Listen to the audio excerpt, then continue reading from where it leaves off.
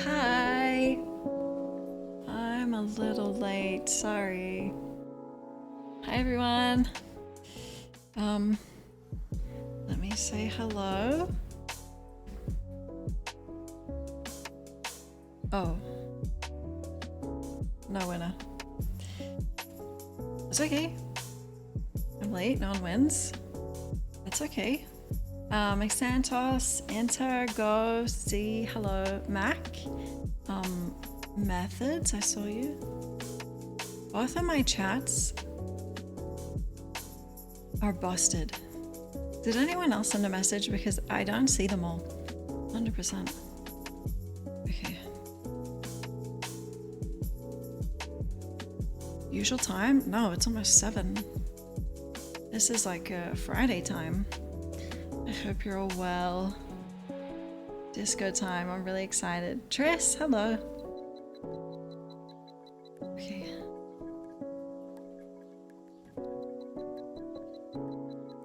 I can't see. That'll do. Oh, it won't do. Right. Oh. Our YouTube channel, the VOD channel, hit 1K subscribers because I asked. Okay, look. I don't do a whole lot of promo for things,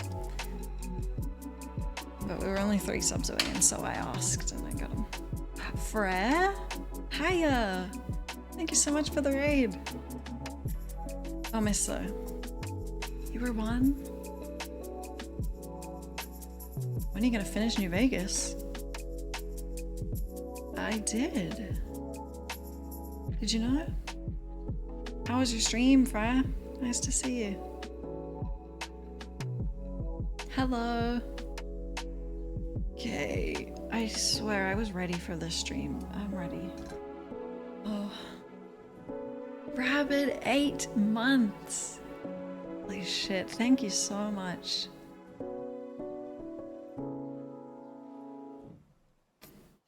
That's crazy, thank you. Literally from the start. Did you sub the time VG rated?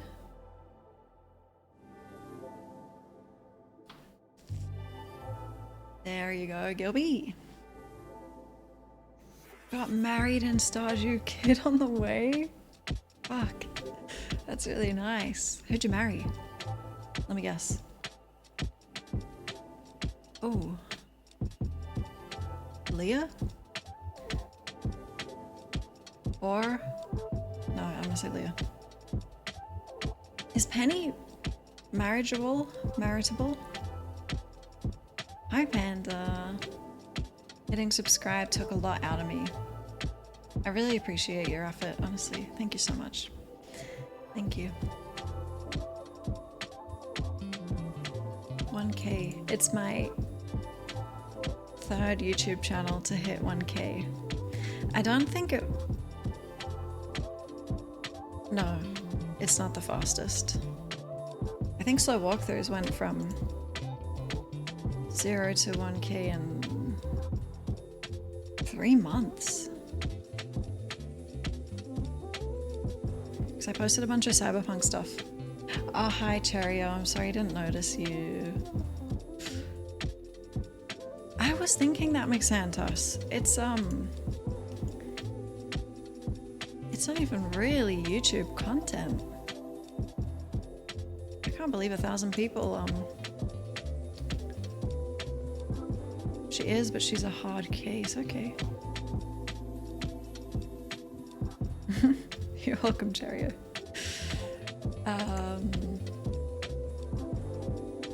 I'll be honest, the YouTube community, gross. Gross. I'm pretty sure it would be different if I live streamed there. There's quite a few sad, lonely people who leave angry comments. I think it's weird that they don't come over here when I'm live and I can actually talk to them. I think they like the one-sided nature, but that's okay. It's all engagement. Hi, Hashashin. Lake game? Yeah.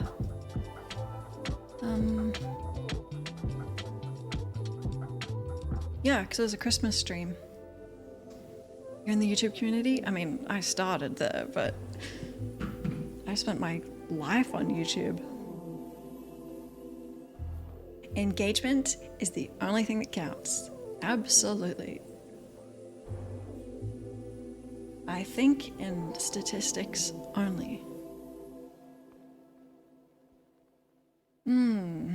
YouTube commenters, it's strange. What are you, Gen Z? Why? What did I say? Thank you. Oh wait, who am I marrying? I spent my life on YouTube. I did.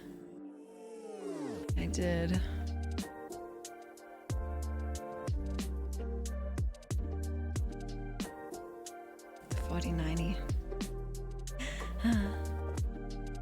You know, people get their dog to like bring their wedding rings down the aisle.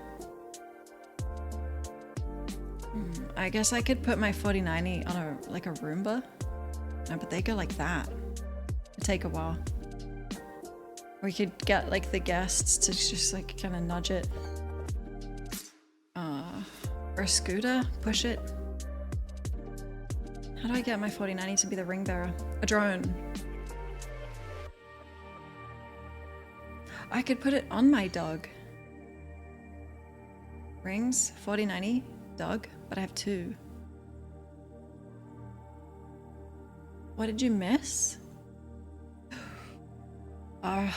From the very start of the game.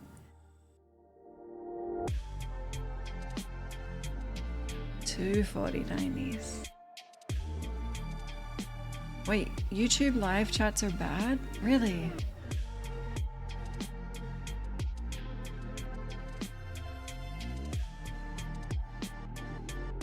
I'm still sorry, Cup, okay? Last night, we didn't have a terrible, terrible nightmare, which is a win, except I couldn't stop thinking about politics when I was trying to sleep.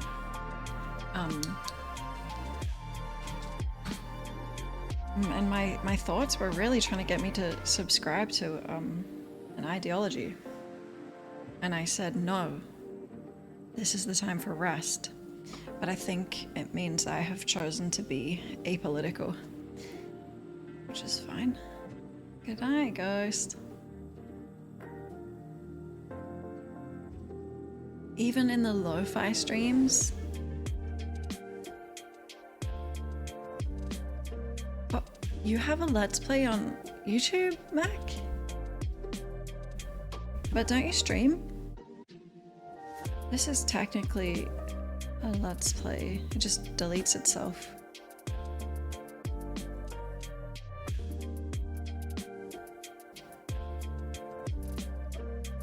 I can't actually think of... I've had like...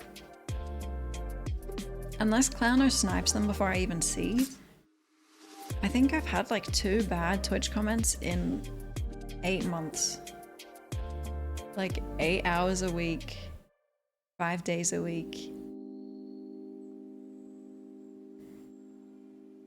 I would say like 1/10 of YouTube comments are just sad. No, I mean Harry's sleep. Guys, I couldn't sleep last night. I'm trying to figure out who I am politically.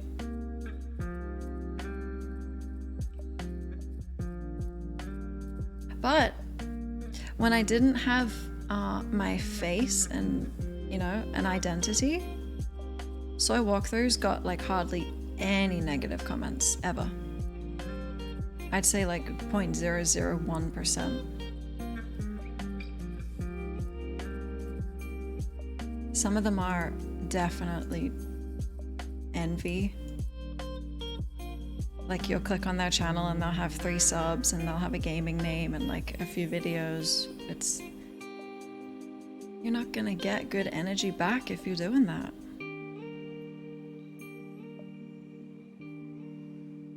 All things considered, you seem pretty chill about things. You speak softly, yeah. The big stick you might carry worries me. My stick is huge, okay? And I keep it away almost always. I'm a pacifist. We've all seen.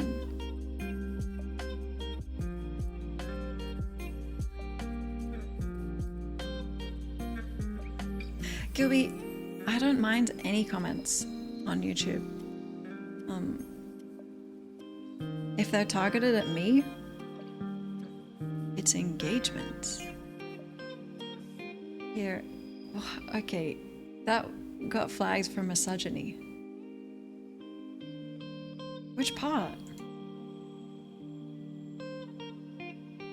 Stick? Dummy? Misogynist Mac.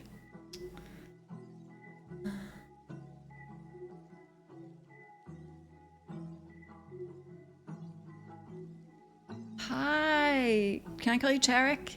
Nice to see you.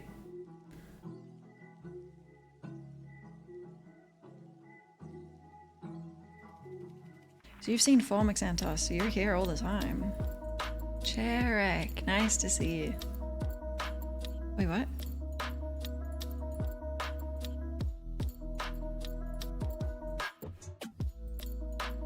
New Vegas made me think Slow is a nuclear warlord. Okay, well who isn't in that game? How am I? I'm pretty good. I have Dune envy. Every day I wake up and I haven't seen it, I look at all the people who have and I'm happy for them.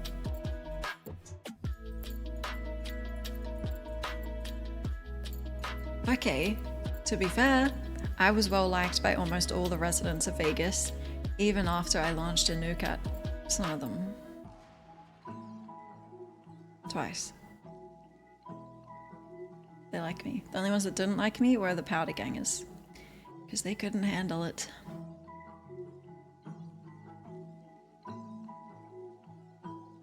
Public holiday for you.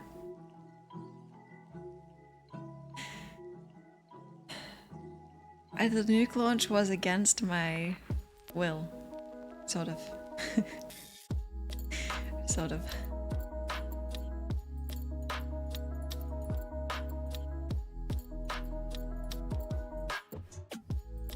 I saw that. You guys got the Dune squad. That's gonna be awesome. Oh, I wish I could go.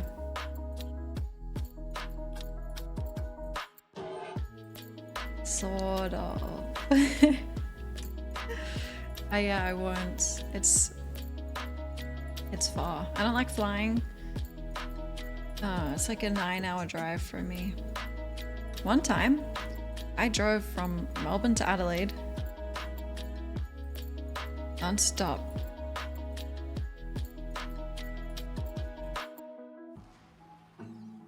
Overnight. Yeah, 9 hours.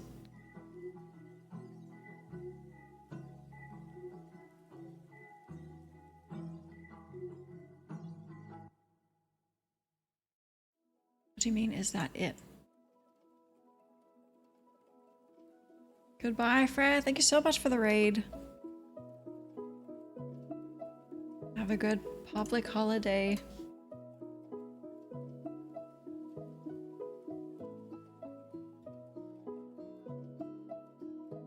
This game could end today, I have no idea. We're on day 5 of streams, but day 4 in-game. And we're doing a day per day, except for the first day, which was... No, the first 2 days was 1 day. And every other day has been 1 day. And we're on the 5th day. Or the 4th day.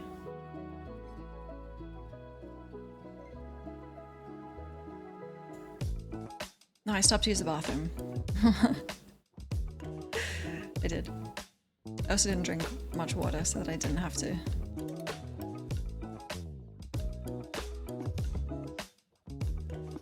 What do you mean, drive 10 hours?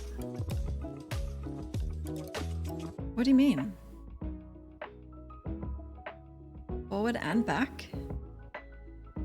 What? Probably just get a job closer. What do you mean? Oh, freight. I mean, that's not really... Okay.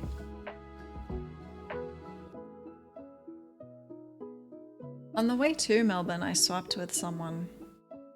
But the way back, I don't know what happened. I kind of blacked out and I was home.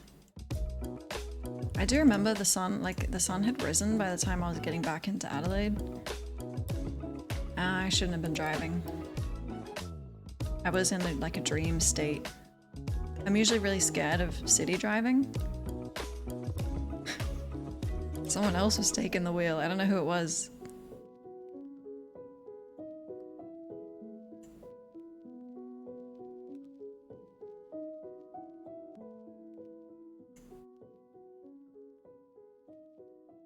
Wake up. Drive 10 hours.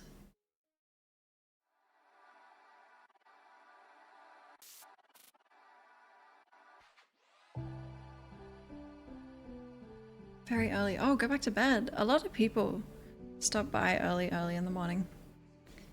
Take a little rest.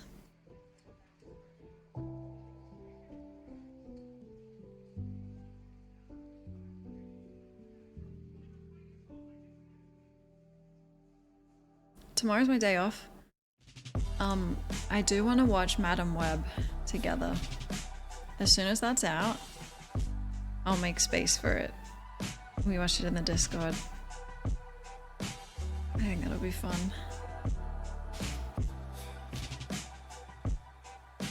Oh my god, 3:30? Go back to bed.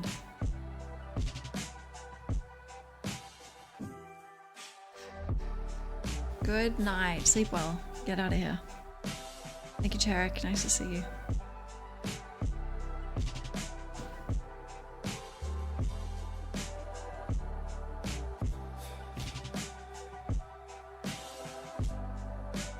Hi, Chaka.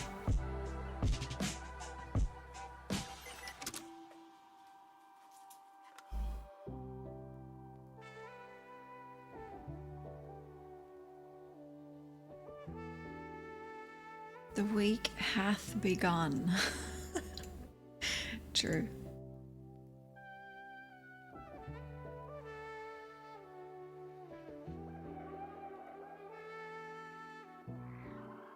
Western Australians aren't kind to strangers, really? I'd like to go there. I like the desert. I think South Australia it's the best. I really like it here.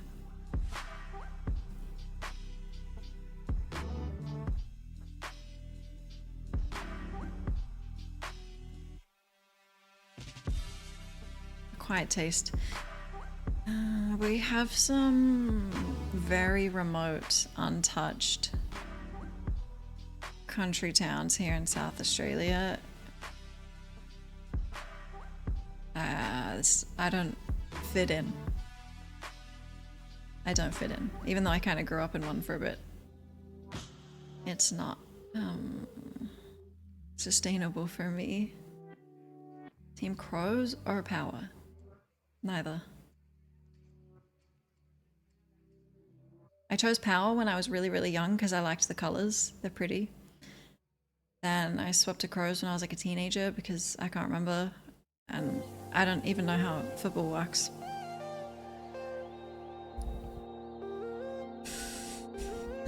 Small towns are very in the past, which doesn't quite suit me.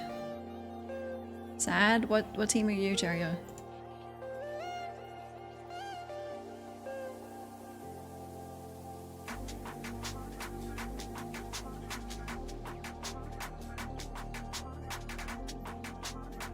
Had to watch Madam Web at the theatre for work.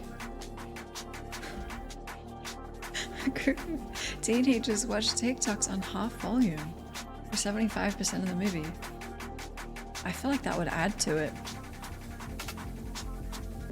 Team Slow. Let's go.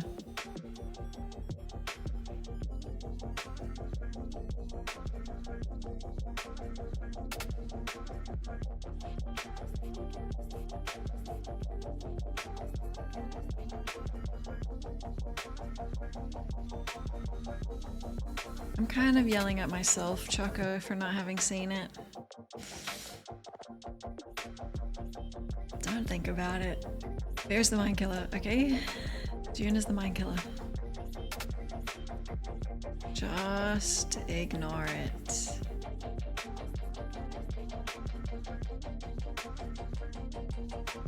But how can I? Why haven't you seen it? I was gonna go with someone, but they had to work.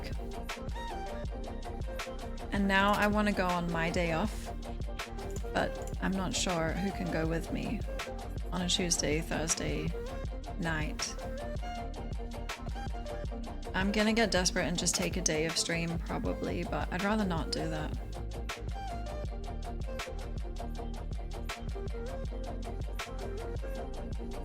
Where are your keys? You come pick me up, take me?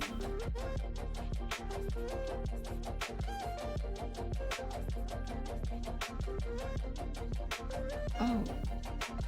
Go to the theater's live stream in Discord. That's illegal. But I don't want to go alone, but I wouldn't be alone if I was with all you guys. It's illegal though.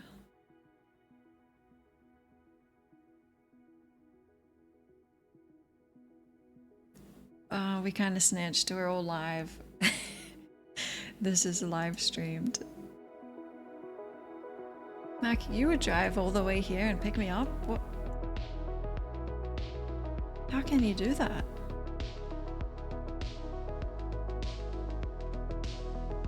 And then drive home? That is crazy. Well, actually, I'd like to come see it with you and Goliathus and Kurgan. So... you have to drive me there. So you'd be doing it 4 times, but I'd go twice.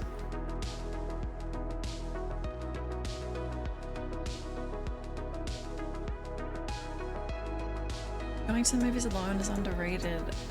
Fuck. I really, really want to. Okay. I think it's game time.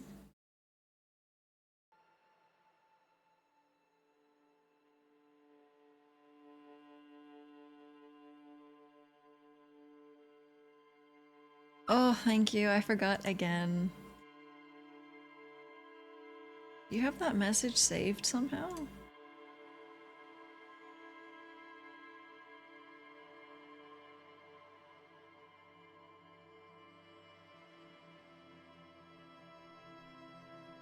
Okay.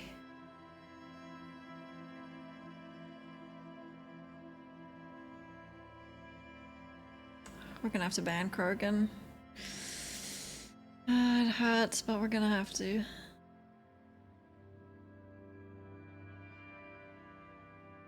Sent me the sheet.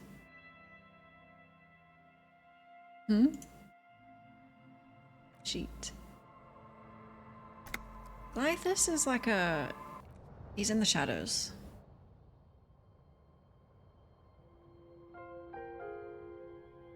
Beautiful. Okay. I think things are going well. For Harry, not for the case. I don't know where we're at with that. I haven't done drugs or alcohol. I also haven't smoked, which I want to. Okay, we can do this today. Oh, we have to tell working class woman about her husband. We have to confront Titus about the woman.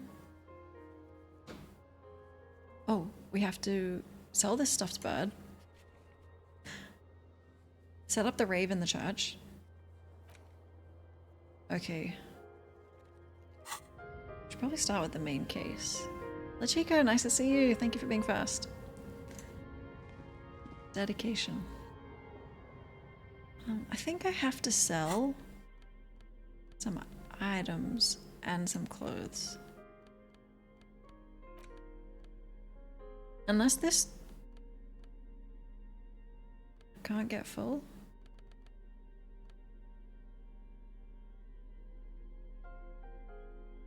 Going to the theater alone and an empty theater is a religious experience, really.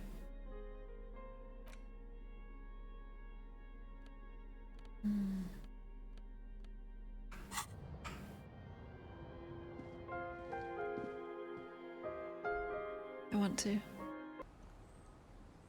Kim? Good morning. Hold on. Do I have any thoughts?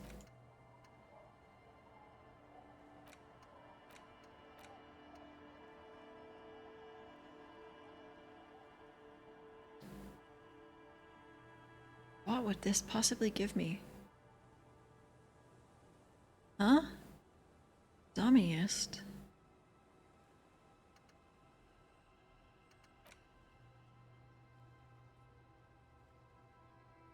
I'm sold. Hi, Kim. Yes? Oh, good morning. Okay.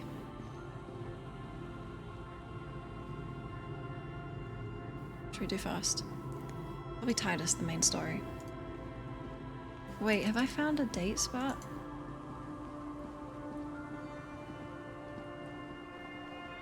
The waves are beginning to die down.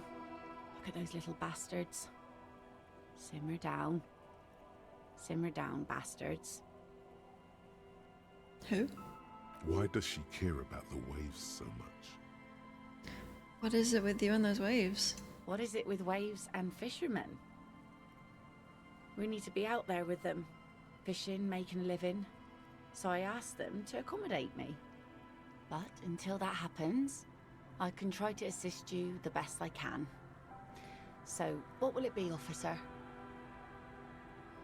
Kim's presence? Oh fuck, really?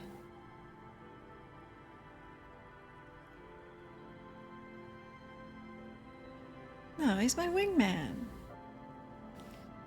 Game always looks so cool. I'm telling you, you should play it. It's quite an experience.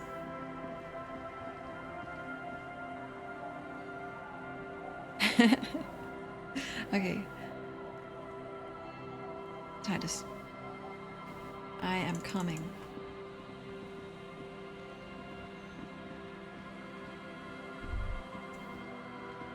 Oh. Seems the walker was either very confused or drunk out of his mind. Don't know who that could be.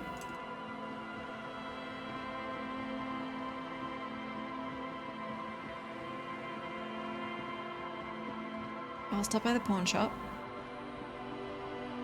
Sell. Don't know what to sell. Hi, Roy. Hello, hello. Let me know if I can help you with anything. Oh, I did karaoke last night. Oh, yeah. And I killed it. Not in a good way. I killed everything. The vibe. My confidence. That was bad. Can I sell some stuff? Sure, let me have a look. Oh, I do have this armor. Alright, let's see it. Slow as the vibe killer. Is that a Dune reference?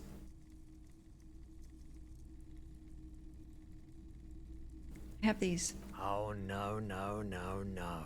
I don't need bloodthirsty mercenaries knocking on my door looking for their missing toys. Okay. Besides, this gear costs a fortune. There's no one in Martinez with that kind of money. So I got the killer vibes. I'm not purchasing any more clothing at the moment. Oh, okay. Anything else you're thinking of selling? But I'm hoarding all this. Yeah. Can I buy it back?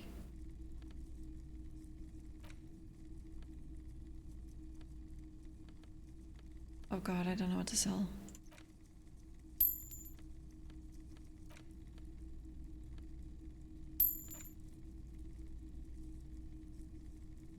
They can't be important if you can sell them. Really, Crooked? Wow.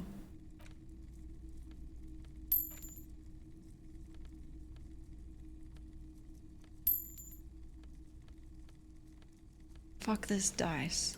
I mean, oh god. I don't sell a photo that's not mine.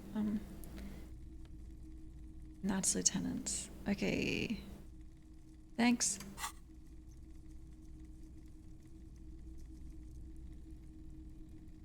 Another time, perhaps. Can I buy some things? Oh god, I can't buy them back. It's okay.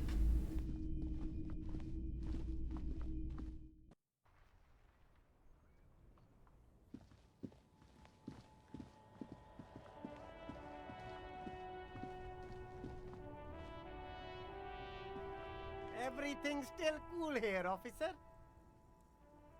Oh, will you buy my clothes?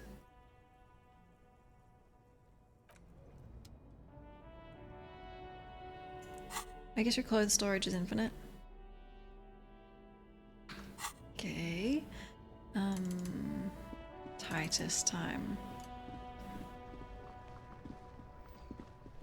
Ritual. What the fuck are you guys doing?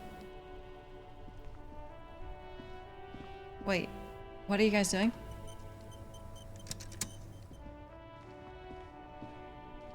That's one brutal motor carriage.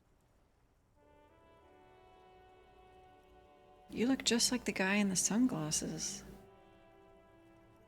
If I were a real skull now, I'd jack it, paint it in palm tree livery, then bottom light it, neon style.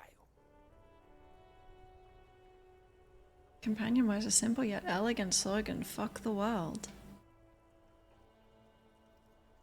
A snazzy shit-ripped skullmobile like this would make a fine trophy.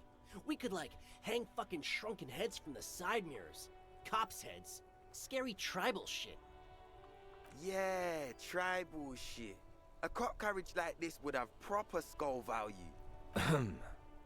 While I appreciate the interest you take in my brutal motor carriage, I have to stop you right there.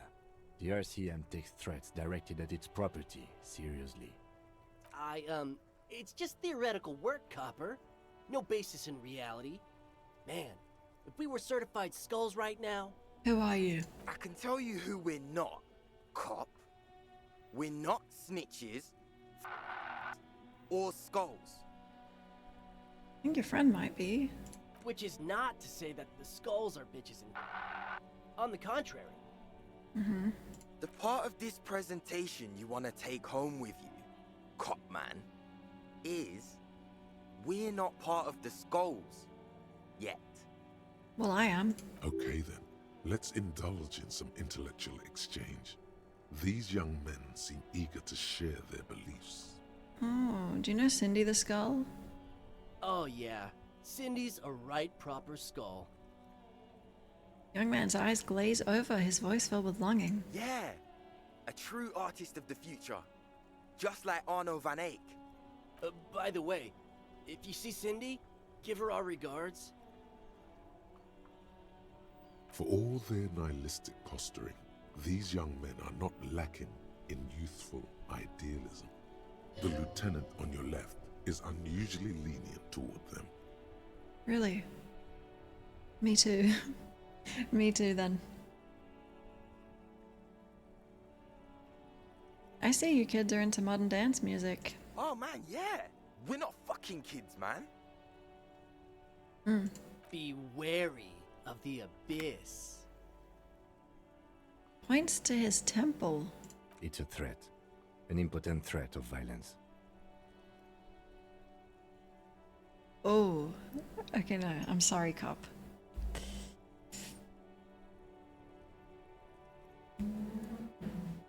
Well, I'm not gonna nervously shake my head. A threat? Good. I like those. But I don't. Oh. In fact, I dislike them so much I'm willing to drag you boys back to the station just to calm myself down. Hey, there's no need for that. We're just talking here. Joking too. Stay light, man. Bad cop Kim. Yeah, didn't you cops, like, have some questions about skulls or some shit? Oh, that was cool.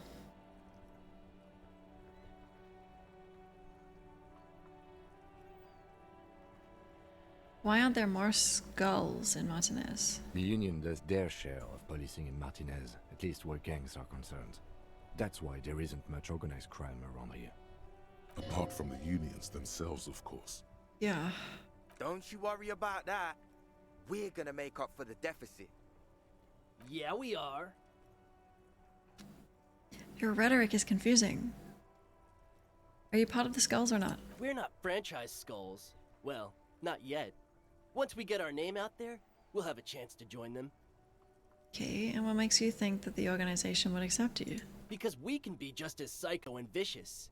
You'll see. Really? But in a non-threatening and definitely legal way. We'll fuck the system from the inside later. Just be cool now. The damage will be tenfold. Wait, that's kind of cool. Right on, fuck.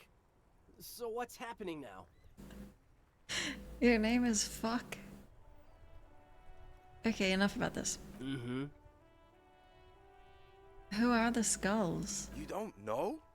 What kind of cop are you? Sorry. It's not a question. Don't get into it. Oh. Of course I do. I'm just testing you boys. The Skulls are the most vicious gang of the Besmertne. Besmatine, or the Besmati, the Immortals, are West River Sholian crime syndicates. The nastiest bunch of psychos ever. Jacking carriages and getting into high-speed chases. Possessing an infinite amount of fuck-all swagger, infamous for their non-verbal modus operandi. Look, I'll go nonverbal. They usually occupy the burnt-out quarter in Jamrock, or you can find them loitering around their brightly painted bottom-lighted vehicles. Cool. They're tiger claws. I can't wait to become a skull. Bottom lights are wretched aggressive. Agreed. What's with the jackets? What about them? What does yours say? Well, first off, it's a statement and not necessarily something that characterizes me as a person, even though the statement has character. And I do like piss. And? The word piss epitomizes the struggle taking place in the world. Things being defined as they seem, not as they are. And, I guess, it's also about communal spirit, the future, and truly appreciating our differences. Okay. Also, you've got to admit, it catches the eye. And since the Grand Piper is slowly but steadily moving towards basing the economy on it, attention, it is imperative that the medium itself convey the message. What? What I mean by this is, we are all piss and that the world is inherently meaningless. Okay. Agreed. It seems that the young man has a certain expertise in at least one field, even if it's rather narrow. Piss? Okay. And yours? Like I said before, many men keep searching for the one, for so-called true love, which is actually just obsession masquerading as kinship. The thrill of the chase, the hollowness that fills your chest cavity after catching it. I'm wondering if the poetics come with the jacket, or are they derived from something else entirely? To catch a fish, you'll need to hurl the lure many times, and even then it isn't certain that you'll get anything. If you blow up the lake, though... It's a terrible metaphor and idea. you get more fish in a shorter time. And, for time is of the essence and fleeting ever so quickly, one must think of a way to fuck the whole world and not get caught up in fucking someone. Really? Because when one fucks everything, he fucks nothing. And that, to me, feels glorious. Sticking your dick into the void. Metaphorically? Hate to admit it, but in a weird way, he's got a point. Is it a coincidence that here we have two badass jackets, and 2 badass cops. Yeah, definitely. Hey, Kim, Yes? do you think it's a coincidence What is? that there's 2 of us and 2 of these jackets? What are you implying? Which one would you wear? I'm not sure I understand you, detective. Neither. Really? But if you had to. It's a mental exercise, Kim. Fine, if only to end this discussion.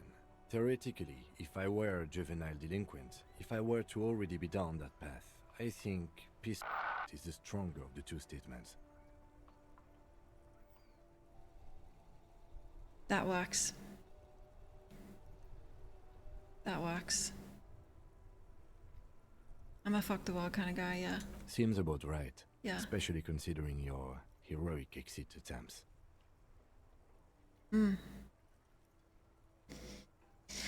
So are we done here? Or you don't need us around for your secret whisper party, do you? Oh, give me those jackets.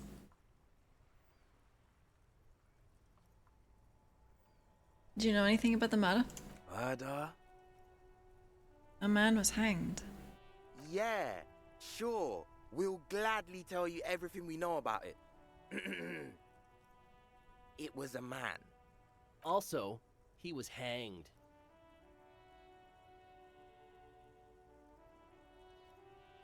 Don't fuck around.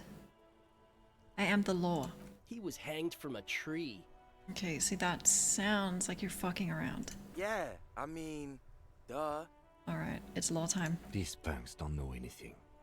Let's just move along. Hey, stop right there. How does one know anything? Experience? Education? Ah, this sounds like epistemology.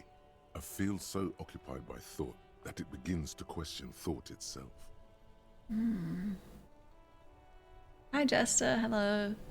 I want the jackets. I want to match with Kim.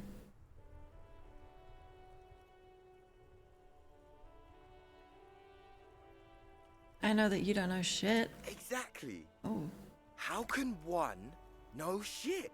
For example, how can one be sure that there truly is a body hanging behind a hostel? but your friend says he knows piss. So, how? What if it's art? Or just a mere specter?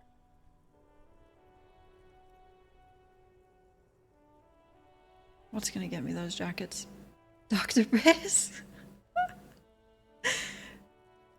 You know what? That could be the case. No reply. The blonde rebel scratches his chin, deliberately not focusing his gaze on anything.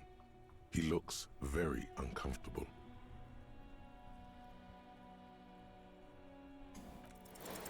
These guys aren't scary. You're not scary. I have nothing to work with here. Yeah, okay. It's either begging or bullying, or both. Just ask them, maybe. Hey, gentlemen. I need your jackets. Why?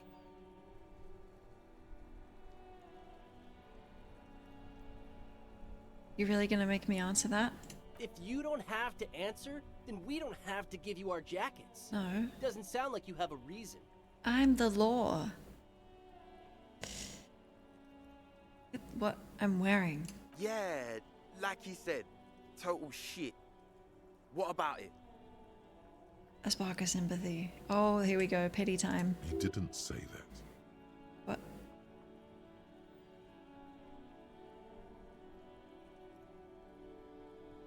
My clothing makes me sad. I need to fun it up. The lieutenant looks down at his bomber jacket and shrugs, obviously content with his uniform. Ah, fuck it. I don't even deserve a cold jacket. I suck. Fine. Yes! Here. Take it then. Thank I you. can't handle this sad shit.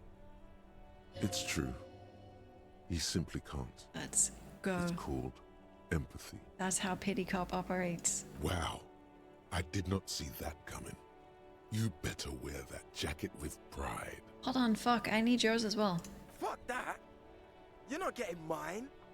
My dad's a lawyer in La Delta. He'll have your badge. Well, No, he won't.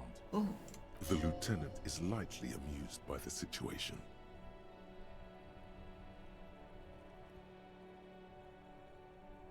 wild fucker, you got a rich dad? No. He's like a volunteer lawyer. A total bitch. Cites law and does dishes. You know what, cop? Fuck you. That's not what this is about.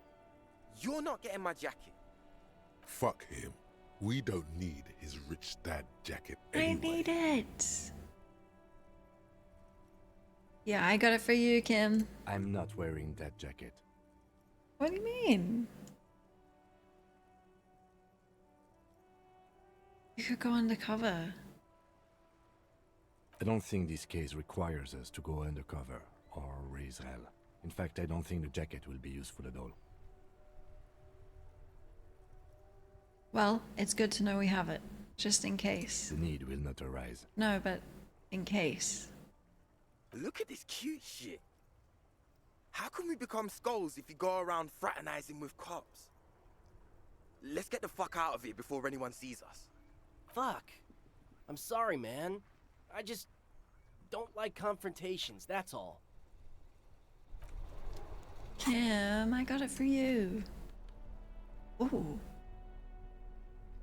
Minus authority.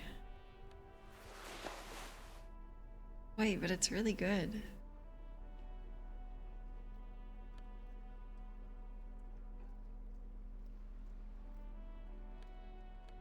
I like it.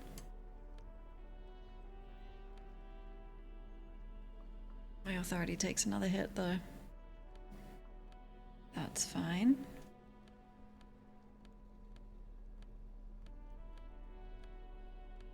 Totally fine. You finally made it, haven't you? People point fingers at you and whisper to each other when you pass by, wondering to themselves, How did he get to look so good? where did that man get such a cool jacket? Did he receive it upon graduating the École Normale Supérieure de Badasserie? Is he dangerous? Hi, fella. Case solved yet? Oh, no, but I got a jacket. I didn't get the fuck jacket. Didn't. Damn right I'm dangerous. You are very dangerous, my friend. Dangerous and cool. In fact, no one dares to say a single thing about the jacket.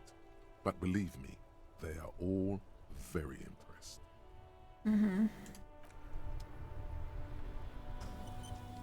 Nice. What are we doing? Oh, is this woman here? No. Where does she live?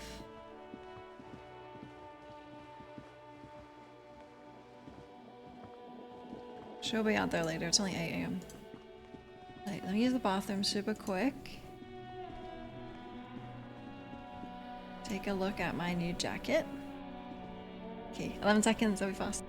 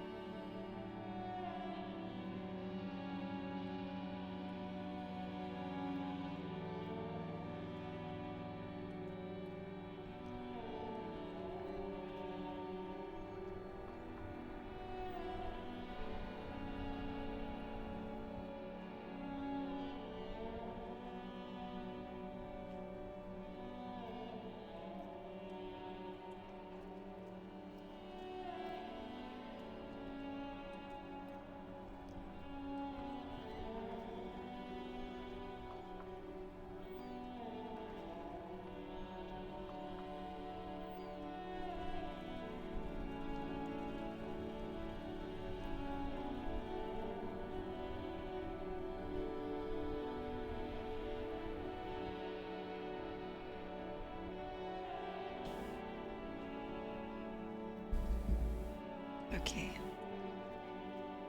Titus.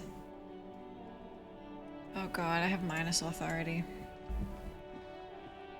It's okay, we're just talking. No. Call about the armor.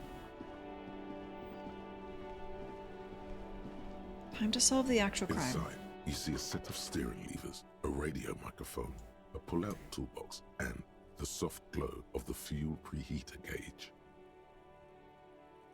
This is Precinct 57. How may I assist you? Hi Alice, did you find out more about the boots? Sorry, sir. I still haven't heard back from the database people. Oh. Try calling again later. Is there anything else I can do for you? Is the library open? I'm afraid that's Oh, closed. fuck me. It says We Sorry. should try again during. anything else, detective? Call back later. 57, over and out. In the cabin, you see Okay, it's only 8 a.m.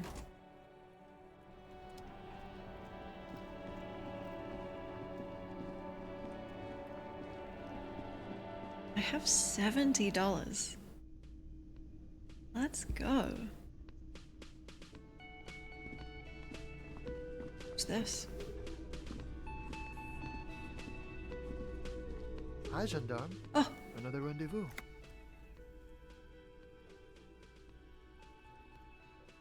I'm confused about our last interaction. You're here. I am. So are you. What brings you here?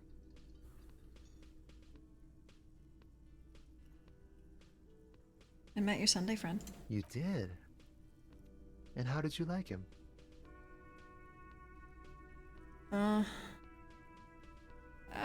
I didn't like him as much as I like you. Ah, shoot. Why not?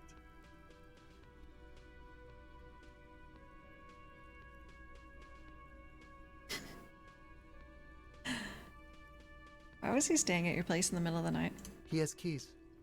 And he likes the view. To the sea, I mean. Yeah, of the sea. Yeah. Okay. What are you? Friends, I told you. Sunday friends. Friends who like to get together from time to time. On Sundays.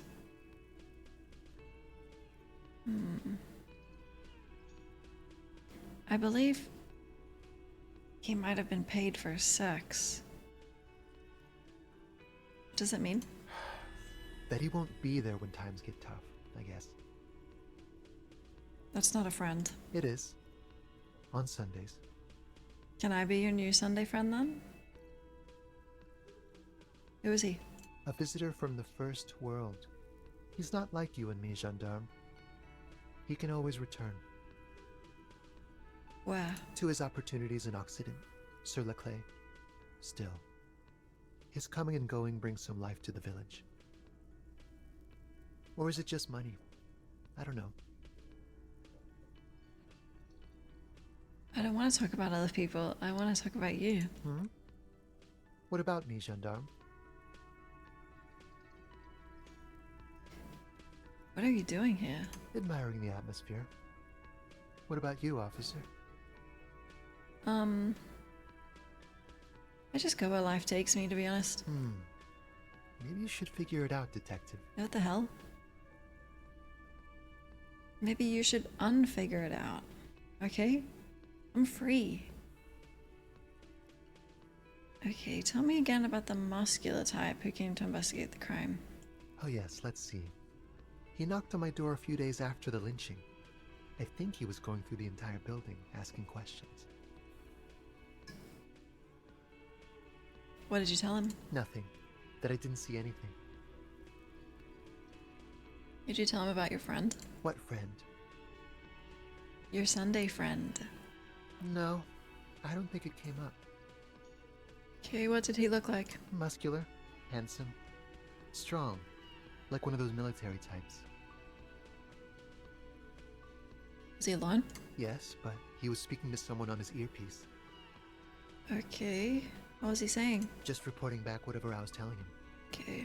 And besides muscular, any identifying traits? Oh, let me think. He had an accent. He sounded like one of those mercenaries. He sounded vaguely Oranese. No, not vaguely, scratch that. He sounded definitely Oranese. Thank you. Sure. Anything else on your mind? What What is it about him? It's the sports. Fuck. He's a sports guy, all about that physical prowess and athletic skill. Nothing else here. Okay. Bye-bye, gendarme. Oh my thought. Please be good. Dumpty Dom Center. You're at home, stupid cop. Not with the art crowd. You hate them. Everyone hates them. Even they hate themselves. It's nauseating. An industry built on sprezzatura and sparkling wine. And, let's be honest, tax evasion schemes. The Wumpty Dumpty Dom Center is the heart of this unholy symbiosis of aesthetics and tax optimization. And now that you've internalized it, you can have a piece too. Fuck.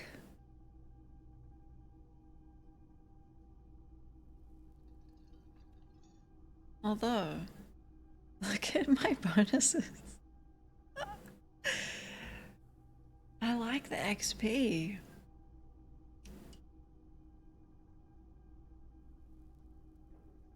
There's a lot of encyclopedia things.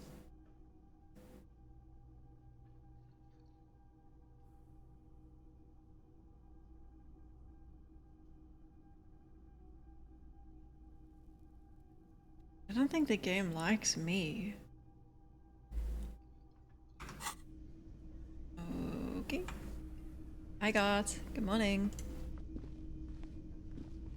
Can I help you? I found a new bird and, just remembered I sold it. I have no idea what you're talking about. It's a long, healthy trek back to the village. Back to the village, then back here, then back to the coast again. That must be 3 kilometers in total. Okay. He's not getting that bird. I sold it. I sold it. Hi, it's me again. Again? I can't believe this shit. See you around. The man doesn't reply. He's too busy furiously squinting at you. Morning, Val. I think I look good. We got the monochrome fit.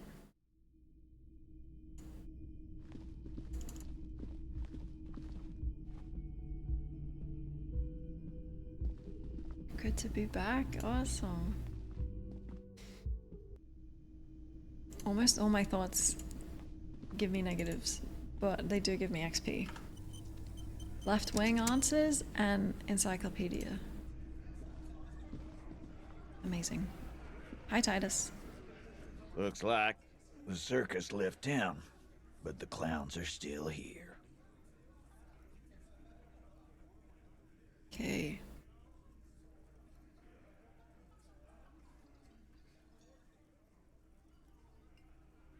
I found someone who saw the hanging. A witness? You ain't got shit. The locals would never come to you with this. Well, they're not local.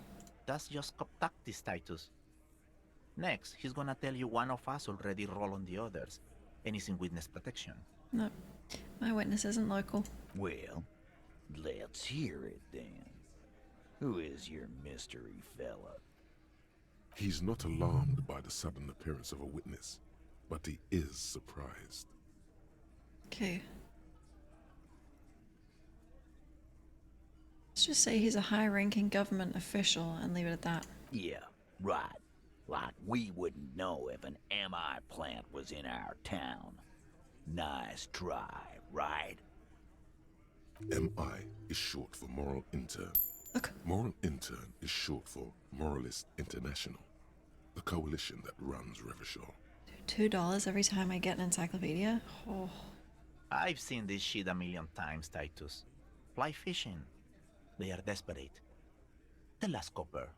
What wacky claims did he make?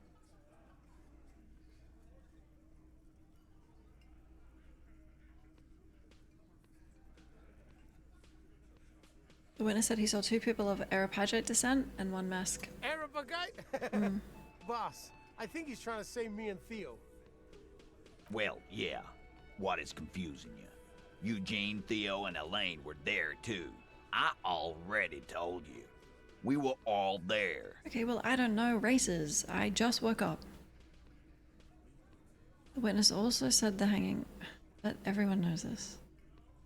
There was no shouting, no commotion. It's you assholes that feel the need to go around like a fucking brass band. The Hardy Boys are dead silent. Yeah, it's like they put cowbells on you before they send you to the streets. What's with the cowbells, policeman? They're avoiding having to answer this question. What's with the funeral silence? We were drinking, weren't we, guys? I hit the bottle hard. I was drunk as fuck.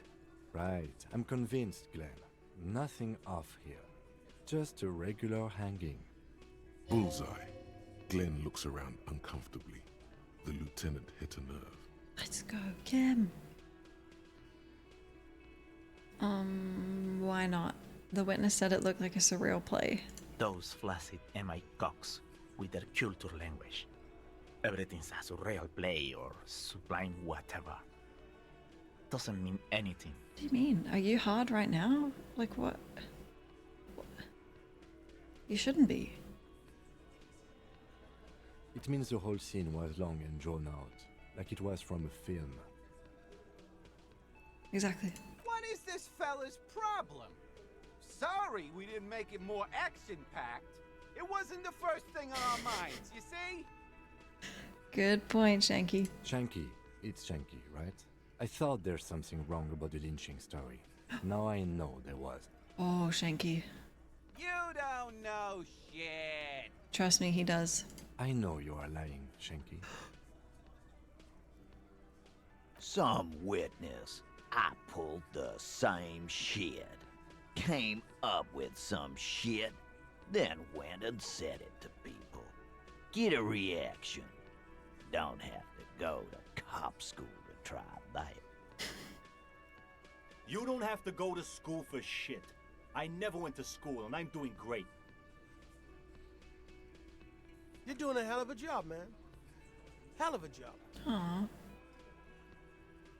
Well, I kind of like these guys. So much bluster to hide the fact that they're uncomfortable with you having this info. Mm-hmm.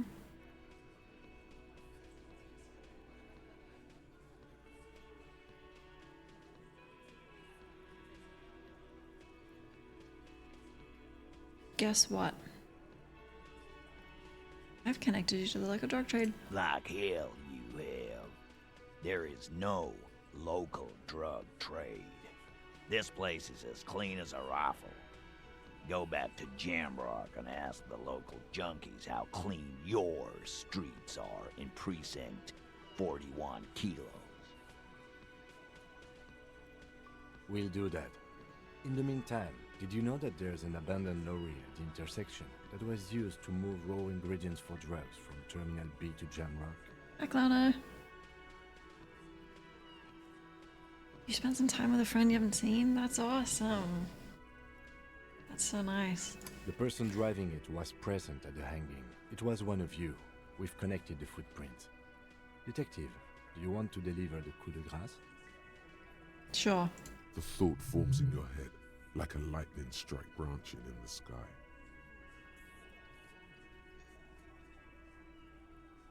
Lieutenant?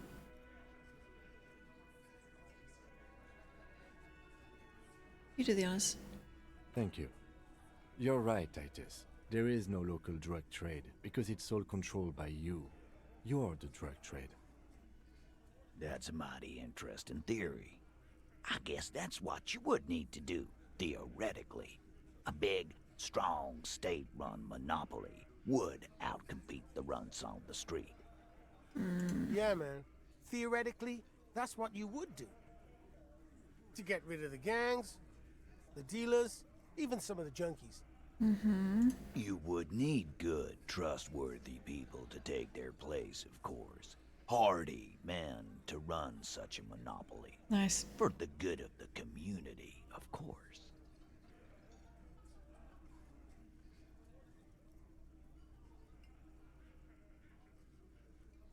You're admitting to profiting off of poisoning your own people. Boo fucking who? People will always be taking drugs. Might as well do it clean and organized. Yeah, that's what the labor movement is all about. Clean and organized. And the Hardy Boys are running it. Theoretically, of course. We're just talking politics here. My answer to your drug accusation is, how dare you? Go fuck yourself. Lizzie, you're being awful quiet throughout all this. Not quite yet, Mr. Hardy. There were 8 sets of prints on the crime scene. There are only 7 Hardy boys here. The 8th Hardy. She runs the thing, right? My answer is, fuck off. Mind your own business. There is no 8th Hardy. I run this goddamn scene. Incorrect. And here we go. Back to the usual. I know! Fatty walked on all 4s. He's so fucking fat he left 2 sets of footprints. Despite everything, the little man is quick on his feet. Go fuck your mom, Dennis. Huh? That's more like it, boys. What? You heard him. It was Angus on all 4s. Anything else you need to know? We're getting somewhere. 8% of the way to somewhere.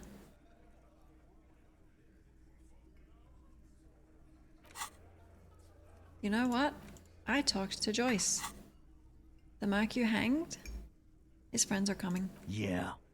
By friends, you mean his squad mates from Crenell. Maybe.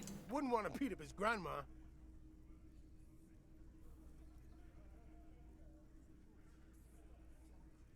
I shouldn't forget I mentioned it. Goddamn right, it's nothing. The fuck are they gonna do? We got 10,000 men in the Union. It's probably more like 2,000 or 3,000, but whatever keeps their spirits up. I'm going to take off now. Klana, do you like my new jacket? Kim and I could have got matching ones, but I failed. It was like an authority check. I failed.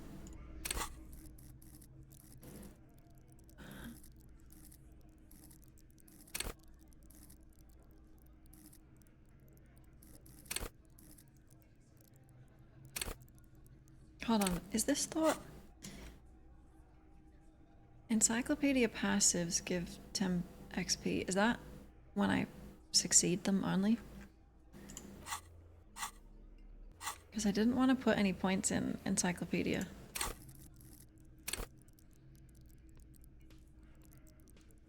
It'll say all caps piss. Yeah.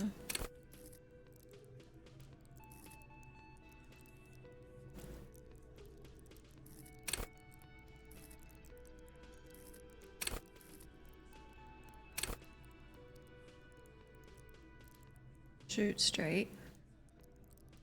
Maybe that's important later.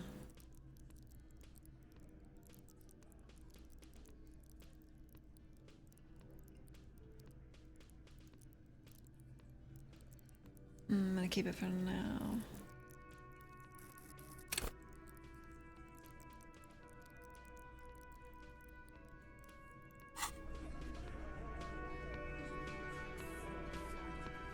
Oh, my authority's -1, I think. Because my piss jacket. Okay, can't do it. What time is it? 8:30. Yeah, the bottom half is a slur, but I'm embracing it. Also, Kim said that he would wear this. Like, I mean, I said you have to choose between this and the other one, but he chose this one, so.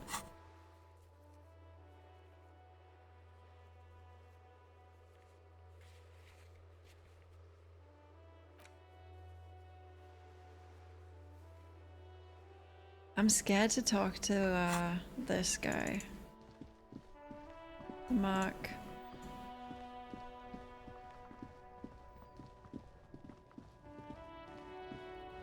Morning, racist.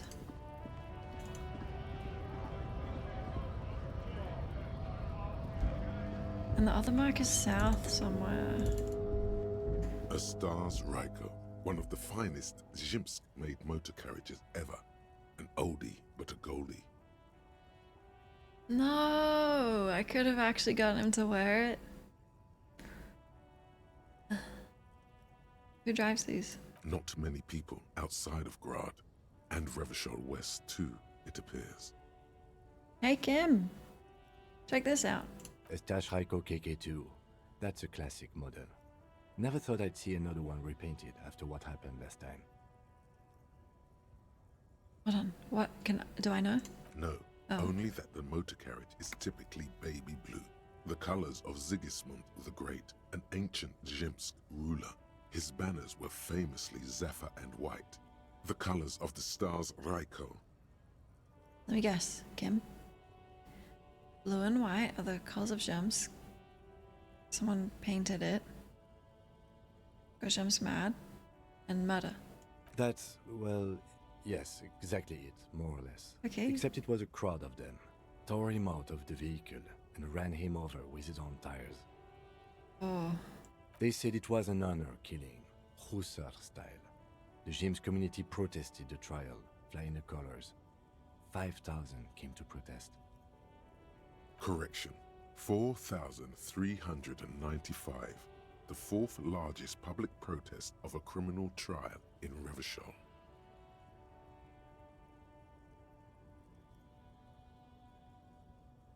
I don't want to actually him.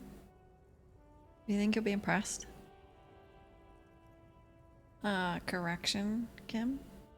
Is that so, officer? I'll take you at your word. Really? Oh.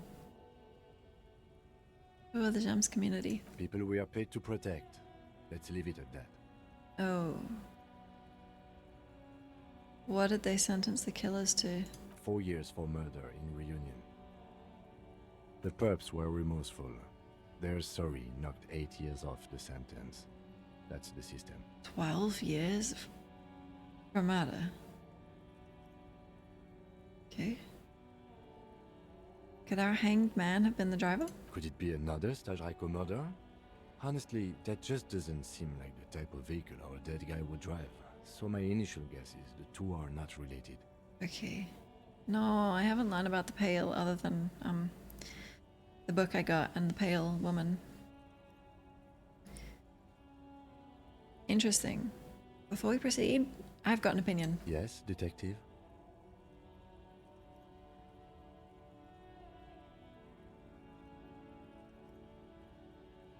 Should have left it blue. You sure you're not James? I don't know what that means. Yes, you're sure you're not. Or if you are, it's only in that Revacholian way. 4 to 5% maximum. Mm-hmm.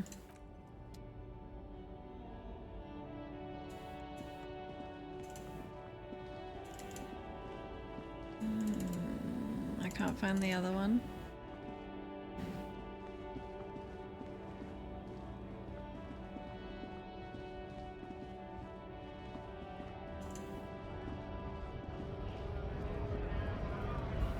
I'm scared.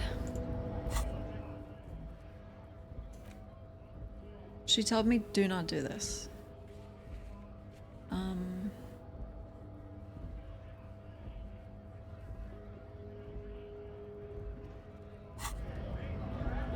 Hello. Went native on the chief, huh? Those ballerina antics were reckless. Oh. Should have just punched him in the throat again. No, I looked good though. Let's talk about our right to work.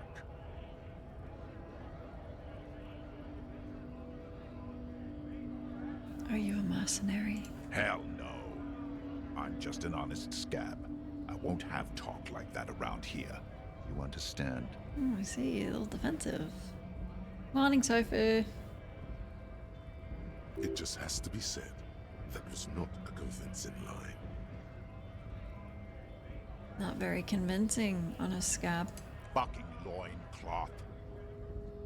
Oh? That was law? Loincloth? Now you see, that's not really what a scab would say, is it? Better not to press the issue further, sire. He seems tense. Really? Okay. The man's breathing steadies, but his eyes are still narrow. Slowly, he's trying to get his right-to-work dance back on. You scared me. I'm gonna leave.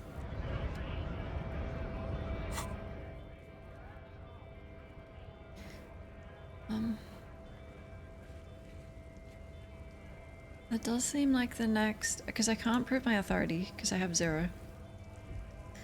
That seems like the way forward.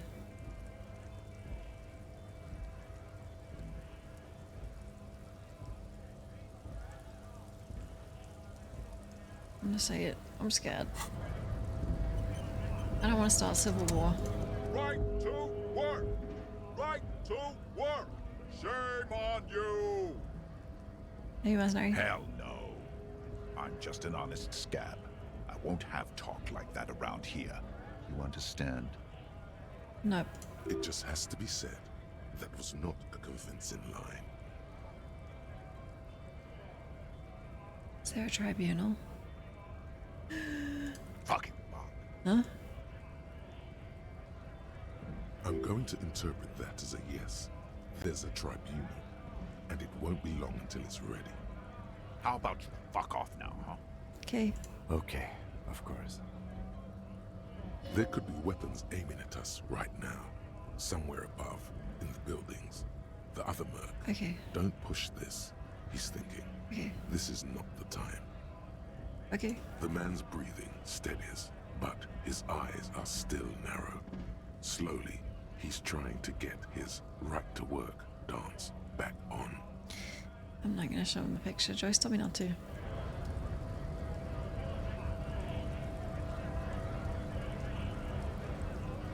Mañana?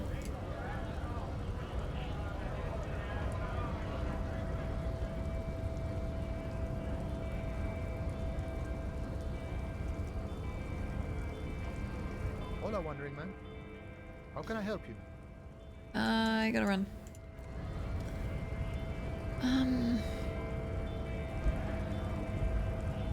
What did I decline? Evra. I'm not working with him. But... What?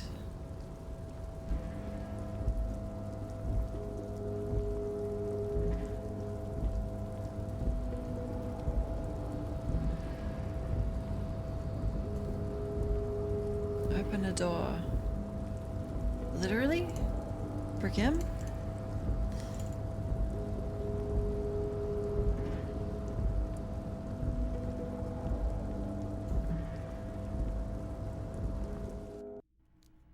You motherfucker.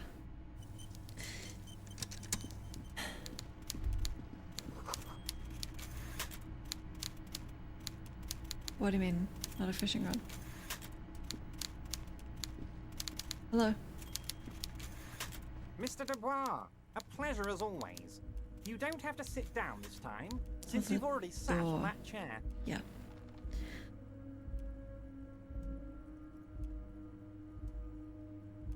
I finished investigating the local drug trade. Ah, yes. Your side investigation. Thank you. You've got some spirit clearing up phony drug accusations alongside this murder. I'll talk to the mayor and see if I can get you the key to the city, Harry. Now let's talk real business. Actually, Rivershell doesn't have a mayor. He refuses to discuss it further. It's probably just a small nuisance to him. Not even a speck of anger in his voice. That's that then. I'm not gonna work for him.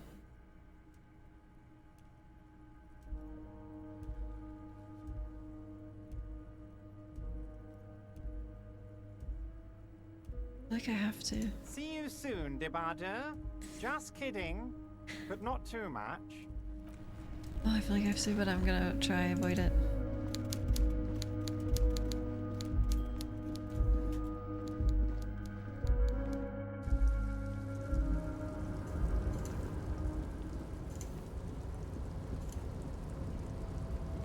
What is in this container?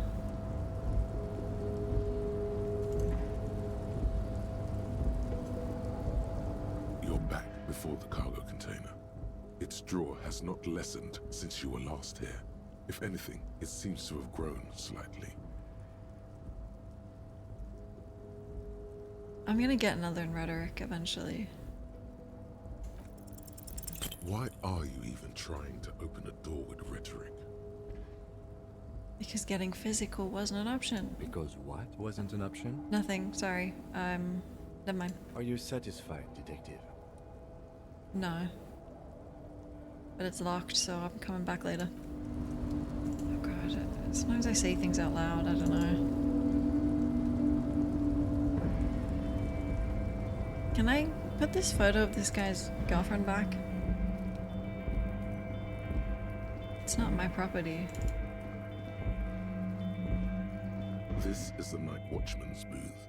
The name on the door reads, René Arnaud. I'm just gonna have to pawn it then. Sorry, Renee. Kind of an asshole though.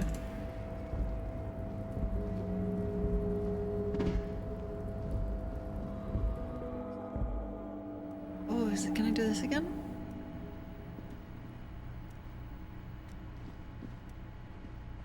The file cabinet stands steady as ever, and the unlocked drawer slides out to greet you. Whatever's hidden here is hidden well. Concentration isn't enough. Only a trained accountant with a background in logistics would be able to really make sense of it. However, there is a little handwritten note stuck on the side of the drawer. Okay. It appears to be a to-do list written in large, uneven capital letters. Remember, Leo, Everard's shoes, special whirling borscht, water Everard's plants, sweep office floor, more banners. All items on the list have been crossed out, and the note itself is crumpled. Look, Kim. A to-do note. One of his aides must have left it. Nothing incriminating here. I'm taking a look. Remember, Leo, Everard's shoes, special whirling borscht, water Everard's plants, sweep office floor, more banners. Okay. All items on the list have been crossed out, and the note itself is crumpled. The drawer slides shut smoothly. I guess let's ask Leo. Blackmail that guy with the shoes. Uh-huh. Shoes. It's code.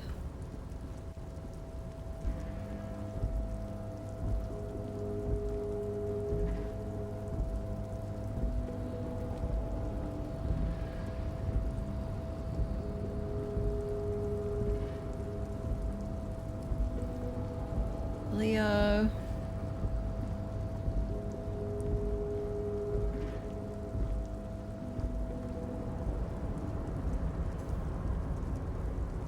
Oh, hey, mister. I knew you'd be back to talk with old Leo here. Yes, I did. Yes, I did. It's like Lady Larice said when she opened a bathhouse in the basement of my apartment building. They can only get so far before they're aching to get back. And lots of folk really did keep coming back. I have some questions, okay? No trouble at all, mister. No trouble at all. It's Well- like that old saying goes, wisdom withers if not shared. And old Leo is always up for sharing. Did you write the note about making more banners? Oh, yes, yes. I leave all kinds of notes for myself. That old head of mine ain't so good at keeping things in no more. I almost forgot about the borscht. What borscht? Oh, yes. I've been taking special whirling borscht to the men every day since the strike started. Little guy. It's very, very good. Makes a man feel so warm and happy. I feel like I could take on Mr. Renadan's boar dogs every time the lunch is done. He's spiking the lunch? What do you mean by taking this soup to the men? Yes, yes. I'm taking it to them. The borscht keeps them happy and in fighting spirits. Makes you all warm inside. They brew it in the whirling in rags. Who? Oh, the whirling's cook. He makes it. Them is always talking with Mr. Manana in that weird language and laughing together. He doesn't speak what we speak. He's from Grad. Something's off, Kim. Oh, sure, mister. Sure. You do that. Yes, sir. He didn't actually understand what you meant, and now he's just nodding along. I'm off. I'm off. Dude, How many crimes can I solve while avoiding the main one?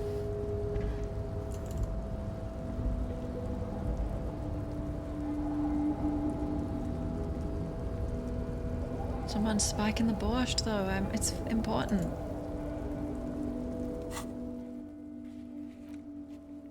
It's Thursday, okay. Okay.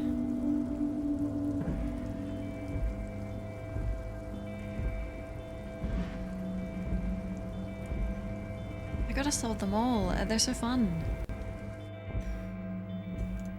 And plus it gets, you know, Kim points.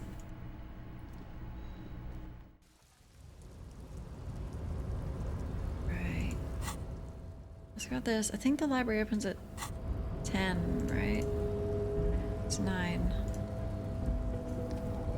Hi, mañana.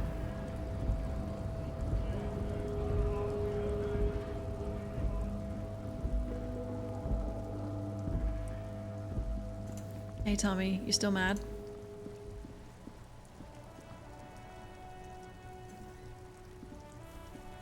Oh look, it's the cop who turned me into a bad person. Okay, you gotta grow up, Tommy. Wow.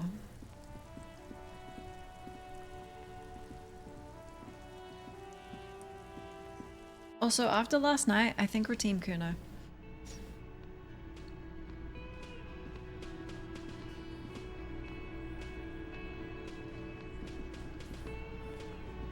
What the hell are you putting in this borscht? The man ponders his cooking utensils and gives you a little nod, acknowledging your presence. Leo said you're friends with Manana. The mention of Manana gets his attention. He smiles and delivers a whole slew of unfamiliar words and lively gestures. Then he falls silent again. They're friends? Mm-hmm. Do you know what's behind that door? He looks up at you, then looks away quickly, shrugging and muttering something to himself. Mm-hmm. Shrugging is an international sign for, no, I don't know what's behind that door. So what's in that? The man says a couple of sentences in that strange language of his, and then seems to wait for you to speak. Hashtag Team Kuno. I'm pretty sure he asked you a question. I'm sorry, I don't understand. Just one word. Sounds quizzical. Then he awaits your answer, with his brow arched. Yes. Horse need more vodka? Okay. Okay, so it's vodka that keeps the men happy and in good spirits. Clever move by the Union. Well, is it clever when I do it, Kim? Of course, vodka. Now that makes a very, very special borscht indeed. Turn it up and then ask for some yourself. No. Turning it up seems like a dangerous idea, honestly. The place is a powder keg.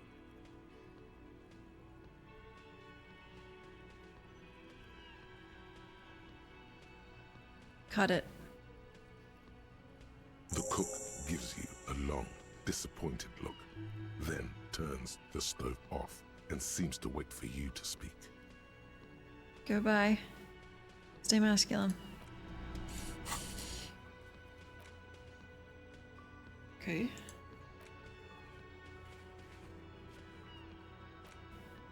I don't know who will know about this. Other than the Mark, who I'm scared of. Can't get in there. I'll do that. The Reavers. The armor.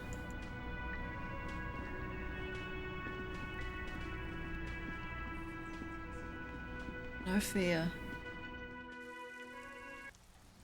I'm always scared. Oh, is she here yet?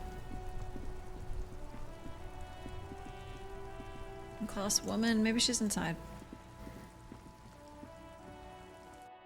Oh. There is the mind killer.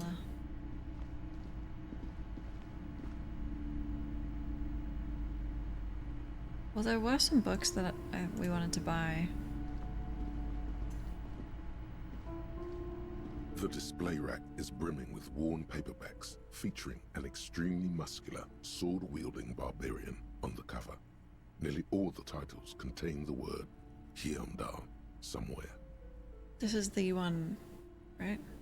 It is a bestseller for a reason. Thanks. Kim, you wanna play board game? A small mountain of colorful board game boxes. There are numerous types of games for all ages. A lot of shelf space seems to be taken up by Wirral-related merchandise.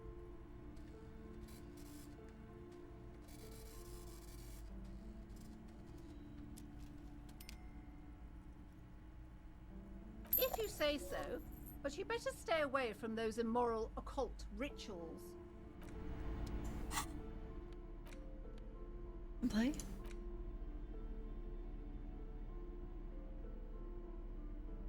Large letters on the front form a title, Wirral. The colorful box is illustrated with bucolic vistas. The cover art also features odd-looking humanoids. Some short, some taller, some with pointy ears, others with ephemeral wings. Cool. Text underneath the title in smaller typeface reads, 3rd edition, Mega Setting Supplements Module. The side panel adds, a sword and sorcery adventure board game with new maps and miniatures. Cool. Mysterious things rattle inside. What could they be? Dice? Plastic miniatures? A fantastical alternate world full of magic and wonder? None of that witless man from Hyundai, fascist dross, hidden behind faux realistic allegory. Wirral is no cliche-ridden apologia for colonial violence. Wirral is pure imagination. Can I return a book I just bought? Yes, the Wirral setting is known for its complicated system of political alignments. But if you're not into that, you can just hack your way through dungeons in search of loot. That's what most people do. The back. A blurb on the back reads, tired of the tedium and toil of modern life? Escape to Wirral. Leave behind e-solas and nations with their petty squabbles. Discard electricity, magnets, and boring technological widgets. Succumb to a world of high pasternal fantastique. Unleash your imagination and create an adventure of endless possibilities. Discover the terrible secret threatening Wirral. Can your band of adventurers save the world? Yes. Exactly. That's the spirit. All you have to do is read an intricate rulebook, study an assortment of maps, unfold the illustrated game board, and start rolling dice. In no time, you could be romping through grasslands with low-level characters, hunted by Iskala riders, or battling unspeakable monsters in endless dungeons fraught with danger and despair, conjuring up forceful magics to aid your quest. Don't forget heated arguments escalate into physical confrontation with your friends. Nah, I couldn't be me and Kim. No. And most importantly, never forget to rage quit if the dice don't go your way. You pry open the box. Inside you find a folded up map, a small booklet, a 24-sided die, and a little plastic figurine. A reprint of a crude hand-drawn map. The top left corner reads, Lands of Wirral. The map features both small villages and mid-sized towns with odd names, in addition to meadows, forests, hills, lakes, and seas, also with odd names. It doesn't seem to correspond with anything you've seen thus far. It's not a very helpful map. D24 must be 70. Yes, quite. A quick guide to the magical races of Wirral. Create your own hero. choosing from any of these completely unique and fantastical backgrounds. The options are in order of importance: the Welkin, the Tweog, the humans, the fairy folk, and the pygmies. The Welkin, tall, lithe, and graceful, with long flowing hair and pointy ears. They're known for being powerful magic users, but can also hold their own in a brawn-driven fight. Cool. The Welkin come with a variety of exciting sub-races: High Welkin, Forest Welkin, Lake Welkin, and Snow Welkin. But if you're not feeling experimental, a basic Welkin will always do. A grand race of industrious mountain people. They're short, stout, and muscular, and enjoy digging for gold and other precious minerals. They're also well versed in the art of combat, where they prefer to use axes and hammers. The Tweog also come in a few different sub-races: Hill Tweog, Shield Tweog, and Dark Tweog. They're just humans. What else is there to tell? They're average in all stats, and jacks of all trades. Lame. A very small race of flying people, known for being mischievous, full of trickery. They often lure people into their magical traps. There are no sub-races for the fairies. The least popular of the Wirral races, the Pygmies, are short, rotund, and dim-witted. Pygmies live in small villages made of shoddy wooden dwellings. They spend most of their days tilling the earth and smoking their pipes. There are no sub-races for the Pygmies. Well, but what's... Like, are they jolly? They have to have a positive. It's made from some sort of wood and has been decorated with peculiar plant motifs. You don't know much about dice, but this one looks pretty damn fancy. Cool. Yank. You place the die into your pocket. It's always good to have luck on your side. Ooh, cool. You see a man in ragged clothes wearing a lopsided hat and wielding some sort of a firearm. They got guns? Huh, interesting. A communard. Let's go! Why is that interesting? The figurine is not a part of the real game setting. Oh. I guess someone misplaced it during the packaging process. Does this mean we can't play? I have a feeling the figurines are more there to set the scene than anything else. So you do want to play with me? Yoink. You pick the figurine up by the base to meet your gaze. The little plastic man stares back at you, his face contorted into a disturbing shout. Then you pocket it. That's me. A colorful box with the title Wirral in bold letters. It's a board game. Half-orc Hobocop.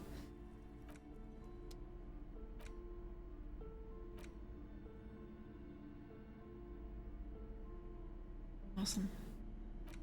Wow.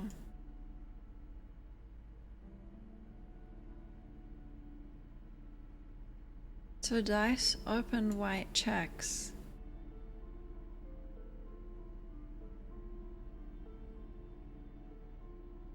Like permanently or once off? The mirror.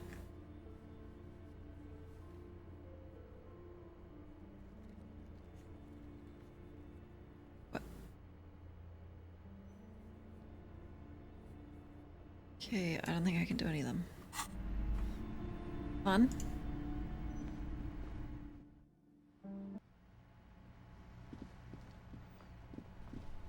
Human male fighter. Wow.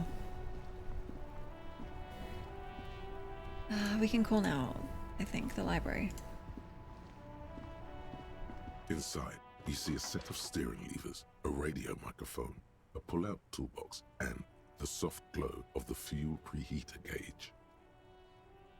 This is Precinct 57. How may I assist you?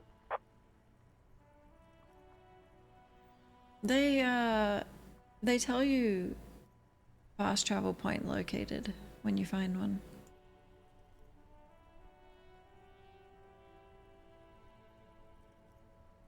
Is anyone else streaming disco? Oh god.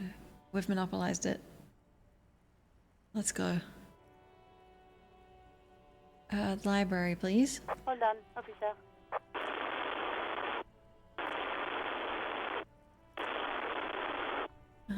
I've got Central Jamrock Public Library on the line, and I've already introduced you to their librarian. Connecting the call in 2, 1. Thank you. Yes, this is Central Jamrock Public Library here. How can I help you, officer? He sounds worried, yet ready to assist. This is how people get when the police call. I'm looking for any information that you can provide on Billy Machine. Billy Majon, you said. Give me a moment, I'll have to check our database. Okay.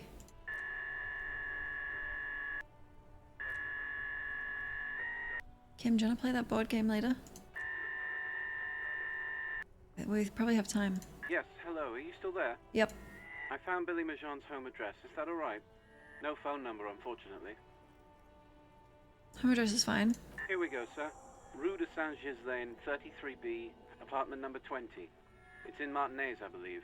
Cape Side Apartments, it says. That's all. Can I go there? That's where the smoker on the balcony lives, isn't it? Oh. Any other information at all? It says here that they returned their last book just a few days ago, but I wasn't at work that day. Okay, do you know someone who was? Marie? Marie? Do you remember a reader named Billy Majon? They returned a Tybalt book the other day. Yes, it was my colleague Marie. She said that it was Billy's husband who returned the book. He also asked for this new sci-fi release, Lowe's Radio City 87, but we don't have it yet.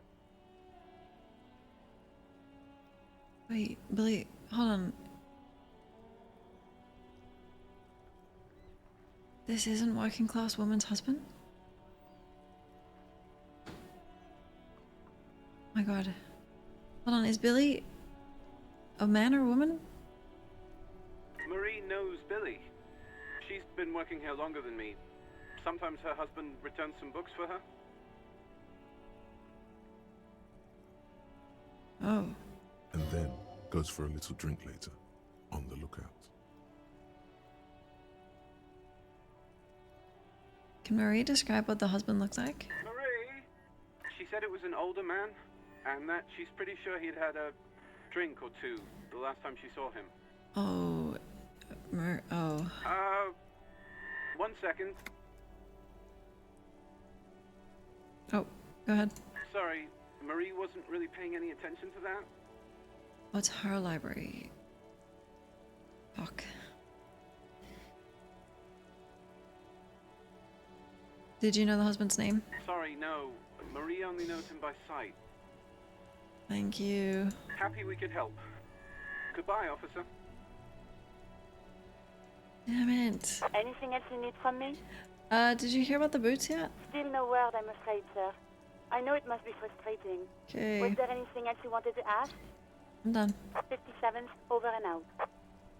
In the cabin, you see a set of steering levers, a radio on a hook, a pull-out toolbox, and the soft glow of the fuel preheater gauge.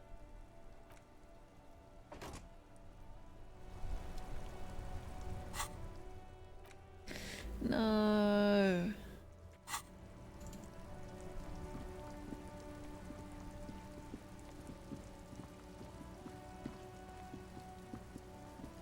I know. I know. Slack by Marie. There's no shortcut through here?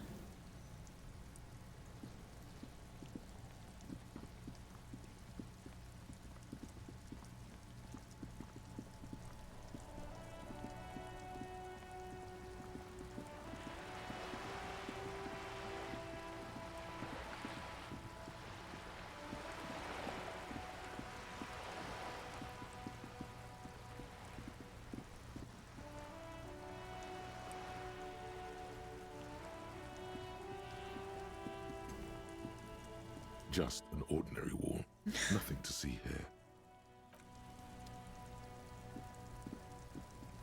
I'm not conceptual, Kim.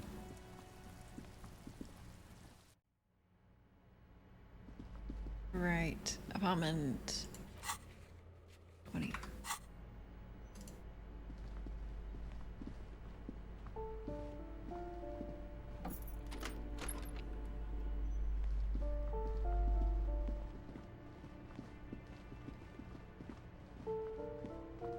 This door has been closed with a padlock. A chalk-drawn number on the board says number 11. Should I break in? 10's 20 upstairs. You hear someone walking around inside. I'm the police. It's part of an investigation.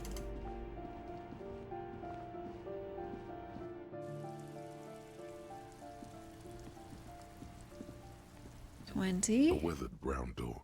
The number reads 20. Something smells good. Soup allons yo. The lieutenant motions to you to go ahead and knock. God. This is the door. You already know it's the right door. This is going to be so hard. Why would you say that? Kim, can we... What should I do? You're right. Let's talk this through. Yep. You hear some light footsteps and what appears to be a daily weather forecast playing on the radio. We have our first preliminary identification. In all likelihood, the deceased is the husband of Billy Méjean. We need to confirm this, as well as deliver the death notification to Billy herself.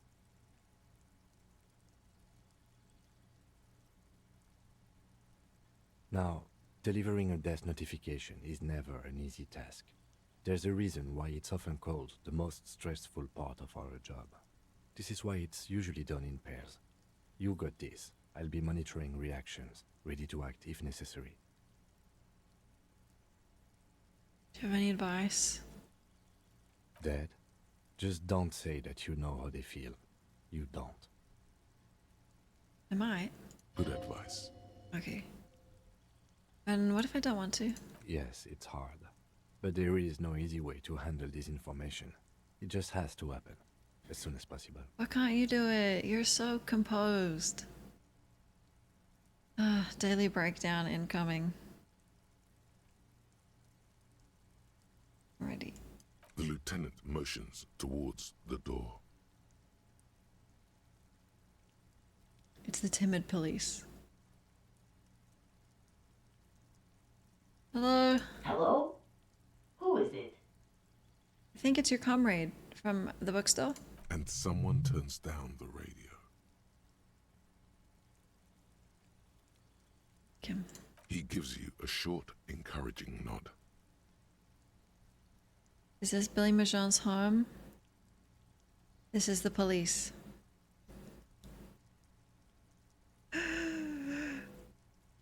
Please open the door.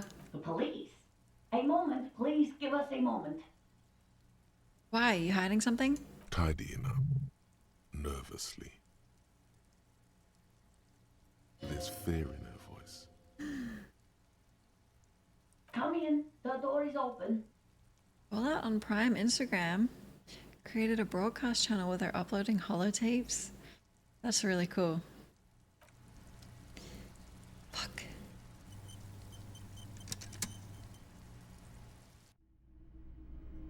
No. Mind if I take a look around?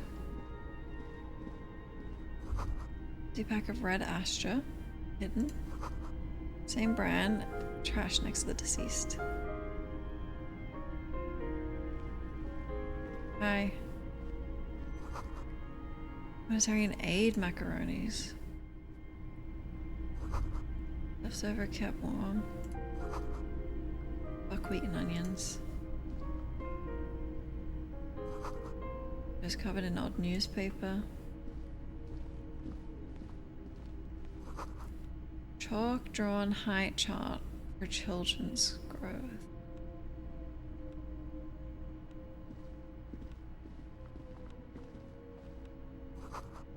Textbook for high school. Voices of pop stars. Clock is ticking. Makes me anxious. I can get out of there. Oh, hydrate, thanks. Kim? I can't do it.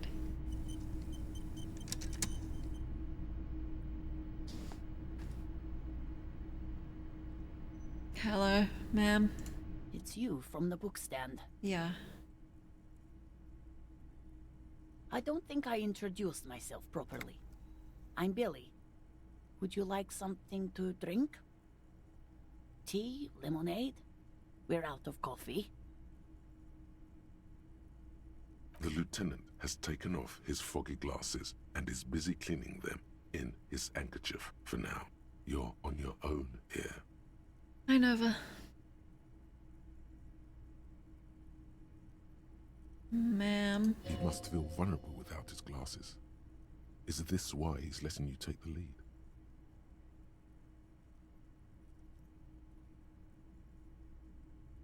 Thank you, but I'm alright. Is this about Victor, my husband? Is he in some kind of trouble again? I can come pick him up in the station if that's what. No, this is something much worse. Is he in a hospital? How bad is it? How about some small talk before you break the news? I don't know about that. I don't know about that.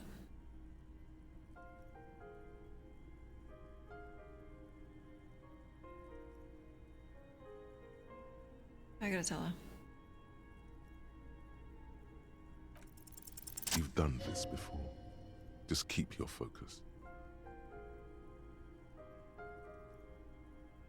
Ma'am, I'm very sorry, but your husband was found dead. What did you say? Don't cry, because I'll cry, okay? Kim? I said, I'm very sorry, but your husband was found dead, and I'm very sorry for your loss. And I don't know how you feel. Oh. Oh. But he was just...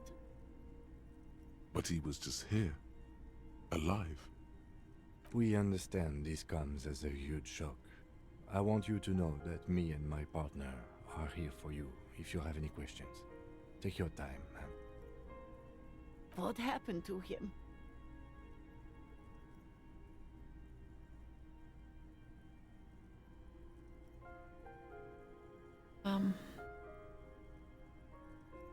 It was an accident.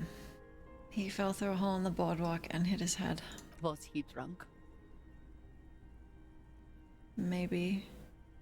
Yes. I see. And you just found him there, lying in the cold. Kim is here +4. It should be +14.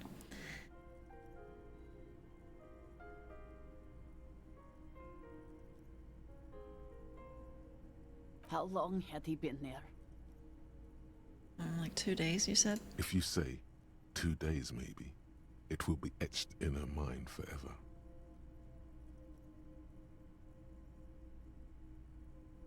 It couldn't have been long. She blinks, eyes welling up with tears, as her hand starts searching for something from the pockets of her dress. Can I have one? The handkerchief. Oh, I thought you were smoking. No!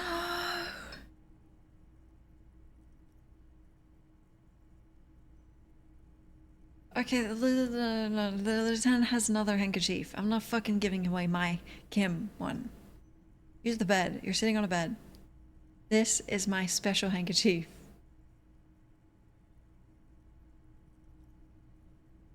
You can't have it. Okay? The woman wipes her face with a sleeve and manages to conjure up a small, terrified smile. She looks disoriented. Kim's handkerchief is like the last thing I'll give anyone. You can have my $100 gloves. Not the handkerchief. Is there anyone we could call for you? A friend, a family member, someone who could be here for you?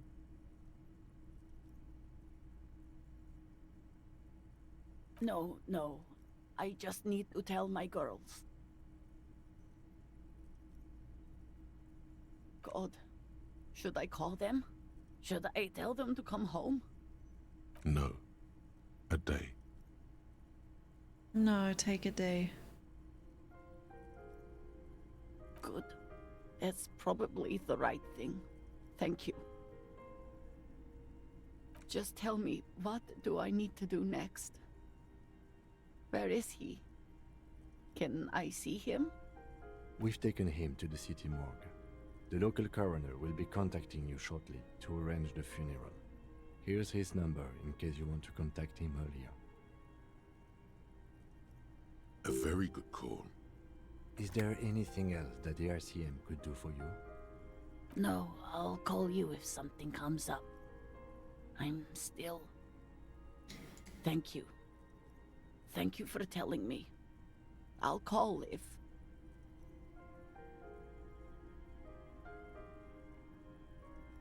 I'm sorry, ma'am. We should step outside and talk.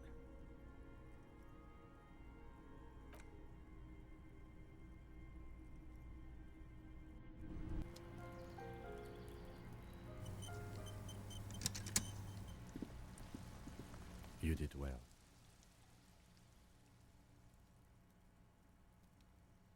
Really? Maybe I could have done more. You did enough.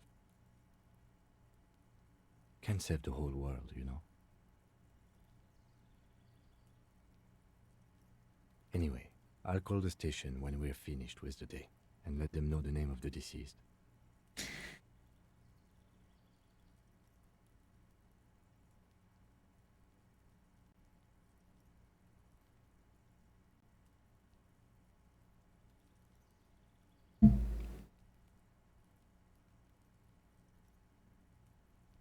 Is that it? That's it.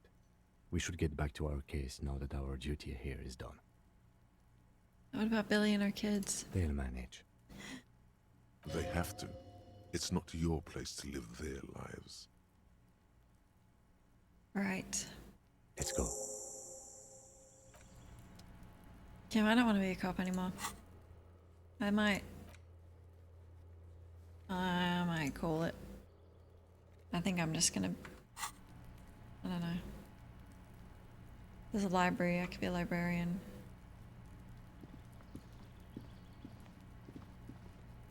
I'm gonna break into this person's house to feel better.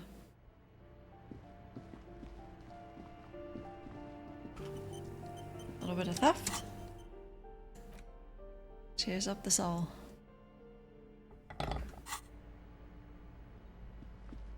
This door has been closed with a padlock. A chalk-drawn number on the board says, number 11. Hi, Nick.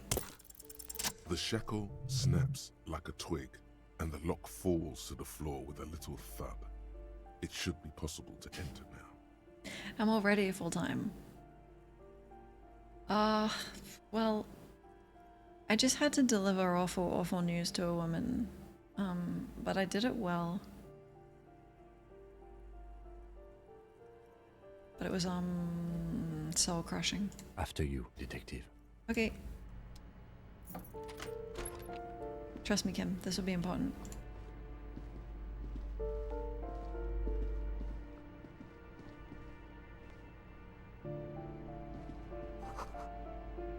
Let's go. Evolutionaries. Critical theory.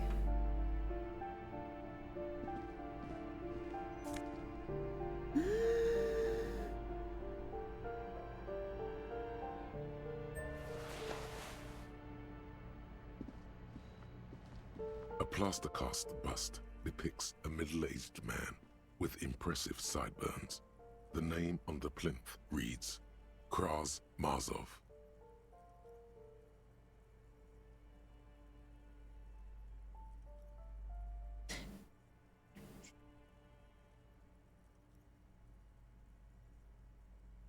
Father Mazov. Whoever lives here definitely shares your enthusiasm. I'm not that enthusiastic. There aren't many communists around, not after the revolution. Some youth still keep the ideology going, it seems.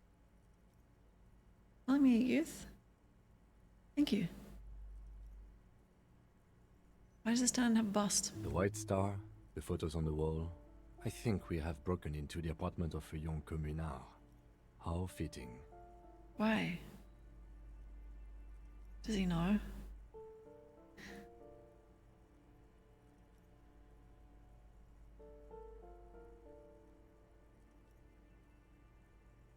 Whoever listening needs to learn how the economy actually works. After saluting? I suspect that's exactly what they're trying to do. Ooh. There aren't many communists around. Not after the revolution. Some youth still keep the ideology going, it seems. Well, there's nothing cool about keeping this guy's bust. He was definitely controversial. The tenant here seems to like him. Kim, you are so good at avoiding ideology. There aren't many communists around. Not after the revolution. Some youth still keep the ideology going, it seems. Youth. You think this is Cindy's room? Skull?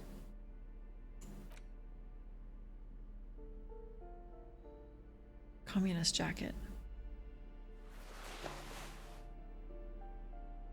I look like an oil baron. It's better. Clythus, did you go to the doctor?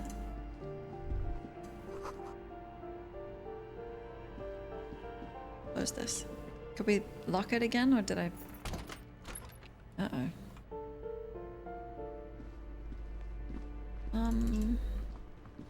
Morning, ma'am. Oil Baron Dick Mullen. Hey, Cindy. Is that your name?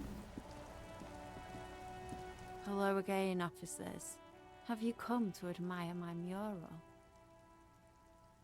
Is that bed in the coal room yours? Ooh. Not only have you found my address, you've discovered my biggest secret. I'm a coal miner.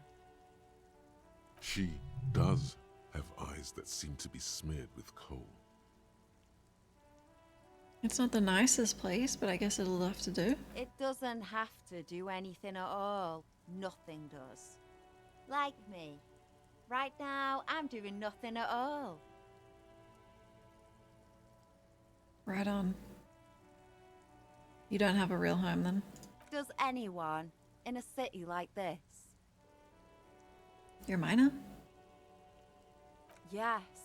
I keep hoping a shaft will collapse on me, but somehow it never happens. Cool. Shoot, Piggy. It's what you do, isn't it? These guys send their best. I don't believe it. I've never known those boys to have manners. The bemusement in her voice doesn't fully mask genuine tenderness.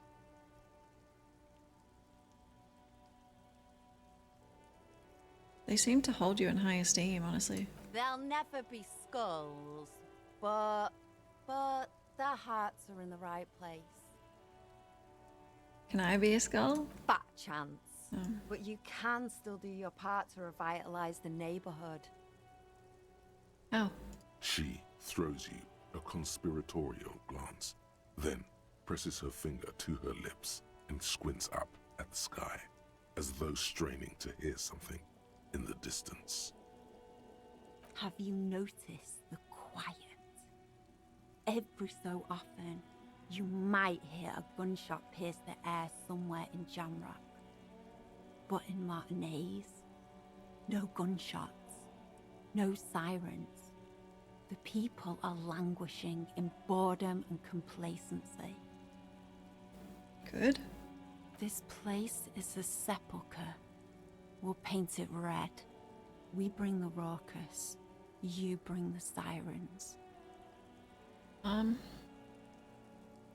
Maybe don't. You know? Thought you liked doing nothing. I'm gonna catch you later, Cindy.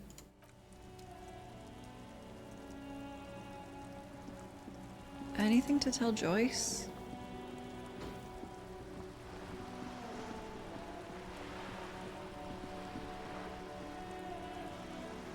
You're back.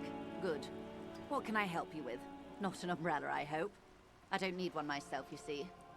I could really use a coat like that. Sadly, I need this one myself. It's hydrophobic, repels water, almost magically.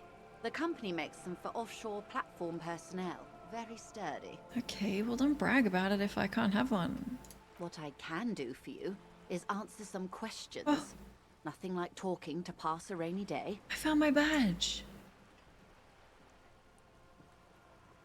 Forgot. Look. By love, you did. Handsome, huh? Fast, observantly, like an electronic printer. Yeah, I forgot. So does that mean I can show Titus? I can't remember. Pleased to meet you, Lieutenant W. Freighter Dubois. I am glad to see a man of high qualification. The situation is precarious. Indeed. What can I help you with, Lieutenant Freighter? Nothing. 2 skill points.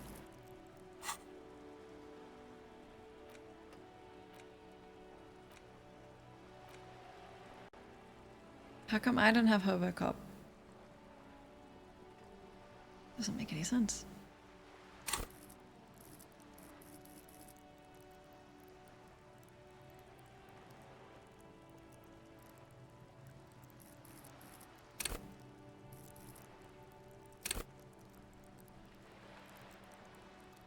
I'm okay with pain. You know? I'll heal.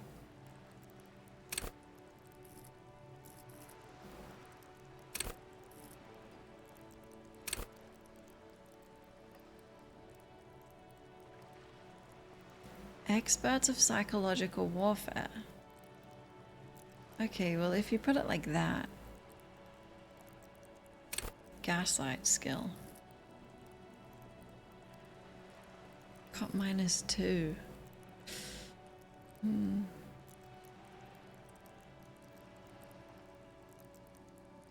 Give me one of them.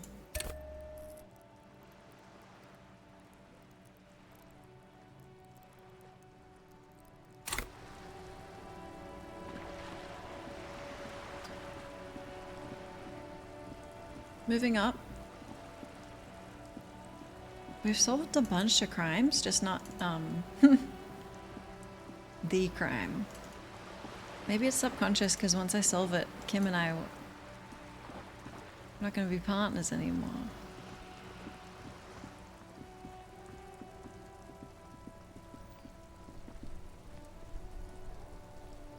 Yeah, I mean, to be fair, look at the jacket. It should be more than -1 authority. Can I show him my badge? Or her? Someone I thought. I'm not sure what it will achieve anymore. I've got nothing to say to you. Why are you wasting your time?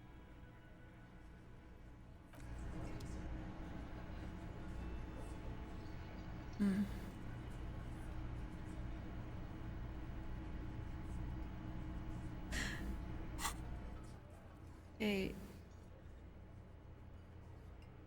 Should I prove my authority?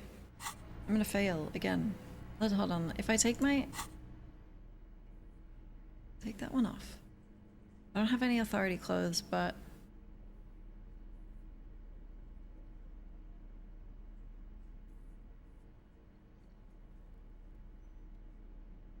logic. You're about to get logicked. Okay. Sunday friend, yep. Listen It's here. you again. What is it? You sense the authority that I am carrying with me?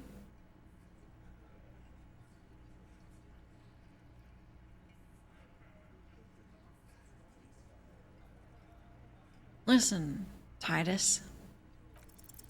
Establish authority. Yes. Again. Authority. Feverish thoughts race through your mind.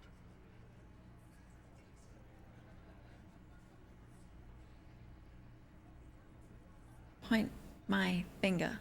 And what exactly is it you've been doing that's so goddamn special? Shitting yourself in front of us. Going around, harassing kids on the street. Kids who've done nothing wrong. What kids? All the while talking racist shit. What? Don't think we aren't watching, fascia. People here trust us. We're getting complaints.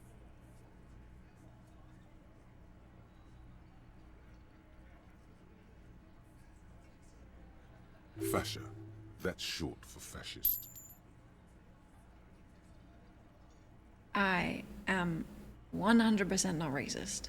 Of course you have. You've been calling people Kip left and right, inciting race violence in my town. My best friend is a different race from me. Callie said they've been trying to set up a race rally, whatever the fuck that means. Trying to get the Kips out of Revachol before the economy goes to shit. Okay, I don't even know what that word means. Oh my god. Kim. Yeah, like, you could step in. I'm not racist, okay? Oh fuck it. That's a lie. Sure there is. Callie said they're bulk purchasing confetti, ribbons too, and loudspeakers, and fireworks. Callie works at the carnival shop, you see. Okay. Get the fuck out of here, you racist carny. There'll be no race rally in my town. What happened? We got absolutely wiped. Let's go before it gets worse. Well, I'm thinking what happened is you didn't back me up, Kim. What's going on? Are you racist now? No. Is the rally real? Please don't set up any rally. It'll make you look awful. What about we do a parade to offset the rally? There is no rally. Come on. Just ask questions. You need to put this race rally garbage in the rearview mirror. Kim. You know I'm not racist. What the hell?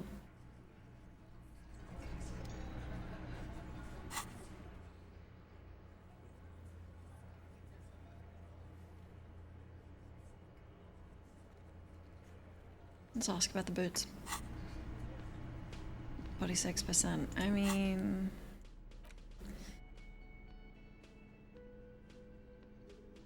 the odds weren't in our favor, but...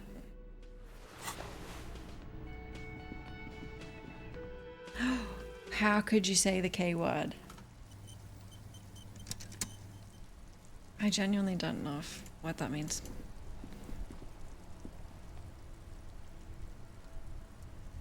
It's only been like 30 minutes since I last called. Okay, let's show this guy the photo.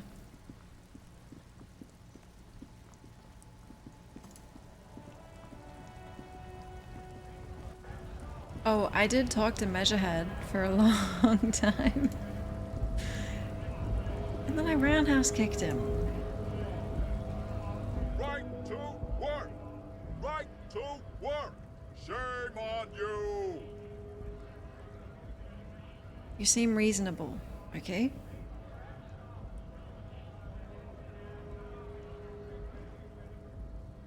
Take a look at this. Don't think so. Suddenly, this feels like a really, really bad idea. I know, but like, I'm kind of running out of other leads.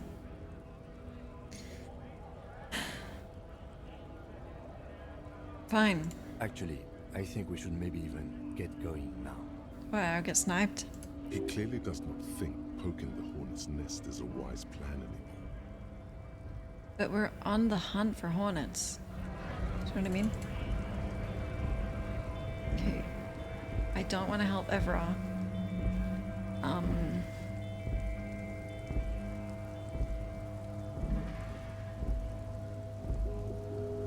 I think we're at a dead end with Titus.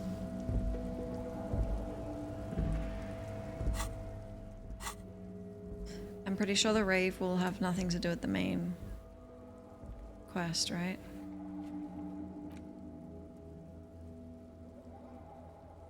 Oh, what if God could have helped? I sold the bird. He wouldn't have helped me, don't worry.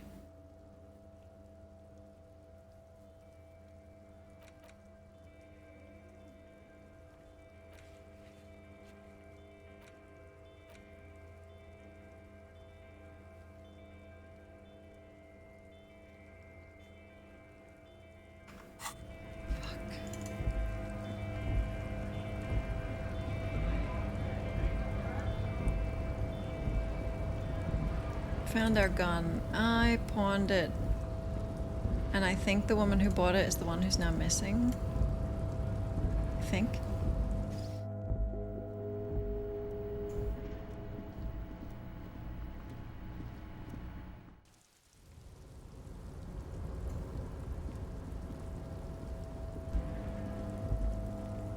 Some woman bought it.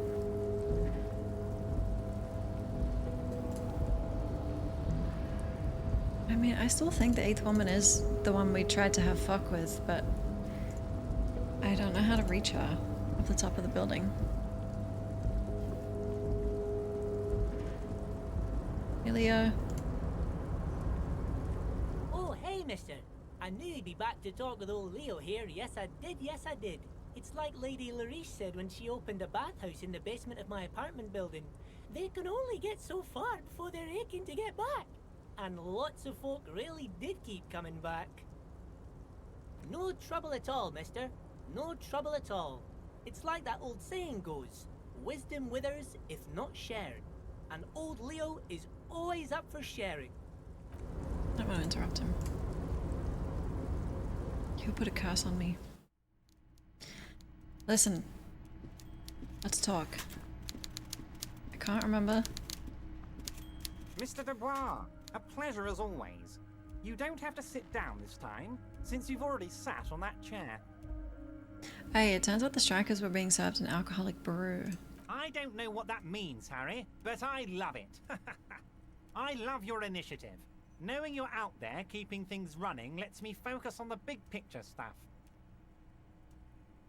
Hi, Alex. Don't even tell me what was going on. Alcoholic brew? Stronger? Stopped it? Strike? I'm just gonna let you surprise me, Harry. Can we talk about the hanging? Oh, of course. That's your main thing here. That's why you're in Martinez. I know everything that goes on around here, and I would love to help you, like I'm helping you with the body. I mean, it's no secret that the lynching is connected to the strike. So much to talk about. Honestly, it's been weighing on me so heavily. I understand you need to interview me. Harry, had you asked me earlier, I could have used your help in dealing with a certain weasel. It would have really solidified our friendship. Sadly, the moment has passed and the weasel's back in its den. Nothing to do about it now, so get this. I'm just going to give you the information, because I like you, Harry. Who was the weasel? The time has passed, Harry. Were you not listening when I just said that? Pay attention, please. Now, do you want to hear about the hanging or not? Sorry, what'd you say? I wasn't paying attention. Yeah, let's talk about the matter. Fantastic. Time for men like me and you to figure out who's killed who and why. Real police work is gonna start happening now. I promise you, Harry. This is gonna be good. I've heard about a connection between the lynching and the strike. By now, I'm sure you've figured out who the dead man was working for. The bad guys. Wild Pines. Sent to scare us. Another violent measure of the top hats against us flatcaps. I'm listening. Harry, this strike is the culmination of many, many mistakes made by the Wild Pines group. They tried to shut the strike down by sending in armed mercenaries. You mean our victim? A security contractor? Can you imagine that? Workers standing in peaceful protest, united in the spirit of fellowship, and they send hired killers to mow us down with machine gun fire? He performs a motion as if spraying bullets from a machine gun. I'm talking beasts. Hardened killers from proxy wars in Yisut, Semenine, Saramaritsa, you name it, they've done it. Raping, killing, burning villages, killing little children for the Senorita Pineapple Company, Harry. Wow. Everything they did there, they brought over here. They want to turn Revachol into a third world slum. Honestly, the only thing they didn't do is kill the village elephant. Is it you? I don't know what that means. Like how he says Harry all the time? He's a real politician. What's the elephant? No, Harry, the elephant is metaphorical and so is the village, but the mercs and their brutality are very real. Go on. Now, I haven't personally witnessed the brutalities out there. I have the luxury of staying in my container, you see. If I need to go somewhere, they just move my container. Fuck. Yes, I'm an old man, Harry. My legs aren't what they used to be. They lift my office with that big crane. It's actually very fun. You should try it. You drop him in the ocean. That's quite a dark thought. But enough about me and my fun container.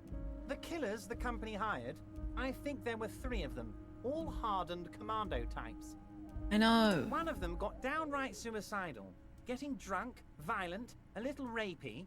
Even their own negotiator couldn't control him.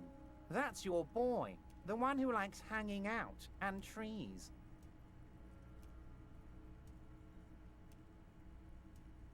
I don't know about the third thing, but that sounds like a little bit like me. By negotiator, you mean Joyce? Harry, what you need to realize is, we dock workers are not pushovers. We got grit, Harry. This whole neighborhood does. Push us hard enough and we push back. And when we do, we push to kill. Write that down. The whole neighborhood is in on it. Potentially, Harry, potentially. We got arm wrestling champions, rowing club people, ex-coal miners, tough guys, all ready to spring into action for their home base. Okay, who exactly did the pushing? There's a militant wing inside the Union. A group of people whose duties don't involve manual labor, but peacekeeping in the neighborhood, making sure everything runs smoothly. They're like you guys. Idealistic people who want to make sure bad things don't happen.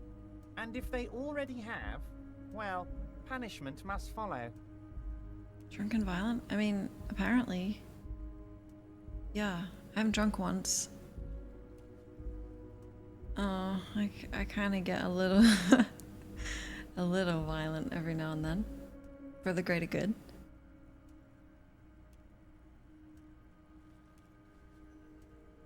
I think a lot of self-violence though. Okay. So these idealists killed our victim? One day Titus Hardy, leader of this peacekeeping faction, comes up to me and says, "Boss, socialist democratic fervor drove us to take it upon ourselves to kill this beast that was burdening the land." He probably worded it differently, but that was the idea. Sure sounded to me like they killed him. I gave them 2 weeks paid leave and told them to lay low to avoid retaliation. Are we talking about Harry or yourself? Take a guess. I'll only take one guess. Aren't you worried we might arrest them for this? Oh, I'm not at all worried about that. These are not the kind of men who get arrested. They're Martinez boys, tough and gritty. I'd like to see the man who takes them in. Besides, I sent my lawyer girl to look after them. You're looking at us. We're the men. Thanks for the follow, thank you. If he's just boasting, then it sure doesn't feel like that to you. He's not worried. I am self-inserting, yeah, but I'm not responsible for his actions prior.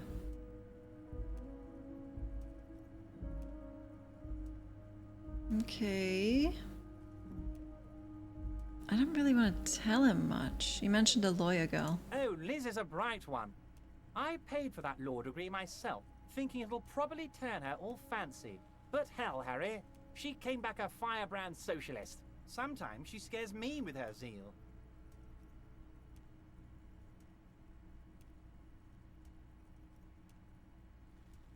How do you know the mercenaries were hired by the shipping company? How do I know? Yes. Let me tell you about these people. That's their MO. It's what they do. Last winter, some poor workers in Terminal E went on a little strike. The company sent in Sediment, a security contractor. The strike was over the workers' right to wear protective footwear, Harry. That's the same company. These guys turn up and start beating people. Tell you what, Harry, I wouldn't be surprised if we got the same mercenary company after a little rebranding. And I'm sure as hell not surprised to see an army of scabs under my gates. No, they didn't, actually. That's not true. You're wrong.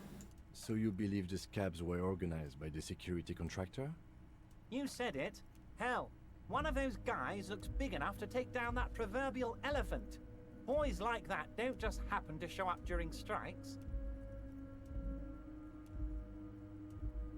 But like, I want to help the union. But this guy's a scumbag, and I kind of like Joyce, but I don't like what she stands for. I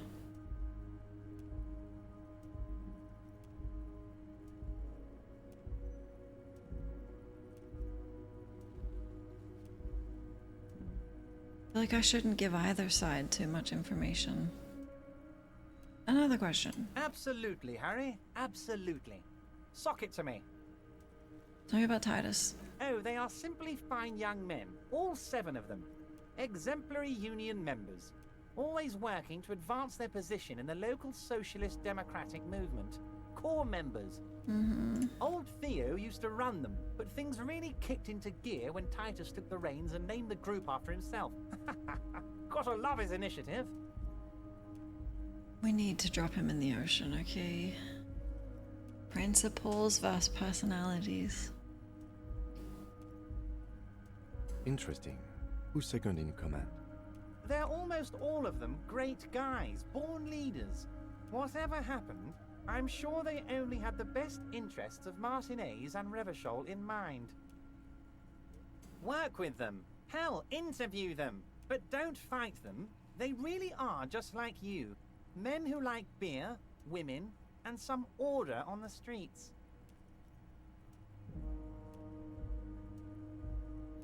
I see. Oh, can you tell them that they have to be nice to me? But of course, it's the least I can do for my good friend Harry. Yes! I'll do it right after we've concluded this talk. Even though I... Okay. You can now go and tell Titus about this. Oh yeah. See what he has to say. Now who's got the authority? Also, Harry, here's 5 real. Why? I'm not giving you anything. I'm just holding out 5 real. Needless to say, this is another move. No, I don't want it. Don't take it. I don't want it. I took your money at the start, but I was really down bad. So I'm good now. Oh, I wasn't offering it to you, just holding it out there. But I'm willing to share information. Was there anything else?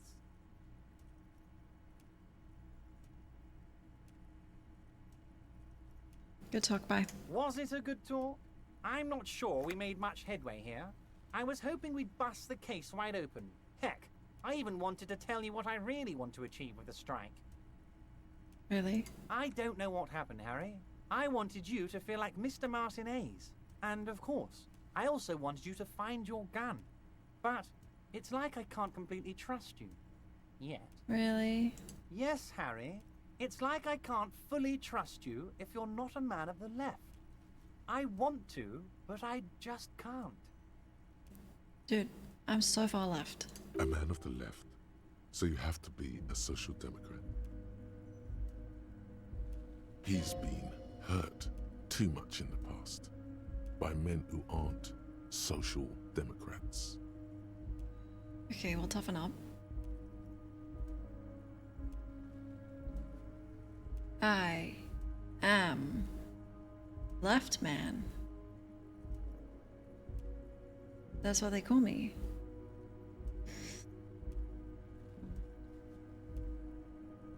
Kim? Kim.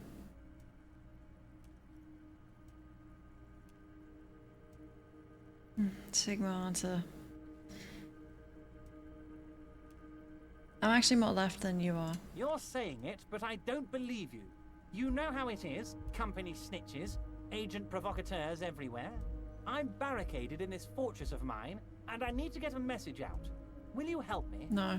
And what would this entail? Once again, I require nothing unethical or illegal of you. You just need to get 2 little signatures on this piece of paper. No. And then mail it to my accountant in La Delta. No. Kim. Tell me why we shouldn't. It depends. I don't think what we just got from Mr. Clare was very useful. Oh. But, he thinks, it's your call. No. As I said, it weighs on me heavily. But once we get really talking, well, I'm gonna hand you the keys to Martinez, and maybe even help you figure out who's behind this killing. I don't think we should appear like we're on either side, Kim. He's saying as little as possible, as vaguely as he can, deliberately omitting things. What are the signatures for? I'm glad you asked, Harry. The Union is going to build a modern youth centre in Martinez. It will be righteous. We're gonna get those teenagers off drugs and on roller skates. Sick. There's a nameless little street on the coast with some old houses around it. Most people have already signed. I just need 2 more signatures to get this mission off the ground, Harry. Wait, some people live there. The fishing village? Yes, yes, the little cul-de-sac on the coast, where all the men have drowned in either the sea or the bottle. A gloomy place. Doesn't have that Union attitude. Okay, what will happen to the current occupants? They are just gonna have to deal with the construction noise for 6 months, and then they'll be living like kings. Right next to a fancy new youth centre, designed by the best architects from Stella Marie. Is he absolutely sure the tenants won't be thrown out in the street? Are you absolutely sure the tenants won't be thrown out in the street? Am I? Are you? Harry, these people, Martinez is the most important thing in my life. I would never let anything bad happen to them. We're gonna build a youth centre there. The value of their properties goes up and kids have a place to play in. I'm looking out for these people, not pulling the rug from under them, Harry. I'm looking out for all of Martinez, not just the harbour. He means it.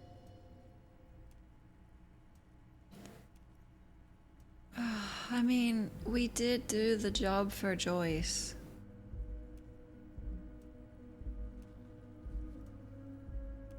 It would only be even if we did a job for him. If I happen to be there, I might happen to ask. You bring joy to my heart, Harry. Such a pleasure to be working with you. Here, you need to get signatures from Isabel Sadie and Lillian Carter. The cul-de-sac is right past the pawn shop and across the canal. I heard there was some trouble with the water lock, but it should be fixed now. Once you have the signatures, mail this to 13022 La Rocca in La Delta. Then I'll know you're a solid socialist.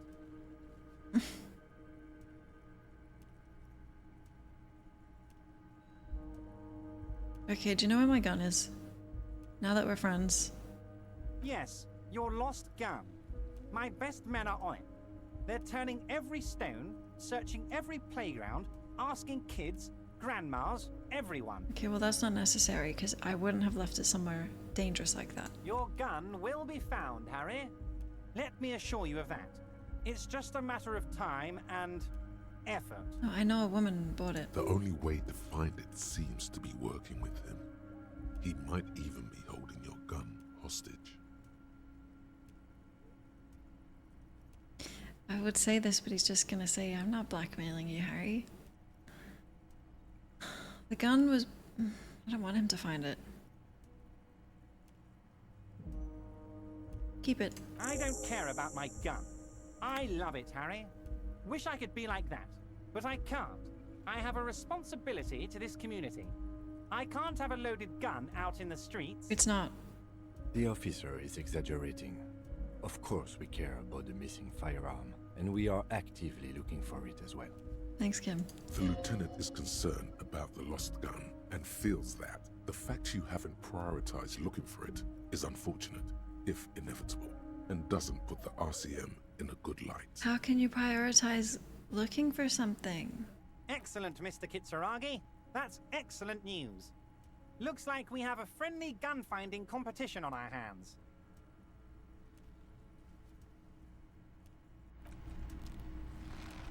Did he just finger gun me? There's no way. Okay, now we can talk to the hottie boys. I'm gonna inspect this note. Absolutely. Let's Stop looking at Kim to bail you out. No, he's my... He is my feet. I can't stand without Kim. Oh, I haven't opened this.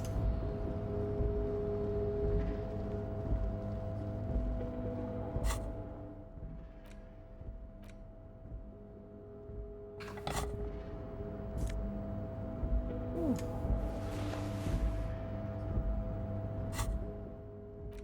Oh, you think there's like a set bonus? For wearing everything?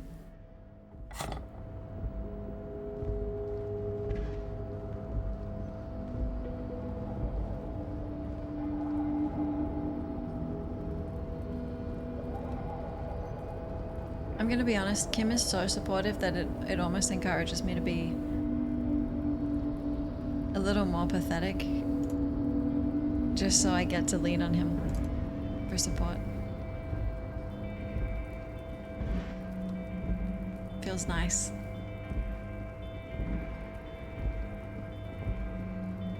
But, you know, I also want to be a good detective because his approval means absolutely everything in the world to me. He has to carry you and himself? Yes, true. But I think he gets some entertainment out of it.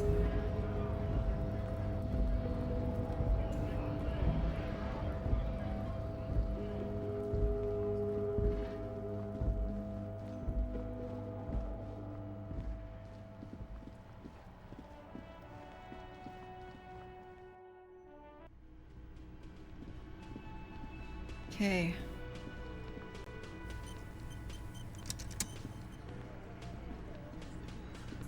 It's you again. What is it?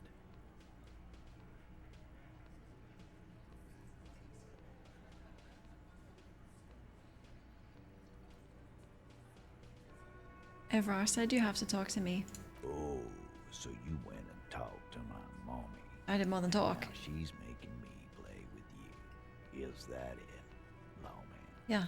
And what's gonna happen if we don't? You're gonna go and tell on us?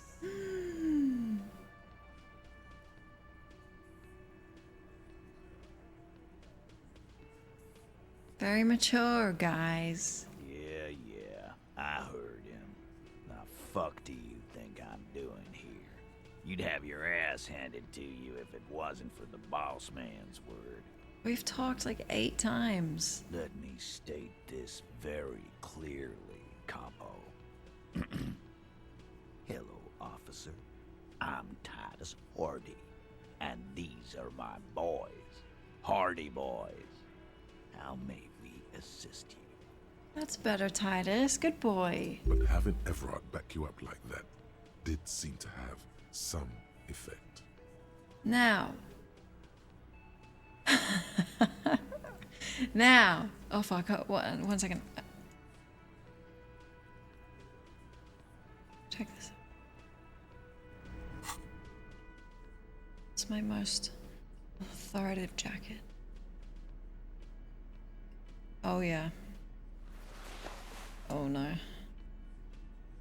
Oh yeah. Oh yeah. Dick Mullen time. If I fail this, I think the game's over. It's you again. What is it? Hi, Brady. I am here to establish my authority.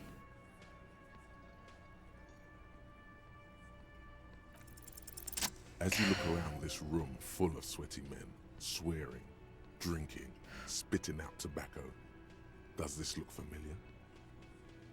Where have I seen this? You believe the place was called Precinct 41. It was also filled with, almost exclusively, men, sitting on desks, talking shit and wasting time. Is this the good answer? Full Mullen. I get it, Titus. You guys really are the authority around here. Oh. You must be. You're just like real cops. Drinking beer and sitting around with your dicks in your hands, maybe? You're sharing? You got a problem with beer now? Not quite there yet. Push on.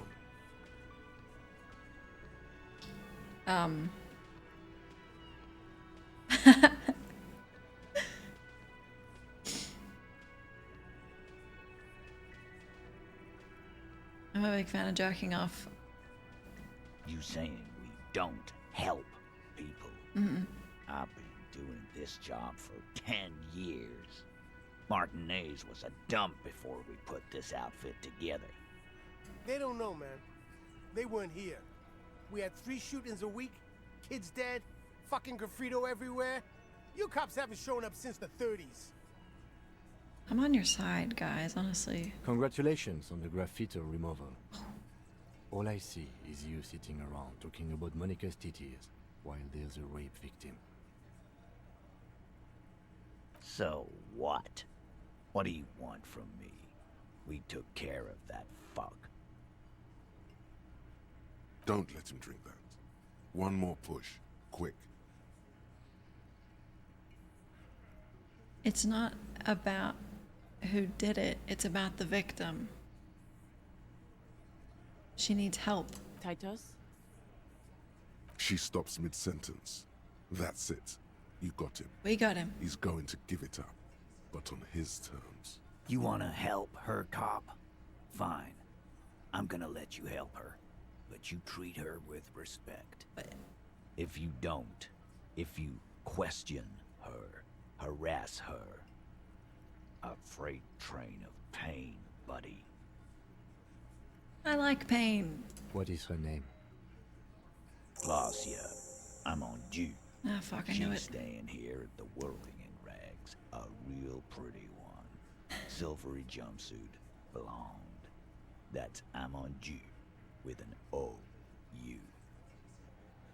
I already knew that. Shit. The girl. The girl upstairs? That can't be her. Remember what you said to her? You told her you want to have. -1 said you don't remember being a cop. -1 said you don't remember reality. -2 said I want have fuck with you. -1 said you're apocalypse cop.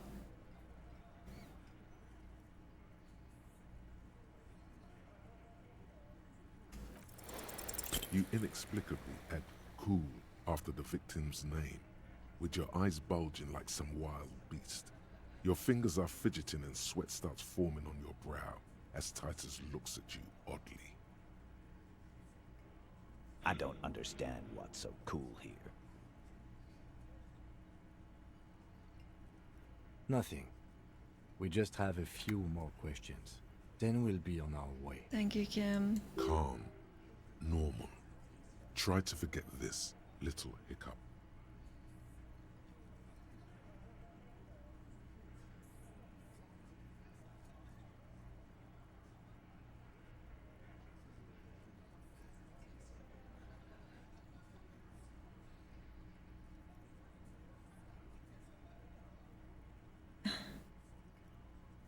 I'll just talk to her.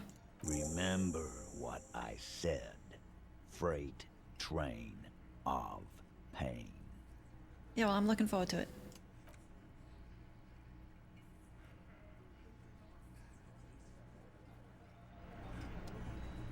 Oh my god. But I don't even know. I've known it was this woman every day we played. But I wasn't allowed in. We did it, Kim! Officer, what was that? Oh. Nothing. You mean the sweating and the fidgeting and the panicking? Yes. And the, like, quivering thing with the eye? Yes. So... I did meet the woman once. The victim? Is there something I should know before we talk to her? I don't know. It doesn't... Doesn't seem important, the investigation. Whatever you do, don't say the first thing. Yeah.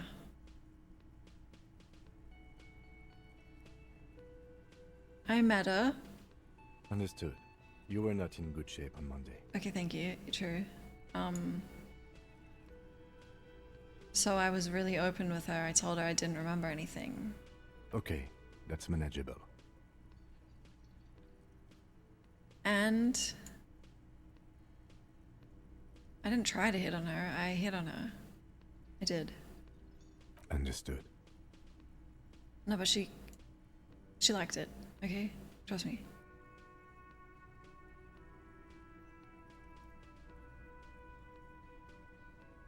Oh, she said I'm gonna have to interrogate her later and it's gonna suck for me. It is. This would have been good to know before. Well, you didn't ask. It should have. Anything else? No. We'll be alright, Lieutenant. This is nothing. I know. I'm looking forward to meeting her again. We hit it off, I thought. You feel fortified by his assurance. It's going to be all right. It's Kim. Is it though? Nothing? You're still in for a bumpy ride here. Try not to mess it up. She likes me. What are you saying? Okay? I know women. That might not be true. Oh god, let me use the bathroom.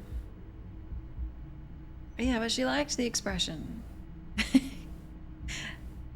11 seconds, that'll be fast.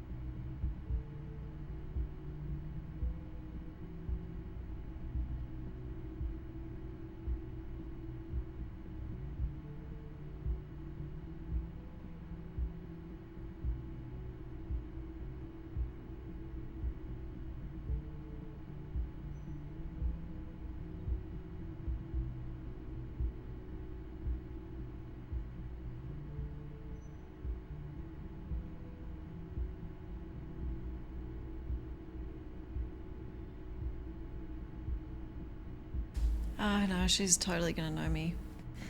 But hopefully she sees that I've cleaned my act up a bit because I shaved.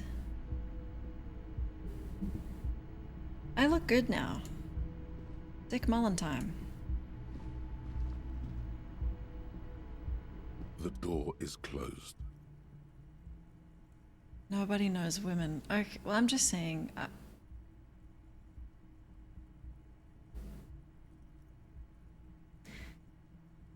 If that sequence of events had happened with me and I was her, I would have considered.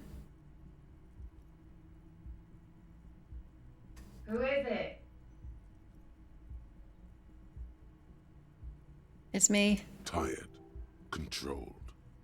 This is the police. Can we come in? No, I should probably let her know that I'm here, right?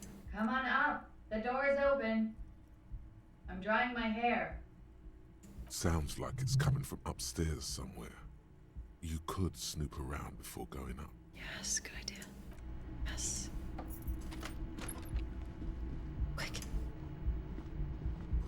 Where's Elbow? Extend the safe. How's the daddy close?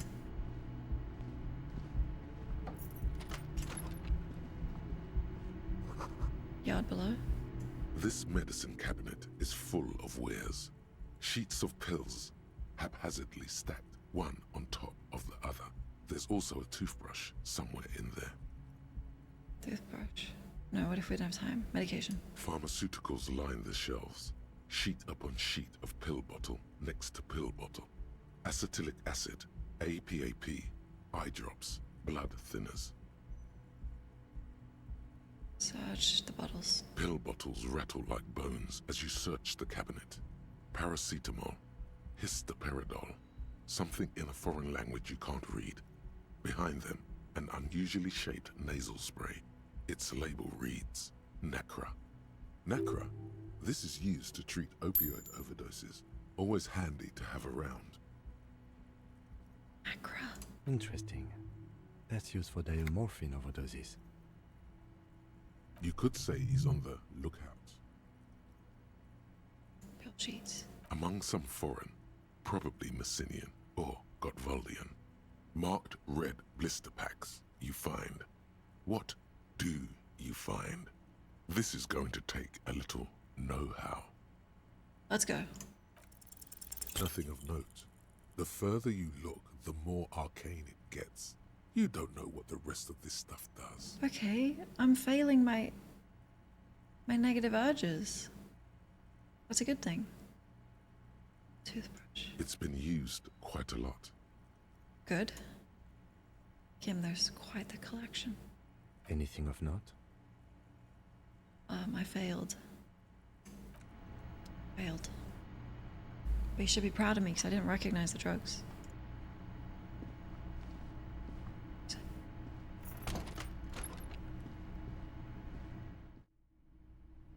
Oh, this is nice.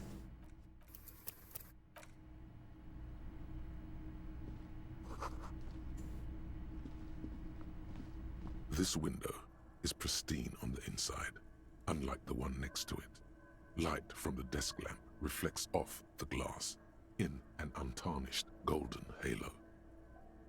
Smooth as ice. There are spots of mud and rain on the outside, even smudges. But the surface of the window is clear from the inside. No chips, no hairline fractures. Okay. Following your lead, the lieutenant leans in closer to inspect the surface. It was recently replaced. Looks like it, yes. Yes. Oh, good detective work. Smell of cigarette smoke.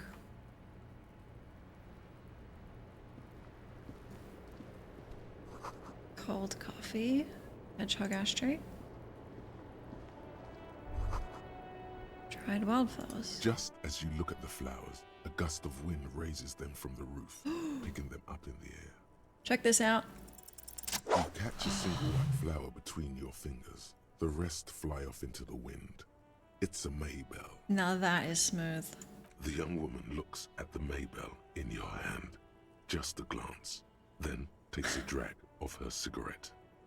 The lieutenant gives you an acknowledging little nod.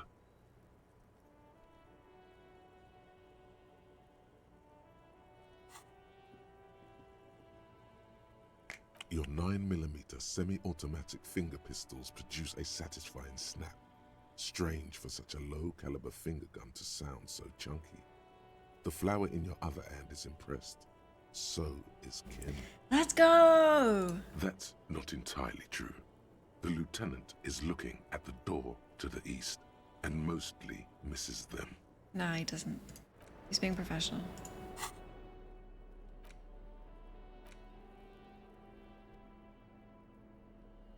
Six crumbling petals rest on your palm. They're white, a bell-shaped crown. What is this, Kim? This is the Insulindian lily, called Maybells or Lucille's tears during the Revolution. Girls used to pin these on soldiers before sending them off to battle. This flower is a spring flower, but it's a bit early for that, isn't it? Mm. Who pinned them? Which side? The revolutionaries, so the communers and the anarchists. White's their color, but the custom started in the suzerain's army, so it held meaning for the kingsmen too. It's about girls and boys more than sides. Girls sending off boys who are going to their deaths, then also dying themselves in the ruins from dysentery and consumption. It's a symbol of the Civil War. Humpty Dumpty, I know. Gives me minus, but I love the money. Does this bloom in early spring? Yes, but not this early. Not to my knowledge. It looks dried, preserved. Is it a coincidence? Maybe. Maybe not. We'll see. Nice. The petals feel dry and fragile in your hand. Okay. Wait, have you noticed there's a war veteran playing a ball game on the plaza? You should ask him about the flowers. Okay. Can I look at this? Legal documents. Ma'am?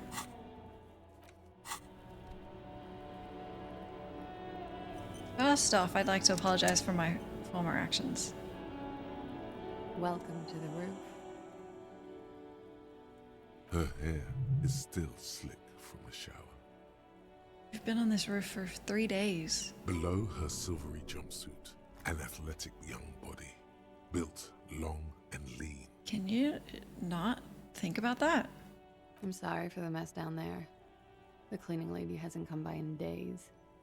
I'm beginning to wonder if she ever will. Nice view. It's much nicer now. Oh, that the corpse is gone, right. Where the dead body used to hang, clearly visible from the roof, but no longer. Okay. Thank you for that, officers. Truly. You're welcome. There is something in her light brown eyes, a sadness, when she thinks about the death of that man.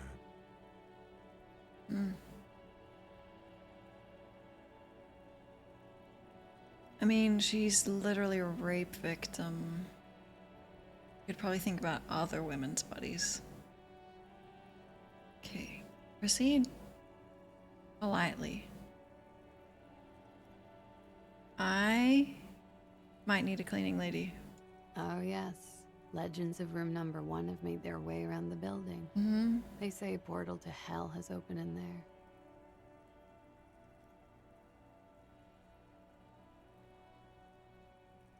Disco Infernum. They also say that's why the cleaning lady quit. Because of the Infernum. You serious? I'm Kim Kitsuragi. I'm a detective from Precinct 57. Thanks, Kim. I believe you have already met my colleague from Precinct 41. Yeah. Have I ever? This is the fabled cop of the apocalypse. I told you, Kim, she likes me. What happened, man? The end was supposed to be mere seconds away. Why we're still here?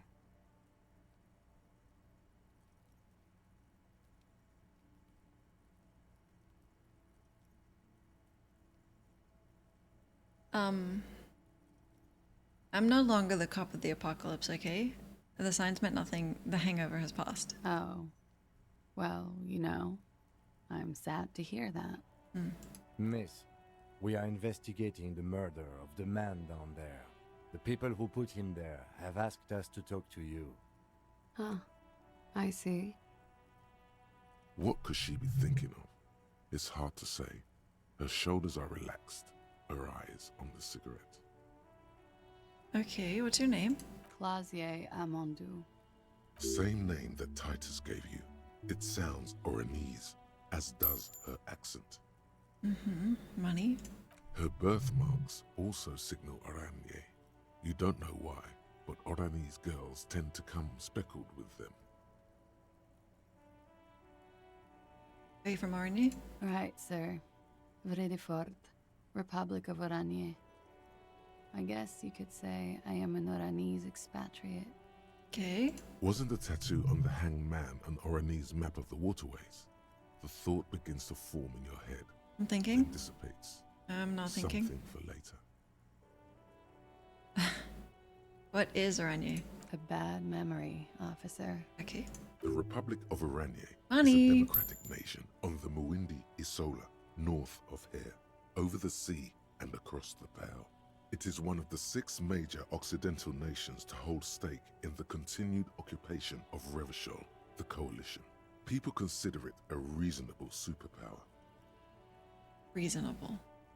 They will make you into a fiscal colony, divert your natural resources, hold patents and shares, but they won't threaten to wipe you out anytime, like Revachol did in its prime. Reasonable. Understood. It's the past. Yeah. People can't go back to the past. Yep. Thankfully, it's implied. No, I get money every time I pass an encyclopedia. Or, I don't know if it's pass or just do one. I get 2 coins. Okay, how old are you? I'm 28. Okay. What do you do? Something stupid. Yeah? What is it? Oranese lit. Literature? Oranese literature. It's what I studied at the university. Alright, what's it about? Fear of failure, fear of death, how it sucks to be Oranese. All national literatures are. Only the name of the nation changes. If that's true, then Revacholian lit would fit you like a glove. Okay, so what do you do with it? Nothing. I do nothing with it. No, that's cool. It's not very cool, but what can you do? I mean, you could do something with it if it's not cool. I think it's cool. Could we look at your passport? I'm afraid you can't, officer. Why? Why is that? Because it's buried in a sealed plastic bag at an undisclosed location on the coast, along with cash and airline tickets. Is you joking, Kim? Thank you for your candor. Why? Oh. They say so in your tourist brochure. Keep travel documents away from your person when west of the river. Really? Okay, how do I know you've told us your real name? If I were to lie to you, I would come up with a more mainstream name than Klaasje Mondu. It's a weird name. I mean, you came up with that pretty quick, that response. I fully believe you, but you're talking me out of it. She seems to be telling the truth, sire. I think I have the legal right. Look, officers, I like this place, but I don't want to be stuck wandering the city like a ghost after being robbed of my travel documents. Okay. I don't want to become an indentured servant in a brothel on Boogie Street. And I don't want my relatives to pay the ransom. Okay. Okie dokie. If any of this made her nervous, it certainly doesn't show in her expression or her movements. Okay, thank you. That's it for the record? The record. So official. I'm a cop. I'm official. Okay, nice room. Yeah. It's pretty deluxe. What are you doing here? I'm wintering. How long have you been staying here? About 4 months. I came in November. Okay, why here? Here in the Whirling, here in Martinez, or here in Revachol? Martinez. I heard this is where the washed-up disco has-beens go. Wicked.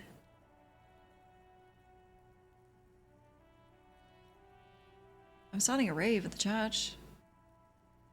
I think you came to the right place. She looks at you and nods. You've got quite a collection of drugs down there.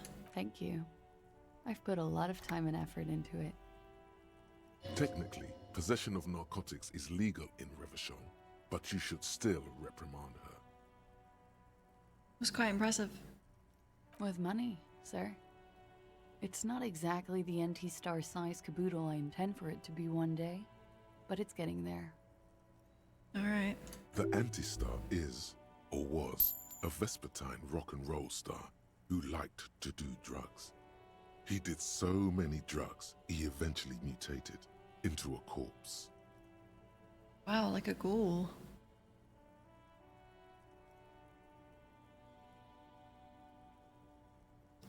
I saw Nacra in there. Comes in handy when you've done too many opioids. Yep. Is that something that happens to you often, miss? Better safe than sorry. Okay, that's all. Very funky. The window is new. It is. The lieutenant makes a note in his notebook. He finds the answer unsatisfying. Yeah, let's dig into her. When was it replaced? What do you mean?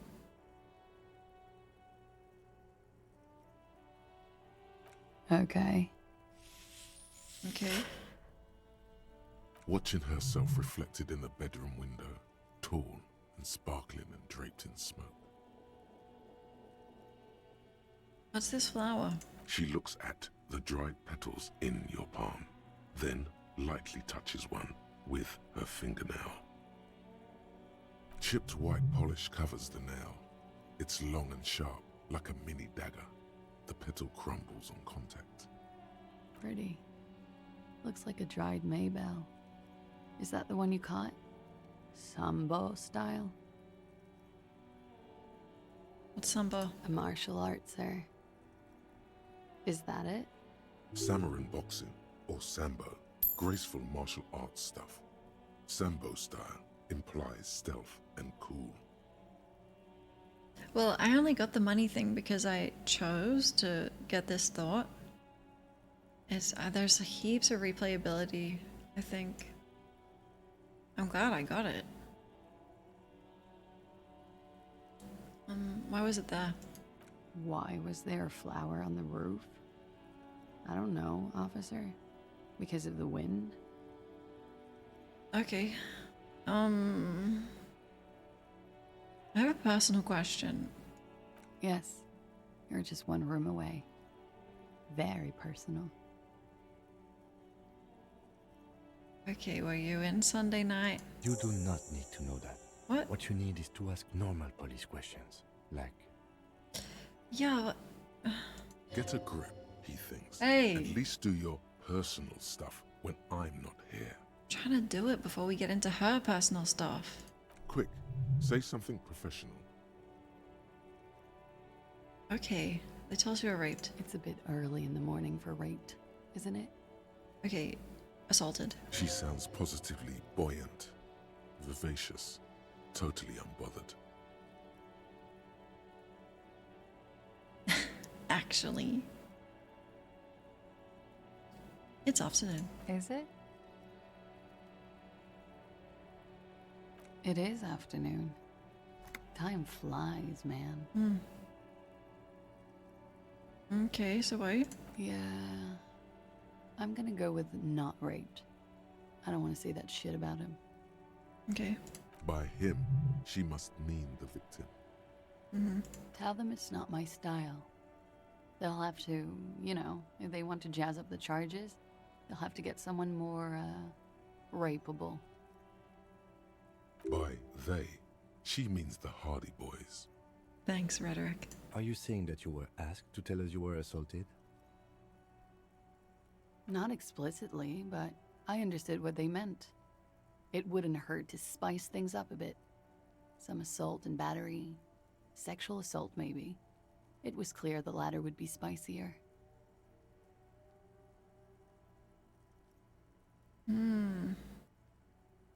What did happen? We partied. Like I party? With all due respect, sir, I think we partied a little harder than that. Doubt. Harder than this? Oh, it is. You're still alive.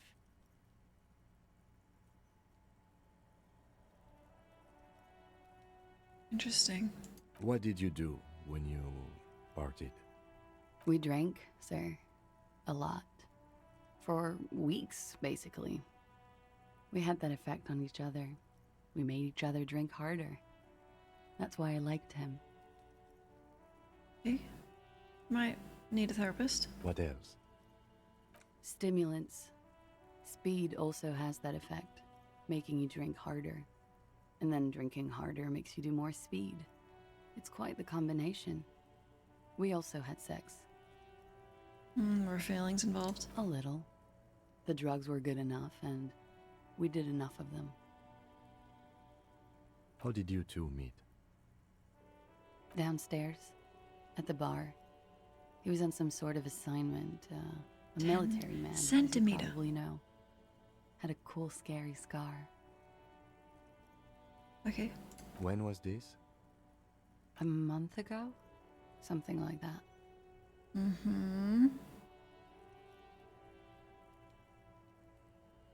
It must have been hard for you seeing him there. Oh, yes. I've had a great view.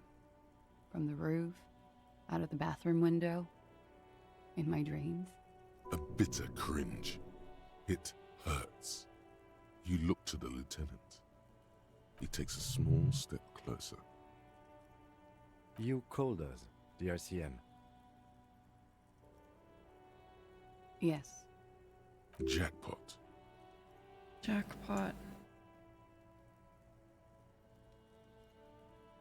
I made it. And I would appreciate it if you didn't tell everyone. Okay. In Martinez, they call it snitching. I won't tell anyone. Reporting crimes is confidential in Ravachol, miss. If it's snitching, why did you do it? Because I couldn't handle it anymore. Mm-hmm. None of these people called. He just kept hanging there. Then they started stripping him. The voice was disguised. I didn't exactly disguise it. I just muffled the mic and nicked the landline a little. Nicked? With nail clippers. And I diverted some radio fuzz into it.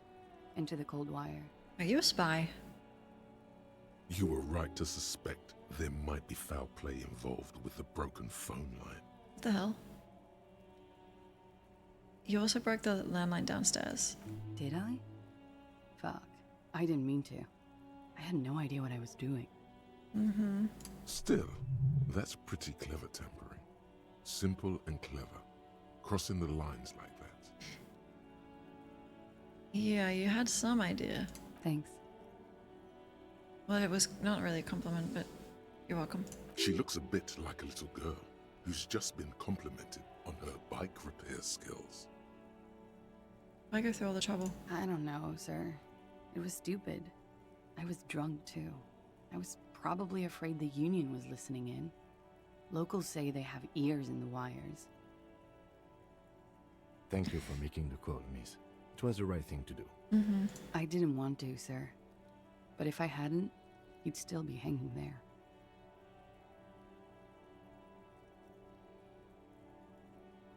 Titus asked you to spice things up. Pretty much. Warming them. She must be very cold and exhausted of this life.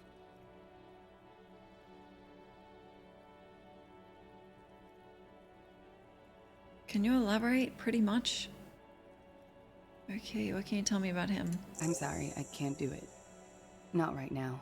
Later, maybe. I keep seeing him. Like he is now. I can't talk about his... I don't know... hair. Okay. I know it's difficult, miss. We can return to it later. She meant she sees him in her dreams.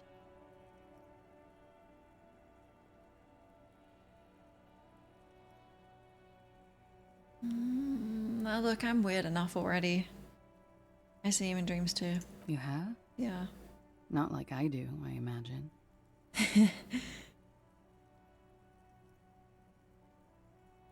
How do you see him? No, well, how do you see him? You don't want to know. Yeah. I kind of do.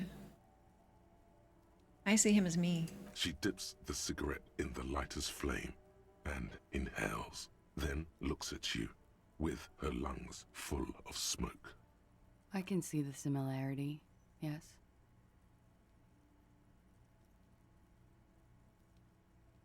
Funny. Funny how? Nothing. I also saw him. We had a long inspection and that sort of thing sticks with you. Let's Wait, move on. You dreamed of him, Cam?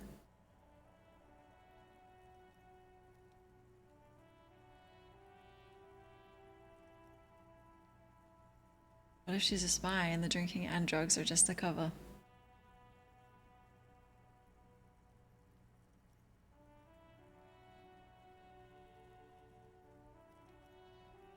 Okay, so why did they hang him? He had something to do with the strike. One has been roiling since I got here. Rotten timing. But you probably know all about it. And his role in this strike was what? I think he was in a security detail. He was ex-military, worked for Wild Pines, and against the Union.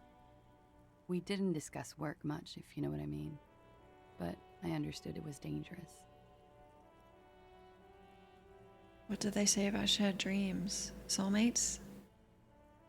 The three of us? And they lynched him for it? She nods. It's violent. There was a bullet in his head. Bullet? Yeah. They shot him too? I'm not picking up on any theatre craft here, sir. The pause is sincere. They stripped his clothes and they shot him? You mean after they hanged him? I'm confused, sorry. Me too. So am I. Were you aware that he had also been shot, miss? We're all confused. Things are starting to go a little over my head here. I thought he was hanged. I was not present when they did it. I don't know what happened. I just know what they told me. And Sylvie, the bartender. Bartender? It's hard to know Oh, right. what to think about that answer. Right, I made her quit. She's just tired. Don't push her too much.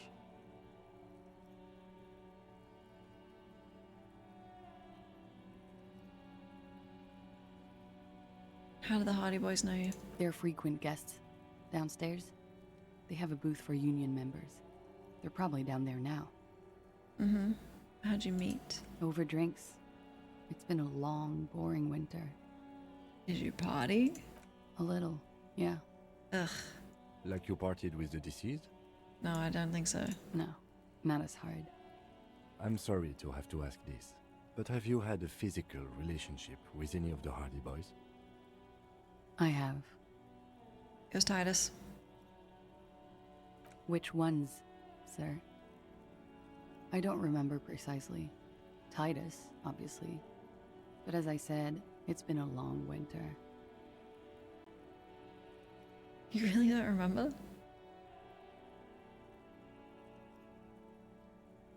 Could you rule out which ones you wouldn't? Okay.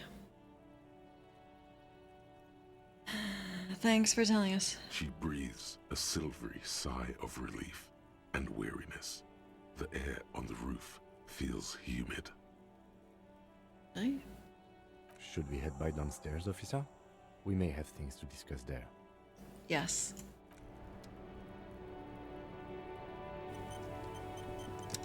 The same small, heavy door. No lock in sight. Where does this lead? I don't know, Lieutenant Yefrater. Why'd you call me that? Are you angry at me? It is not the first closed door we found in this building. There is also your mysterious blue kitchen door. Yeah, I know. Do you think it's important? I don't know. The further we get, the more this building seems to be tied to the case. True. The vigilantes, the cadaver, and a number of people connected to the case are in or around this building. This door is part of it. It's not unimportant. See? I told you. I hate it when that happens. Really? I'll push it. It's barred from the inside. You hear the bar rattle in the brackets. Sounds like it's heavy, too.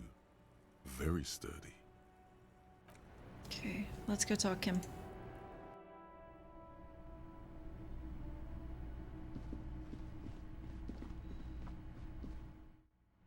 I like that room a lot. Looks Okay. like we have more to discuss with those so-called Hardy Boys. Half their reasoning just went out the window. You think the window that was broken and replaced?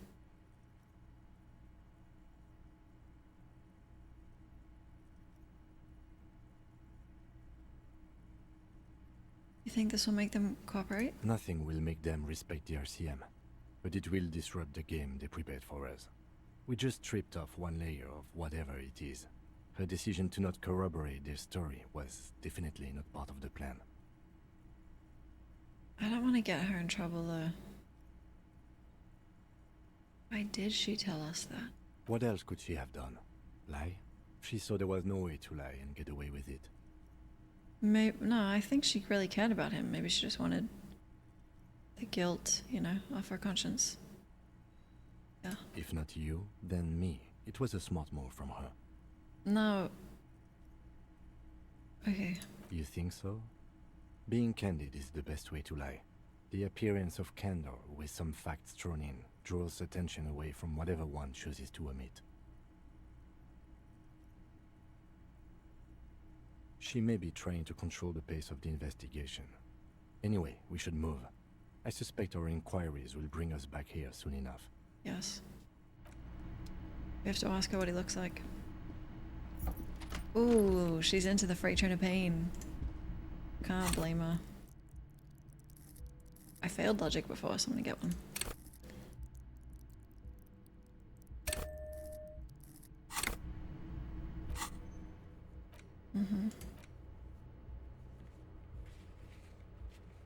Oh, and Kim's not around.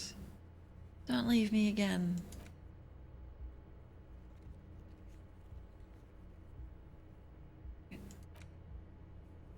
Right, okay. Dude, we're progressing the main case. We're doing our job.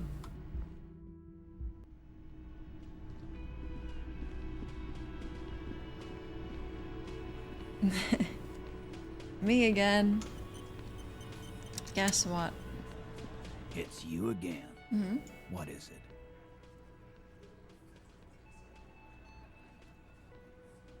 Why so often the game like talks directly to me? I said, it's me again. Guess what? What the fuck?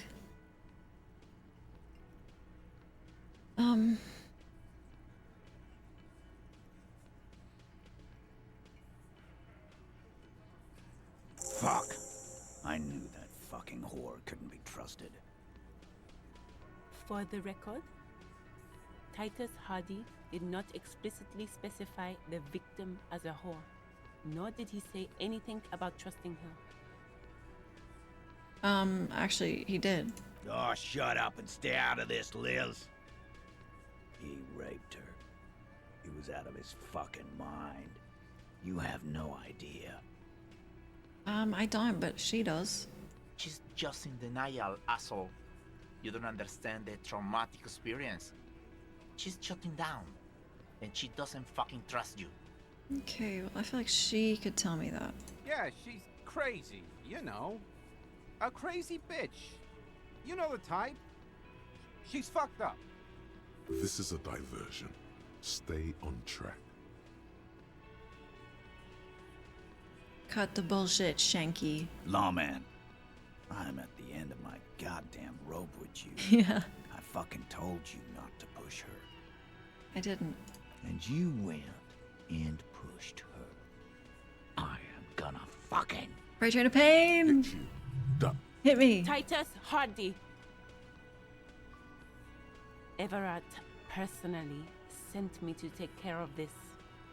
If this goes south, we'll all be in the shit. But you, Titus Hardy, are going to be buried. Am I understood?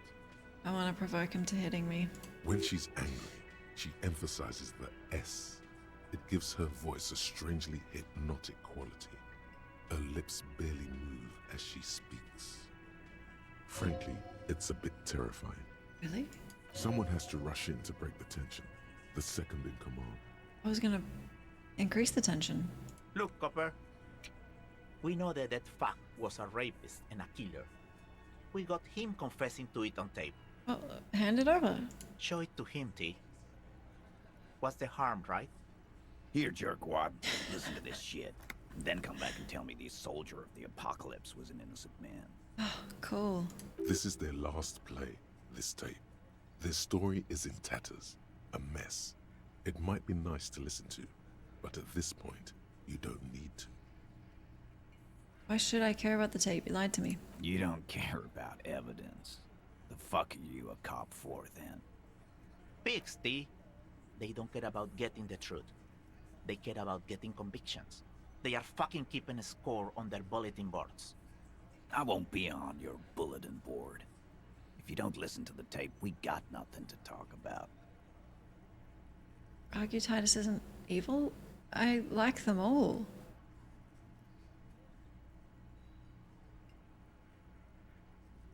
There's a lot of questions. If you ask them now, they'll just keep bringing up the tape. Listen to it, and they'll have nothing to hide behind. Yeah, well, I'm gonna ask about the tape. What's on it? What's on it? We call it the Dorgun a mega mix. You'll know why. Won't you listen to it? Where'd you get it? You think we go into this shit deaf and dumb? You RCM aren't the only ones who know how to bug people. There's no university degree for that. You bugged them. We have machines. We're in logistics. How do you think a harbor works? It's advanced stuff. Okay. Understood. You've listened in on their communications. How long? Since way before their chief started taking swing lessons. Things got nice and quiet after that.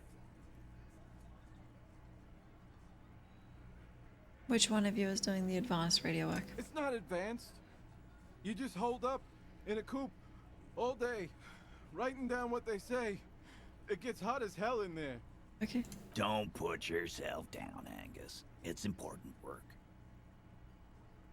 Yeah, man. You're like a radio genius or something. Those notes are some in-depth stuff. Indexes and shit. All right, I'll listen. Don't forget your tape, lawman. Compliments of Titus Hardy.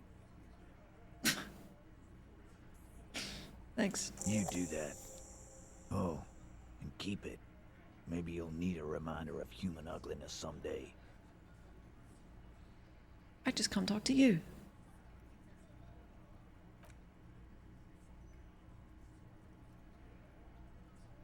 Kim, let's listen. Oh, in the middle of this, let's go outside.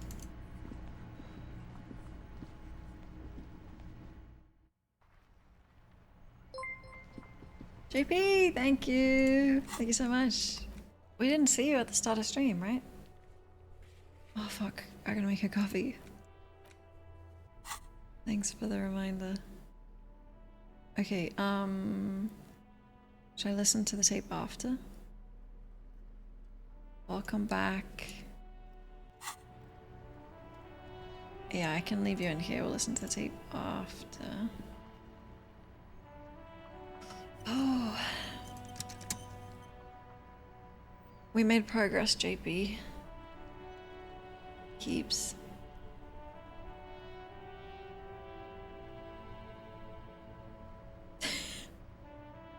You don't know. Thank you so much.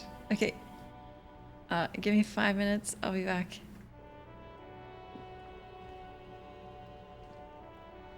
Wait. A long night. Every answer generates further questions. Yep. Yeah, it's really well done there. Okay, I'll be fast. I'll be back.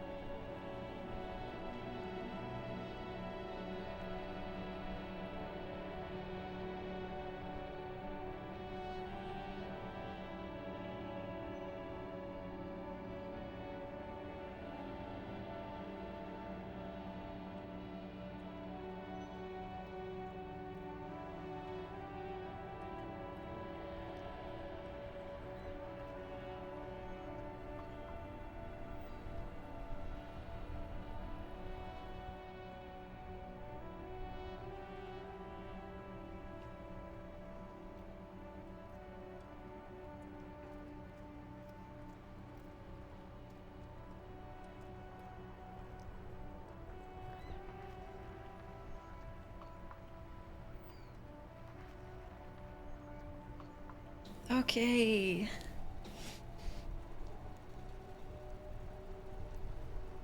Don't say the D word.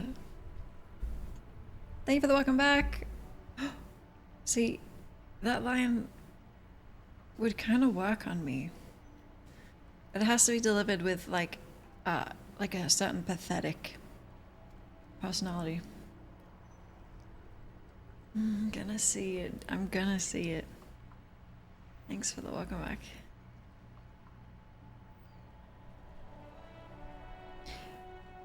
Okay, you think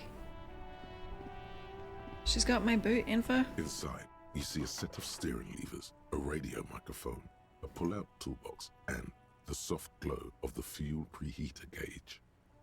Why are you shaking your head?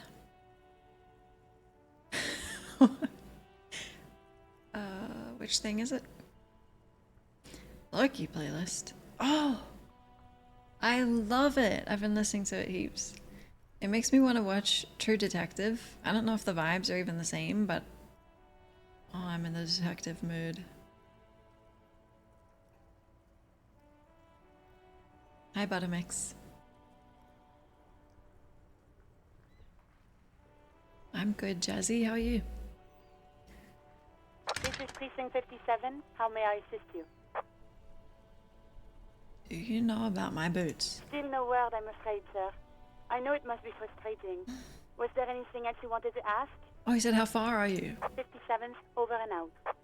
In the cabin, you see a set of steering levers, a radio on a hook, a pull-out toolbox, and the soft glow of the fuel preheater gauge. It's first playthrough, so I have no idea. Not at all. Oh, the enabling. Oh, I'm day 4, but I'm not sure how much actual progress I've made. The tape, right. Nice and private. Keyboy, thank you so much for 8 months. Thank you. Woohoo. Should have noticed I'm clean shaven. Yep. And the gloves. 8 months? I don't know if it feels like more or less. It feels like more, I think. I can't believe it's only been 8 months. Sort of. Last time you saw me, I had a beard. Okay. Dog hunter. Wait. Gotta check if this guy's down here.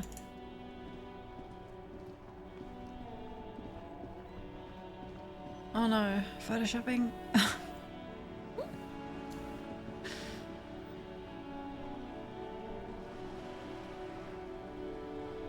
feel like if I played this game, I would need to put notes to things. But it's fun,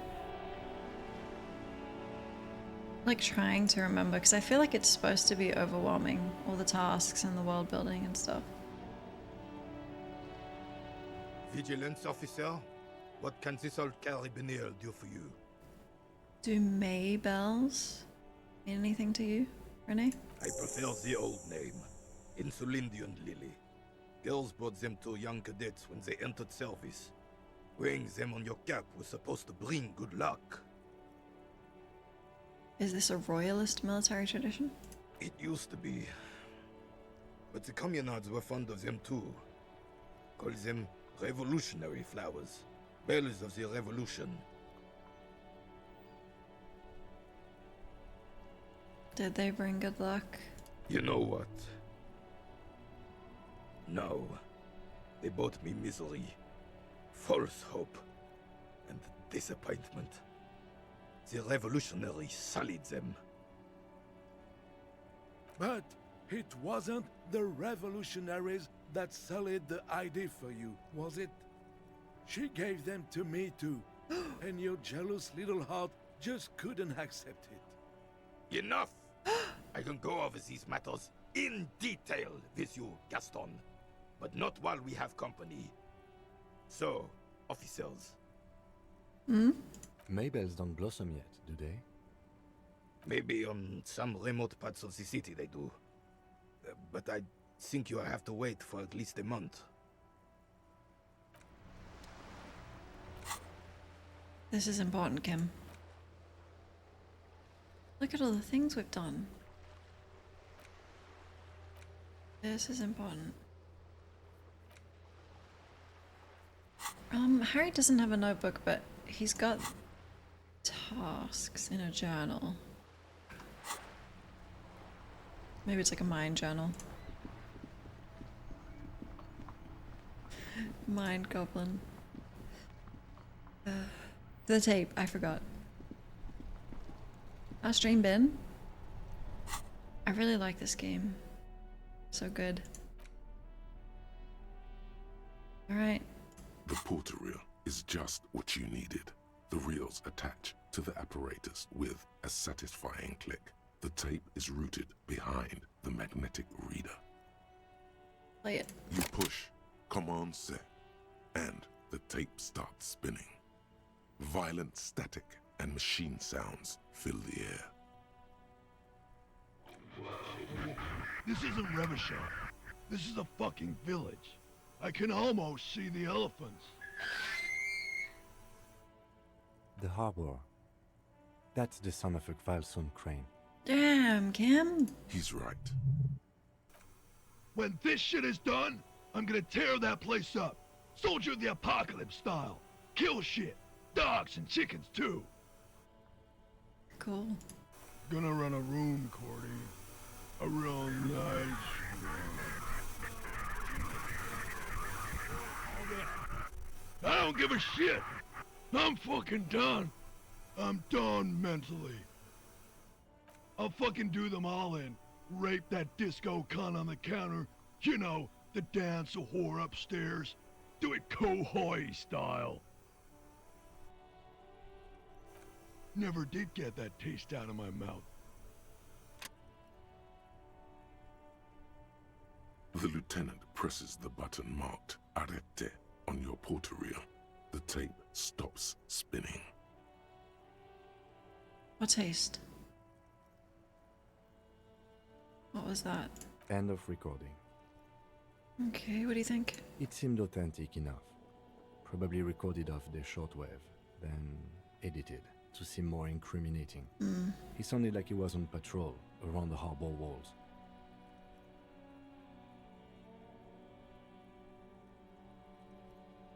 He sounded inebriated. Still. Familiar with this look. It's his look of suspicion. There's more going on here than we know.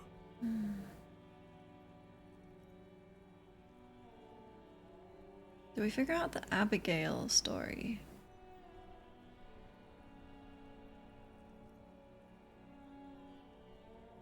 Who? Abigail. I only know like 2 women. Who's Corty? Corty could be short for Cortenard, one of the other mercenaries, the one he was talking to. Probably the mountain at the harbor gates. Mr. Right to Work.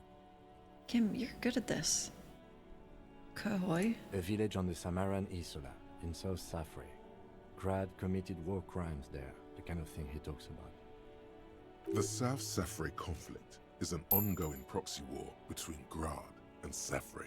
It has been hot for 12 years, with the atrocities piling on, mostly committed by the Grad. Do you think he was there? Who knows? Maybe the tattoos would have an answer. We would need to know the story of this man's service. A symbol of soldier of the apocalypse style conduct in a civil environment. Oh, don't call Abigail.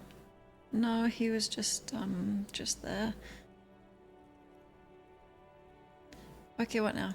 I think we've got a few more questions for Klaasje, don't you? This seems to contradict her testimony, at least to some degree. Does it?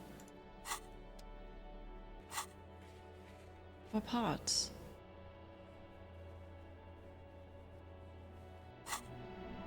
I mean, should we give her a sec or go straight back to it?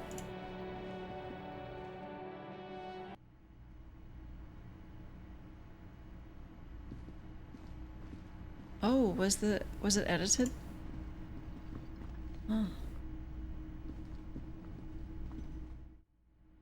The karaoke was so good. We failed miserably, of course. And I had a little rant about that, but I kept that as like the canon. But then we also checked out the proper one. And I dedicated it to Kim. And he blushed. Well, he can't blush, but it said if he could, he would have.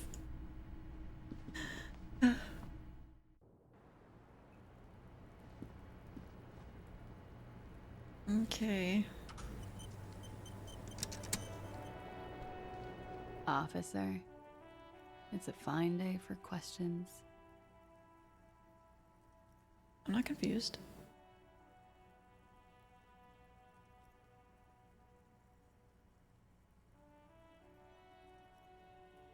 I'm gonna get one in Volition. Why not? I'll be here until 11 p.m. drinking coffee, most likely. Let's go. Volition. Wait, Volition? Was it suggestion? Officer. Volition. It's a... Oh. Sure. Good guy. That's me.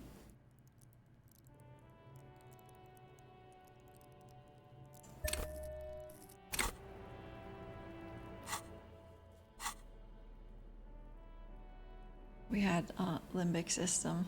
I liked it though.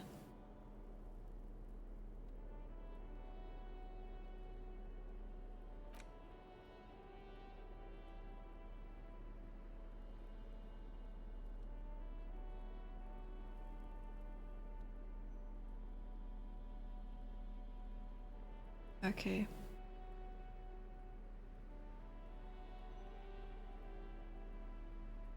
Okay. Ma'am? Look me in the eyes. Officer, it's a fine day for questions.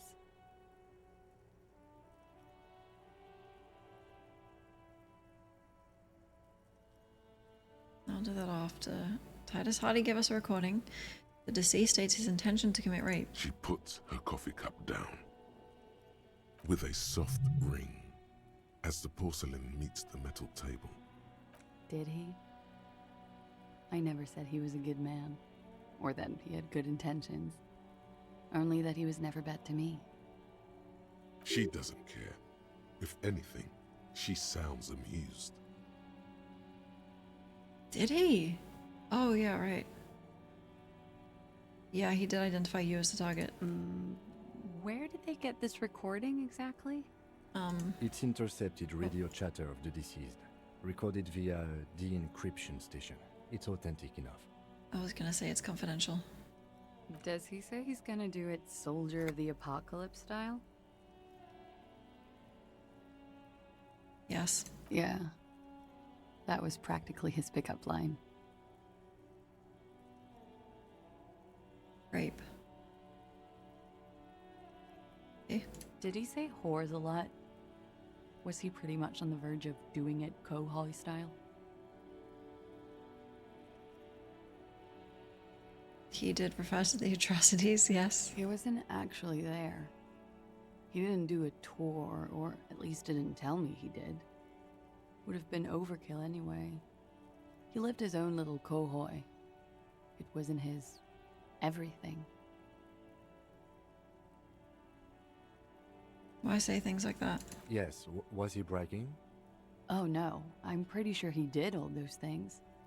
Then integrated them into his idea of normalcy. To keep on living. Until they just sort of turn into his, what's the word I'm looking for? Persona. Running joke. I was gonna say running joke. And it sounds like you didn't even get the good bits.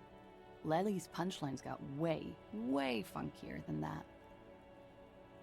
He was like the Seminole conflict, the Khohoi massacre, and the 36 famine in Yezud all rolled into one person, then cast in Orani ceramic armor, which he wore in bed and in the shower.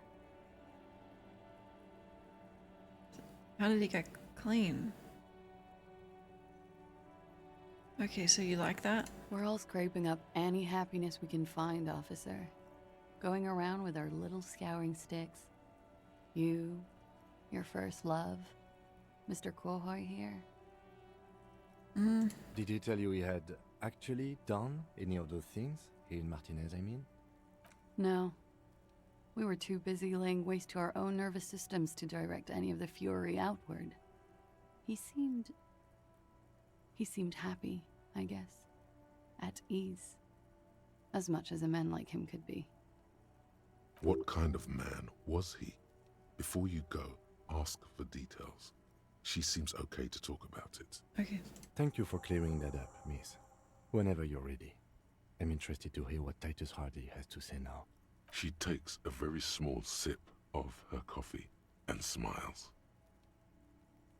Now that you've had some time. Like, for example, his name? Actually, officer, I didn't know his name.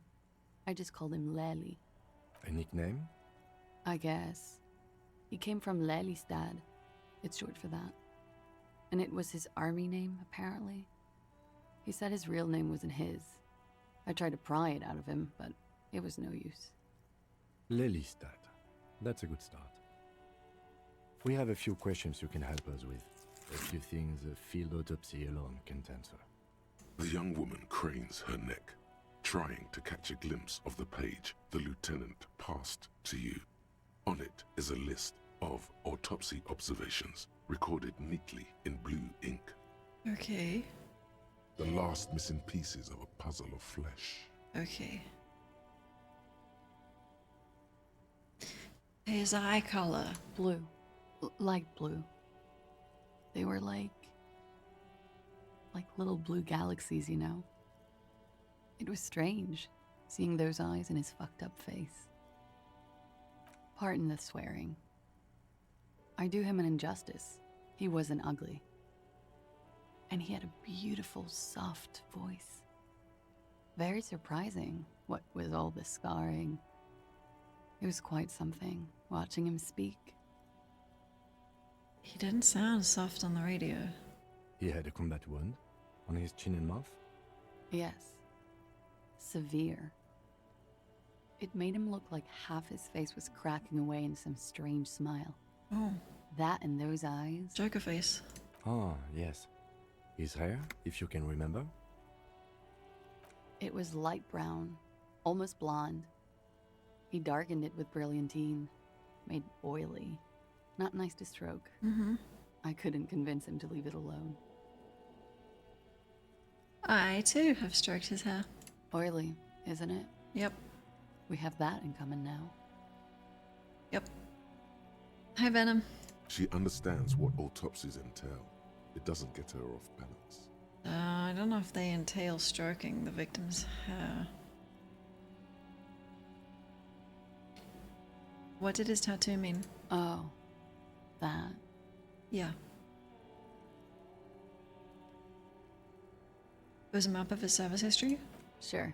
Service history. It was mostly for showing off to chicks, though.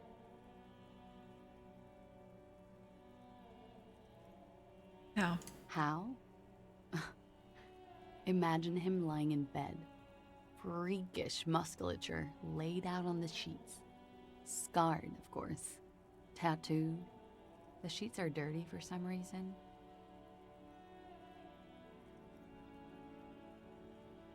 He's smoking and drinking, of course. And his chest and shoulders and arms are studded with stars. Tens, hundreds of them. Maybe even thousands. And the woman goes like, "What was this, baby?" How many autopsies have you done? How many have you done? And he says, "That was too hardcore. Don't ask me about that." So she goes, "Okay, but what's this, baby?" And he's like, "Saw some bat shit there. Killed some loincloths. That sounds like him. And so it goes. Star after star, port after port, third world country after third world country. And he's done horrible things in every single one of them. I'm asking the questions here. Nice. Well, I've done 0 because I'm not qualified. There was an autopsy TV show, which was sick. Okay, were you the woman in this? Oh, yeah. Can you tell us precisely what these mean? No, thank you. I've seen enough of him dead. I can tell you what they meant without looking at them. Go on. He was a blue-eyed boy with thick arms, from a small town.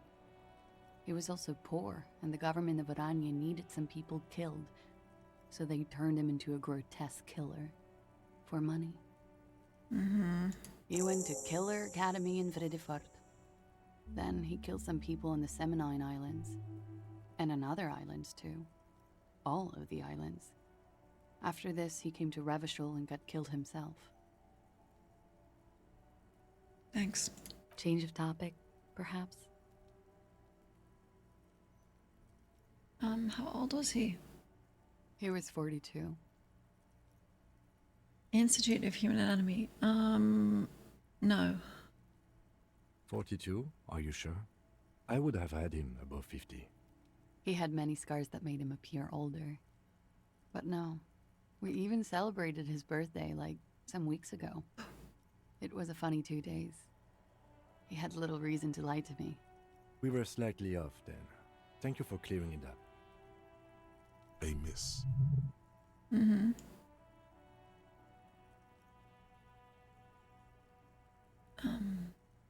We ordered a toxicology report. Any idea what it will show us? A real rainbow splattering of pharmaceuticals, I bet. Barbiturates, amphetamine, sildenafil. How much does the toxicology report cost the police of Revachol? I can do it for half of that. Save you some money, make some myself. That's not how it works, ma'am. It's quite expensive, miss. But we'll manage without your help for now.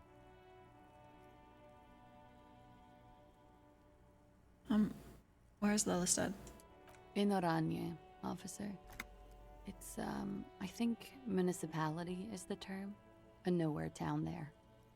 The Lelystad municipality has few boroughs and even fewer cities. It's made of agricultural plots near the border of Gottwald. Executive summary: cows, silos, and wheat.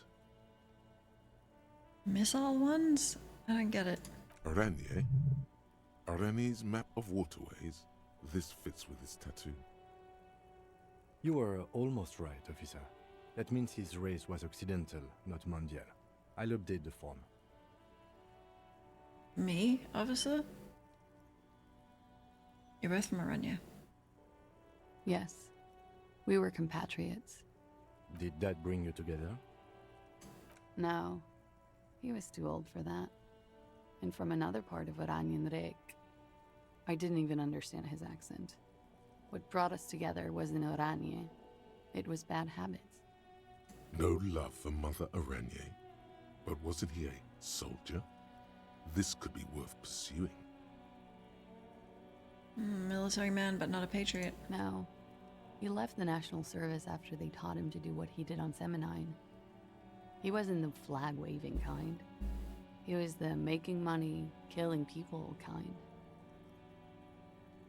Hold on.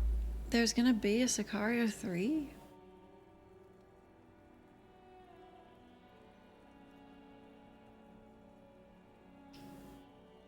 I like to think whenever you get the encyclopedia thing, you suddenly find 2 Royale on the floor. He was by no means a stupid man. A people person. A small platoon leader. Certainly not a patriot. Okay, you don't seem like a patriot either. There is nothing on Moindi. The old world is dead, and we both knew it. Maybe Oranje did bring us together. In loathing. I love Revachol, though. I hope she loves me too. Okay. All right.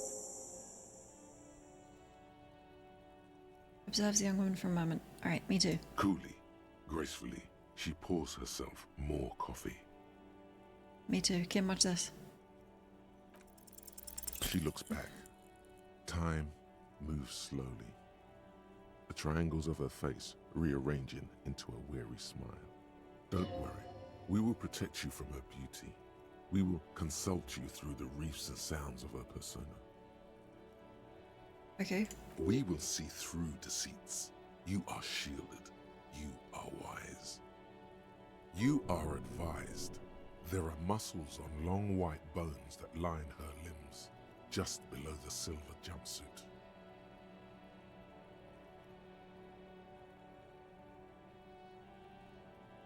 I'm obsessed with the muscular system, but kind of cool. What's happening? Nothing. Just time passing. Don't worry. Okay. Anything out of the ordinary and you would be notified. Okay. Air moves in your windpipe. Your heart beats. You're a detective. Get back to detecting. No, I gotta stop this. The strange moment ends. It was brief, no longer than 2.2 seconds. She is a spy. Okay. Wait, stop. That man, bloated beyond all recognition, was 42? Yes. Below the damage, the weeks of decomposition, all the swollen indignity of mortality. He was 42 years old? Give her the expression again. Where's this going? How old are you? That's where this is going. I don't know. 45,000 liters of raw alcohol has left its disfigurements. What lies beneath, you wonder? Whoa. You could ask either one of them. Kim? How old do you think I am? Huh? I said, how old do I look? How old? 58. What? Are you sure? I don't think so.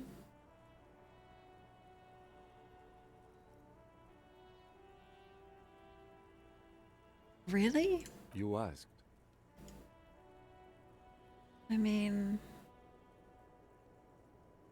you're probably right. Nah, that's really old. I thought it was like 43. You could be wrong. 42. And he was deceased. He had been decomposing for a week. Okay, the ravages of alcohol are nearly as extreme as that of death itself. There's silence. Then a little more. Here it comes. Mercy. No, truth. Sure, you're 42. I didn't say... Let's go? Okay, well... Wait. This requires scientific measurements. No, I'm not afraid of the truth. I think your truth is a little bit too high. To the laboratorium. No! It's gonna give me another debuff.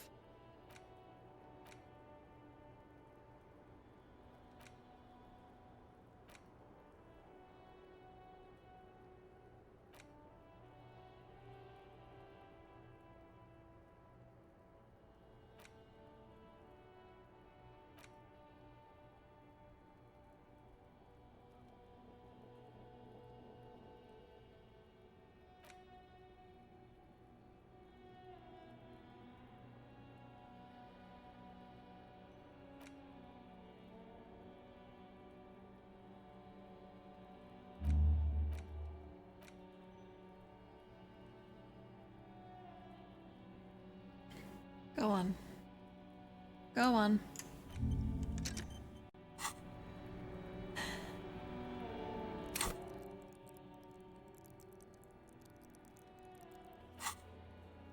Okay, talk to the Hardy Boys.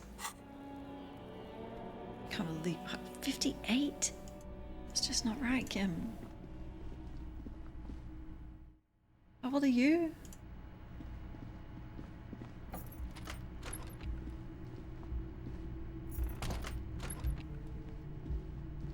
have no idea. How old are you?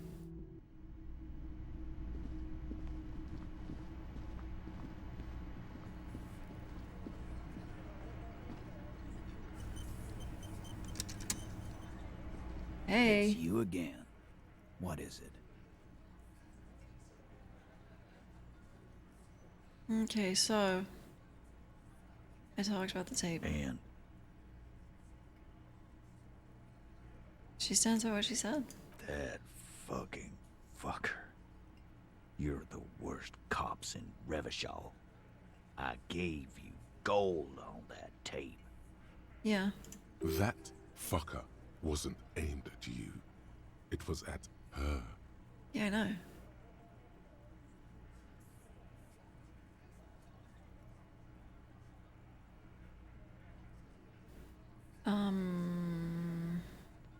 Look, I'll agree, it was kind of dark, but I think she's sick in the head. Dark. Dark is when you start a goddamn death rock band. He said he'd rape her. Yeah. What did she have to say then? Fine by her? This is what people are supposed to be like? Fucking whoop-de-doo.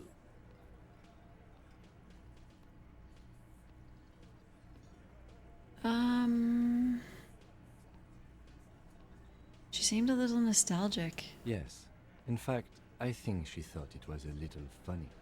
Funny? No good goddamn psycho whore. Hey, you slept with her. All fucking righty then. I guess it's good then. Fucking. Please try to control yourself in the presence of visitors, Titus. This is just perfect. Just fucking perfect. Any thoughts on this, lawman? You don't have to say everything out loud. Just mix and match.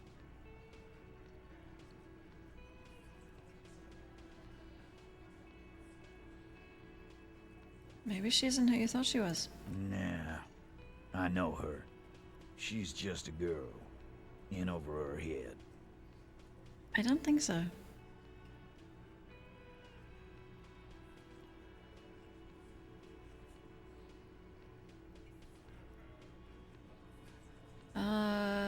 Look, I'm a cop, probably shouldn't say that. She's not helpless. Handled him?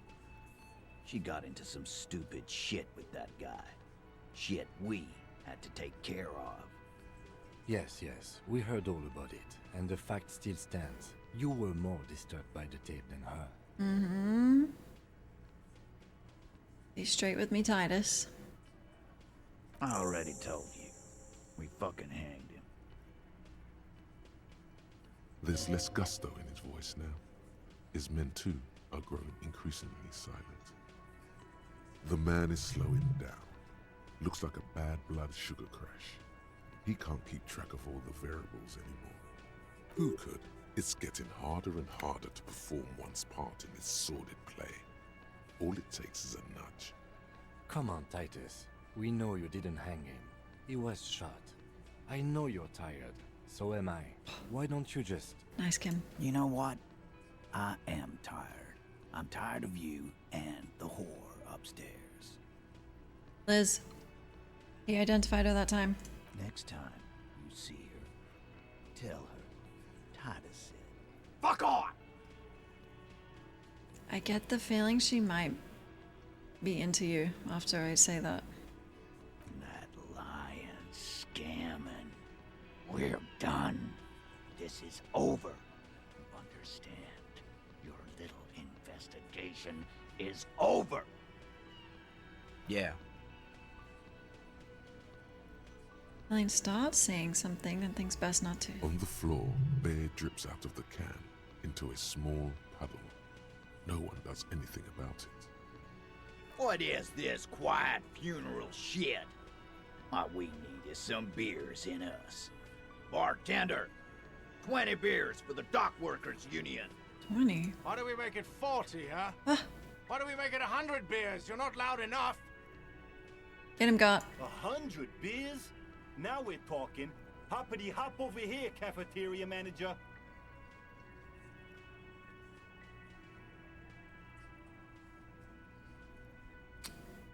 Whoa.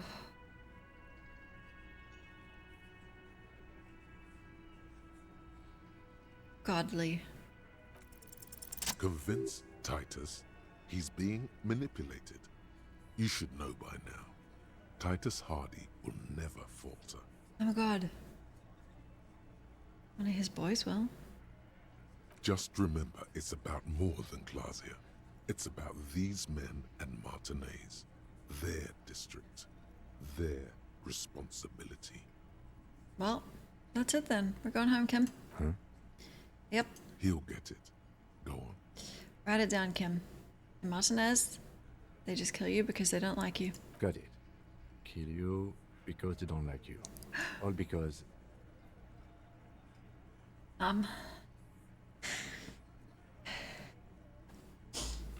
Well... He called me racist.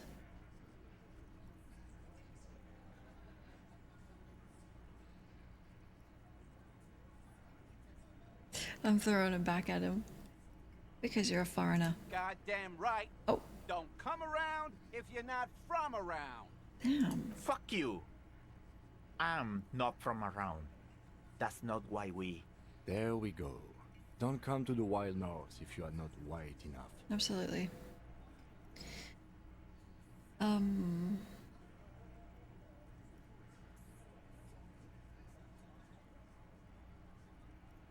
They just hang you, shoot you, whatever. They can't even remember. It wasn't that.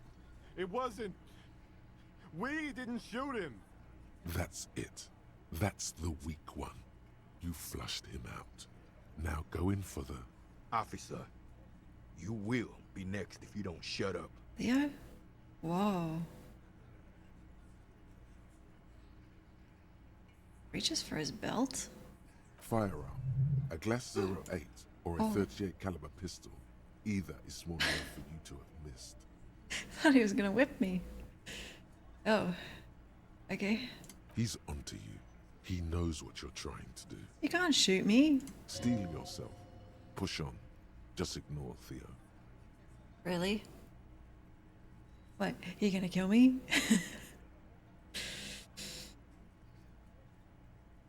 Look at Kim. The lieutenant has put down his notebook. His hand is resting on his holster. He gives you an imperceptible nod. What? What does that mean? I don't know, you're supposed to tell me. Go for it. The lieutenant has his eyes set on the fat guy. Push Angus. We're almost there. Shoot Angus. Got it. Or what? You're gonna kill me like you killed him? We didn't kill him. We didn't even hang him. He was dead when... Shut up, Angus! He was dead before you hanged him. Fatty! Say one more thing to the cops and I'll... Hits Angus on the back of the head? Dennis, stand down, or I'll beat your head in. Yeah. Theo, take your hand off the belt. This isn't 31. I've got this under control. Your boys are getting out of control, Titus. I mean, we already knew he was dead before he got hanged, but we didn't know that they didn't even hang him. Angie, where's your goddamn inhaler? You sound like you're dying. I left it home. I can't get it. I'm too fucked. I'm sorry.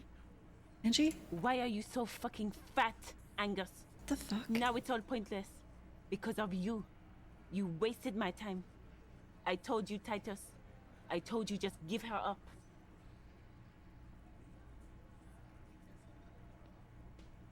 Lizzie, your help is no longer needed here.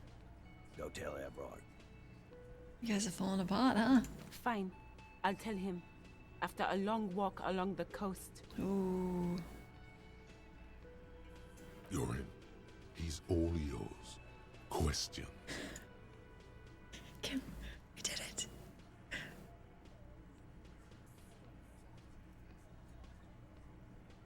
So you didn't kill him? He nods. You hanged the corpse to cover up the real cause of death, the bullet in his head. Another nod. Okay, we knew that. Why? Because the girls asked us to. They were in some shit. Girls. Girls plural. There's another girl. 2 of them. Take note of this. 8 of them. They'll probably say more about her later. Did she kill him? Cop, I have no idea. The girl says she didn't. He doesn't think she did. Or at least he hopes she didn't. Girl bosses.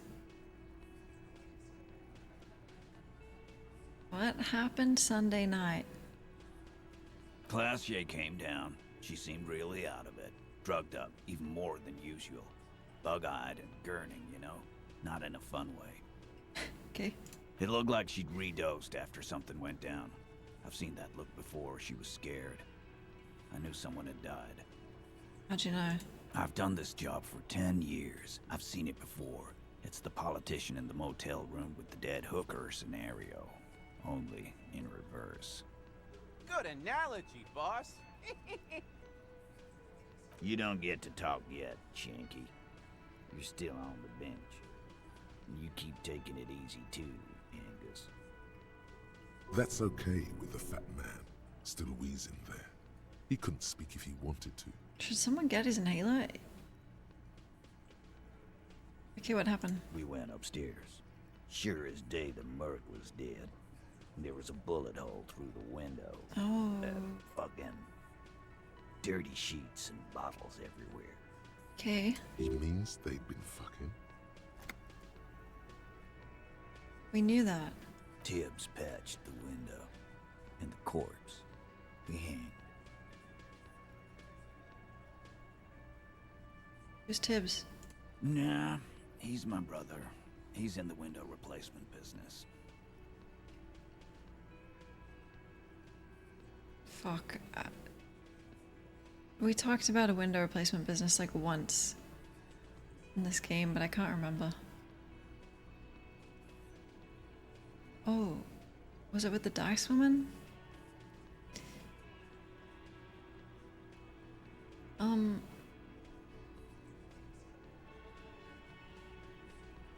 Okay, if Klaasje didn't kill him, why the cover up? You may have noticed our girl's in some shit of her own. No, what kind of shit? That can't show up on police radar kind. There are people after her from the old world.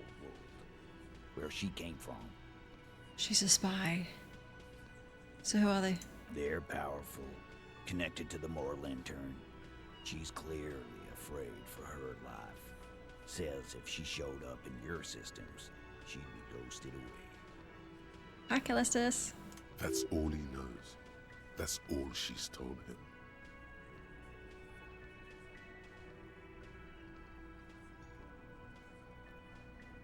Sunday friend? And why would you help someone like that? By taking on a murder? Why would I? I guess we abide all sorts of runaways and losers here. It's a Martinez thing.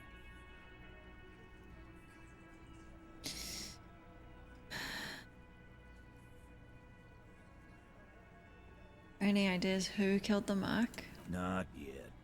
Just some ideas. She says the shot came from outside, behind the window somewhere. So that's a clue. What? It's Callistus. Okay, thanks for telling me. Thank you for the follow. I really, really like this game. A lot. I'm actually a good detective. I am. I'm just also pathetic, but that's more of a personality thing. I'm good at my job.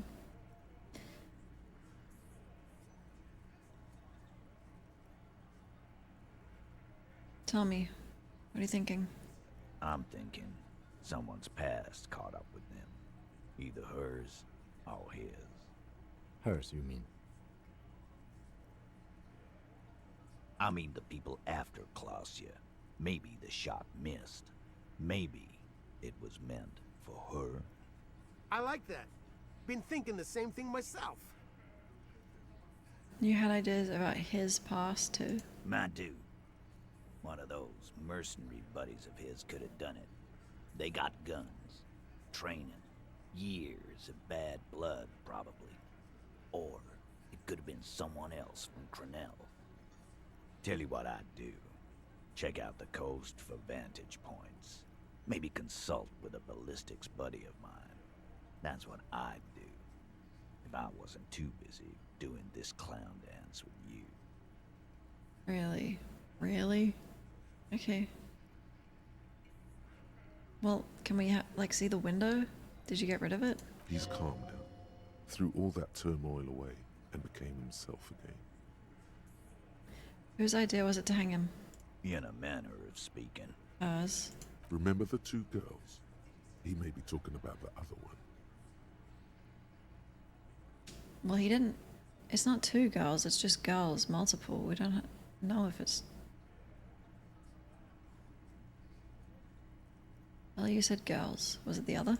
That's right. It was her idea to hang him. I liked it for political reasons. It sent a good message. Okay, it's her, the eighth missing Hardy. Fella, you think too much. He's off all right. You're gonna hurt your head. That's a yes. That woman is just affiliated with the Hardy Boys. You don't know her, anyway. I know she likes women, and I know she likes radios.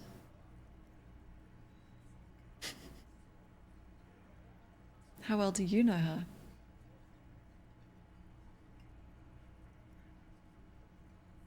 Okay, understood, but can you tell me anything about her? Nope.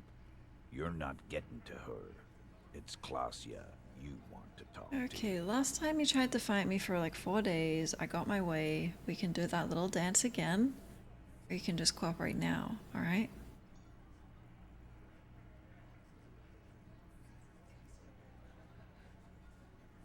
I'm not sorry I made you fight. It had to be done. Can we did it? The lieutenant gives a smile only you can see. Cute! Thanks, Titus. You do that. Hey, cop. Before you go. Yeah? Klaasje, came to Martinez to hide. Many of us did. This is where you wash up when there's nowhere left to go. The Union takes you in. Now, she refused that protection. But You'd still prefer if we didn't take her away? that's right. If we didn't take care of the people who end up here, this place would just be a couple of ruins and some cargo containers. We'll take that into account. Hello, Based. You guys watching me do my job? You seeing this? Actively solving the investigation. It's easy.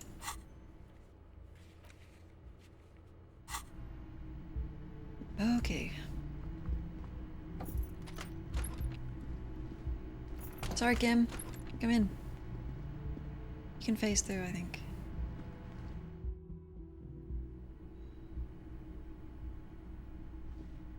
Tight ass. Hardy.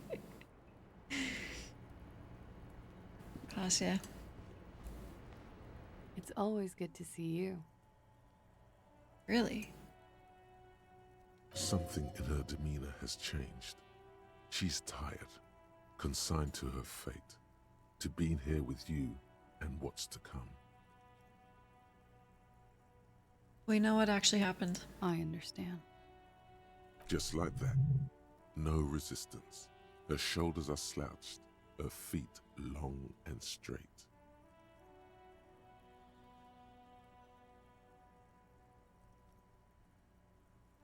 You were expecting this. I knew there was a chance you'd get them to tell you.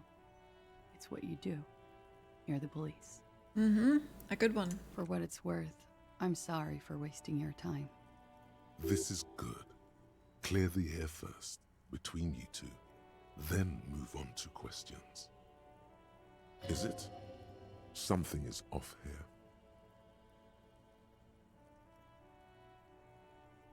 Is it? Shush. I can't hear what she's saying.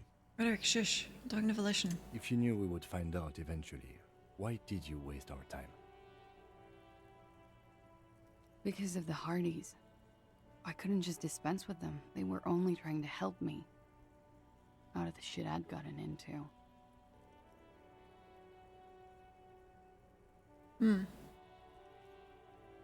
Cool.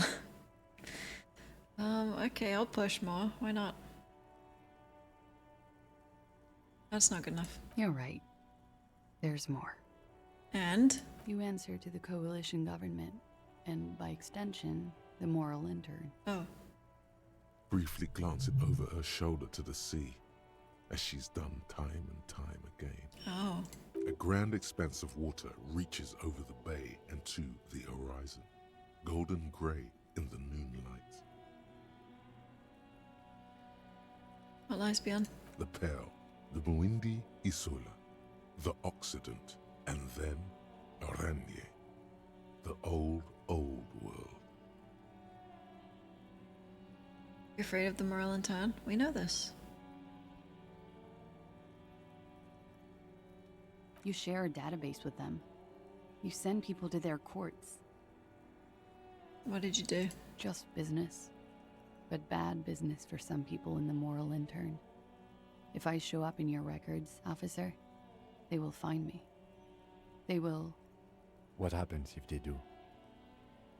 They will kill me, sir. If you file my name, take me in for questioning, enter me into the moral intern mill, well, then I'm fucked. For nothing. This murder didn't have anything to do with me.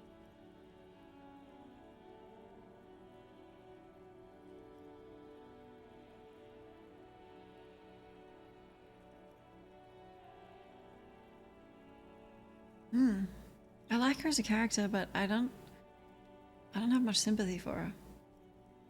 I think because she doesn't for other people.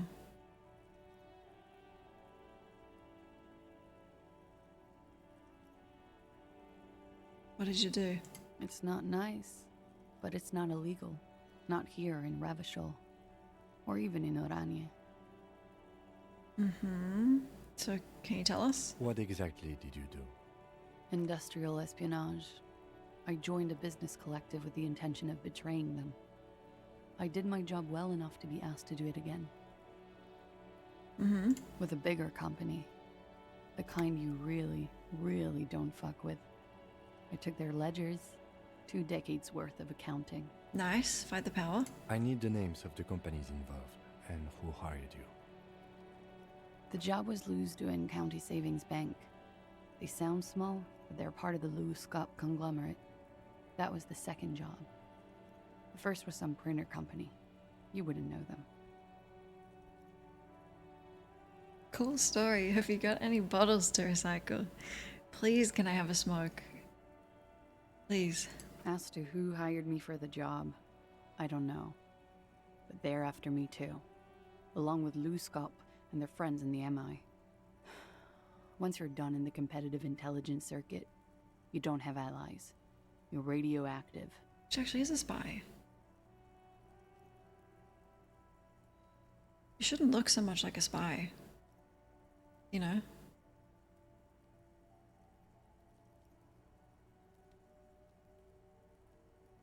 Okay. Laws cap. These people engineer financial disasters in second world countries. The conglomerate also includes the Bank of Consecration, Airberg, and the popular Papalolo line of dairy products.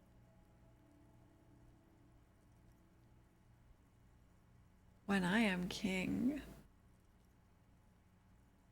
This is a lot of shit, huh? It is. Many people lost their jobs. Not just C-suite. Ordinary people. What I did to get to accounting... A lot of people got hurt. But that's just more of my shit you shouldn't have to deal with. You're solving a murder. Make fuck. I like the phrasing.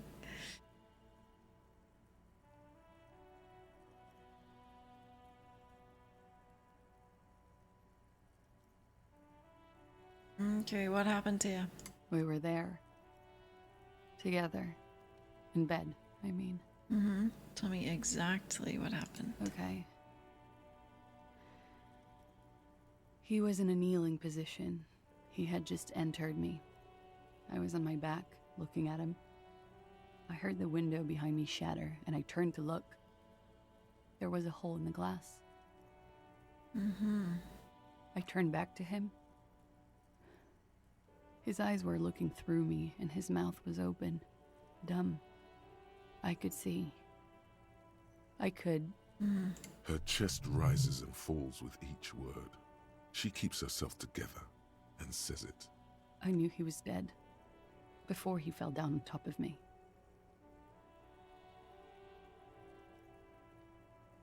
I don't think she was the target then, because she said he's huge.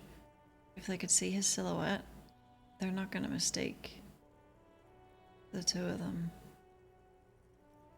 Then what? He was heavy. I pushed him off and he fell to the floor. There. He only had his boots on. I bit the pillow, not to scream, then ran downstairs. I waited for the second shot to come. For me. I thought there would be one. It never came. He's what? What did I say? What did I say? He's huge. She said. Muscles. She's forgotten about her cigarette. The butt has burned right down to her fingernails. He's massive.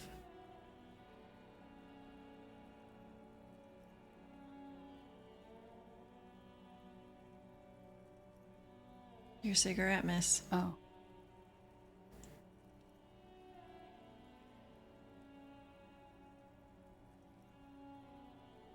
That's a motherfucker. Yeah. It was a real motherfucker. My god, 4090? That big? Surely not. What time was this? When did it happen? It would help us if you could be as precise as possible. 11:30 to 12:15. I don't know the exact time. Around midnight. Oh, that's specific. It's okay. Were you inebriated? Not as much as usual. He'd done a line, plus other things. I was drinking. Wait. Titus said she was gurning her jaw off, much more than usual. No, he said that she'd done that like after seeing. You know what I mean? Titus said she looks pretty high. Oh, yeah. I did one of his lines, just to clear my head. After? Did you hear or see the shooter in the course of this? No. Then what? Nothing. I was trapped. I was stuck in my room downstairs. I got some clothes on and crawled back up, drew the blinds. Blood was coming from his mouth. Not a lot. Just a little. He was still on the floor, slouched. I couldn't be there with him anymore, so I ran down and out of my room, into the hallway, down the stairs. I knew there would be people there.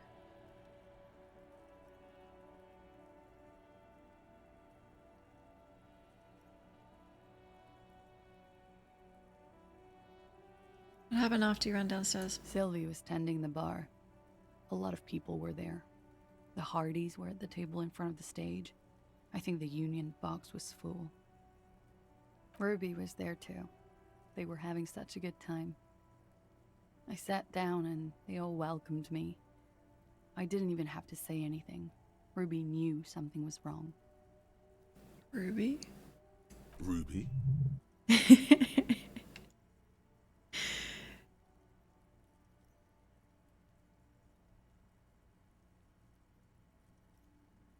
Can we ask later?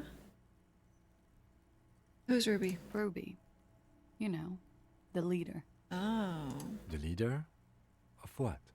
The Hardy Boys. Yep.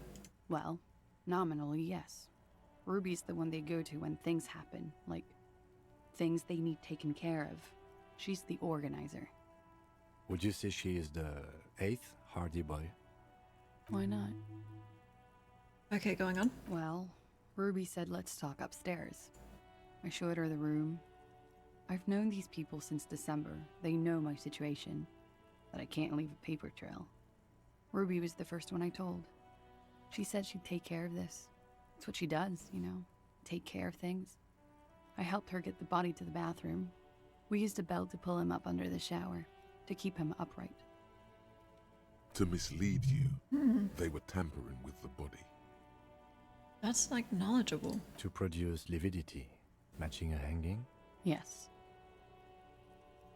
We completely missed the tampering. Looks like you got there in time. What was this, 20 minutes after death? Oops.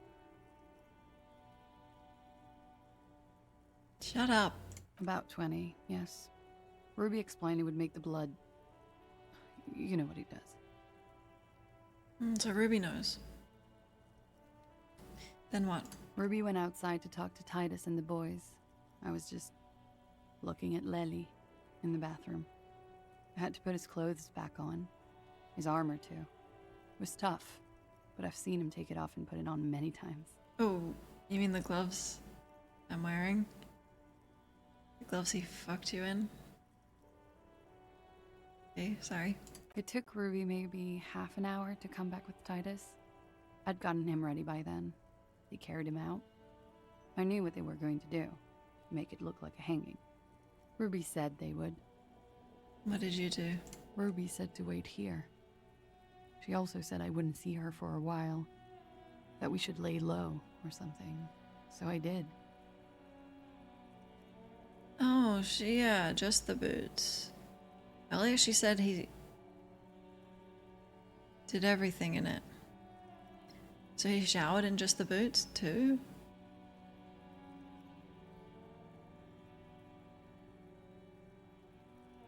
Okay. Where's Ruby? I don't know. I haven't seen her since. You know what? I thought it was just like game design that you can't talk to her. No, it kind of is. After that first talk you have, but...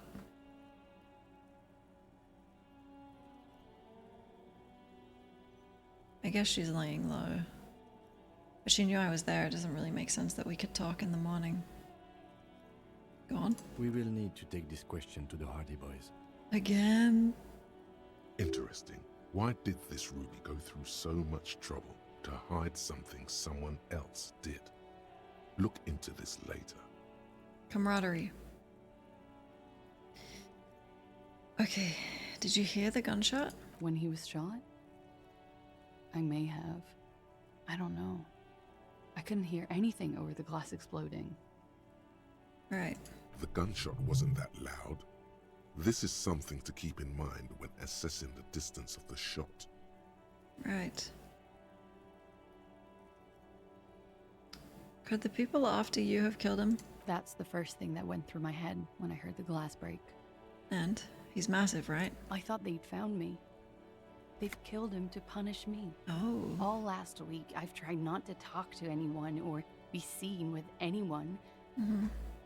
So they wouldn't be hurt.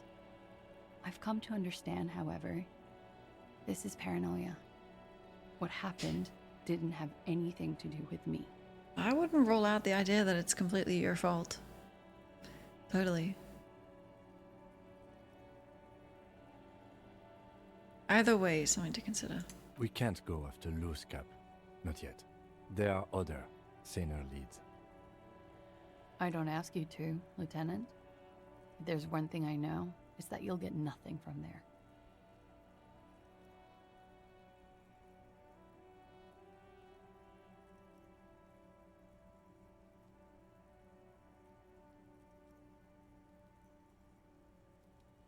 Why did you call the cops? Because I'm an idiot. Which is an indicator of truth. Idiot. She's nothing of the sort. No, I know what she means.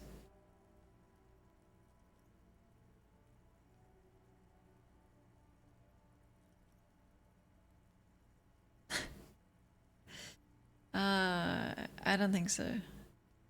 You have to understand, the people around here, no one was making the call, and he kept rotting. And then they picked his clothes off. And that little fucker threw stones at him. Her jaw is clenched. Her throat moves. It takes all her strength not to cave in and sob. Once. Just one time. He kept throwing stones at him for 3 days. I could hear the thud. Thud. So I called you. I hope with all my heart it's not the last thing I do in Ravishol. She definitely called the cops. That was task complete. It could not have been a lie. That is impossible. Shut up, drama. Mama's the window changed. Last week, Angus and Titus's brother, I think he's called Tibbs, took care of it. Angus and Titus are brothers? You should have another look at that window after this. Reconstruct the scene. It's right there. In her bedroom inside? Yes, you see the glass sparkling out of the corner of your eye.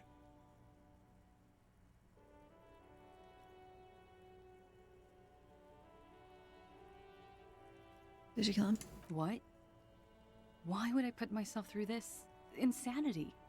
Get myself cornered like this. He wouldn't have died if it weren't for me. I know that. But I would never hurt him. He was a serviceman. He must have had a gun lying around, close to her hand. A military weapon using jacketed ammunition. Wouldn't have died if it weren't for me? She said that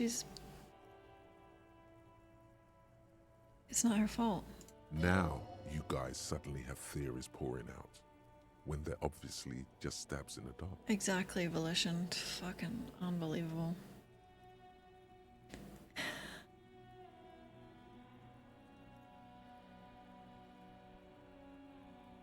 No, I don't think she did it. Like what? We're done. She nods, silently.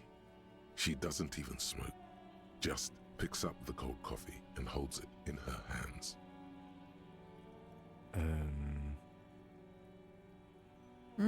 He's thinking, are we done here?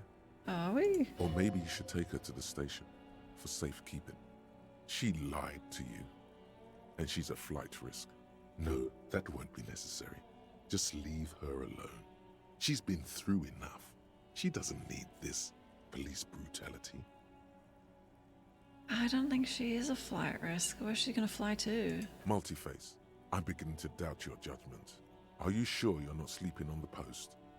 You have to wake this one up with force if you want to continue pushing her. Guys, stop fighting.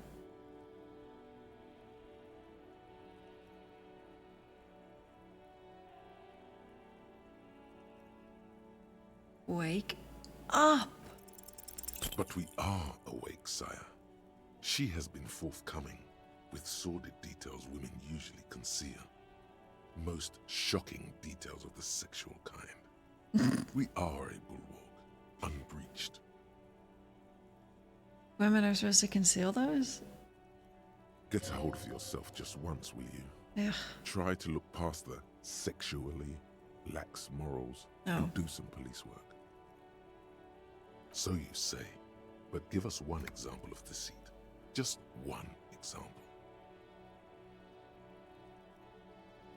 Could the lurid explicitness conceal something less sensational? I mean, it wasn't that explicit.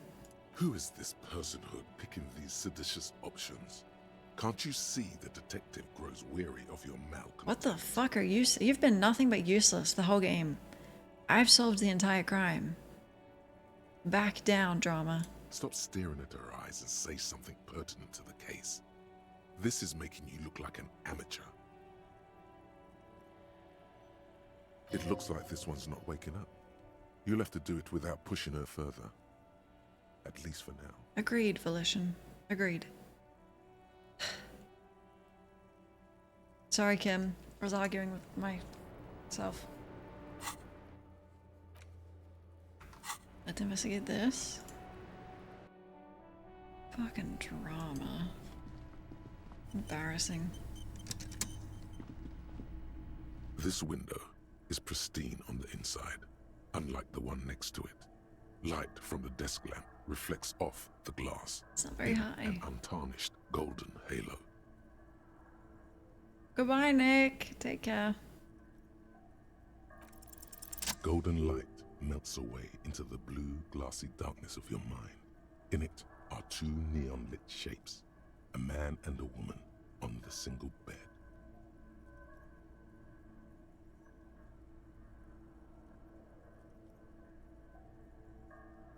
Oh, I thought he was at the foot of the bed. Are you saying he was facing the window? What position? Like the witness said, the man is kneeling, the woman is on her back.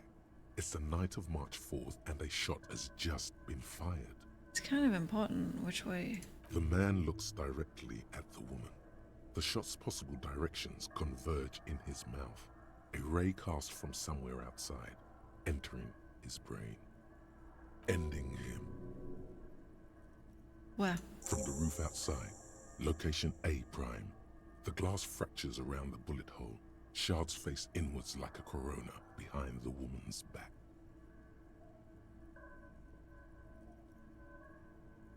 The man does not know the bullet has entered his brain. He never will. Death comes faster than the realization. The ray cast from the man's mouth unravels into a fan of possible directions, all on the roof at first. The shot could have come from any of them. This is composite location A prime, most likely of the origin points. I feel like Dexter, dude. I want more points in this one. It's fun.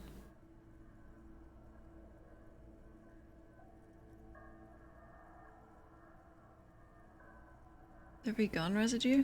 There could have been. Then the rain and slashed wind washed it away. Right. This was more than a week ago. It's like 14 days ago. So I'm like 80% sure. 72%. Okay. With an antique weapon that fires military-grade ammunition. A Belma-grave rifle, for example. This is a good short distance, but not too short. The perpetrator aimed with their back against the railing, or possibly kneeling for precision. This would explain why it only took them one shot. The lights were on in here. Outside it was dark. It was like shooting fish in an aquarium. A well-lit aquarium. The victim opened his mouth to let the bullet in. Neither of them would have seen anything outside in the darkness. See. Too busy with their own bodies.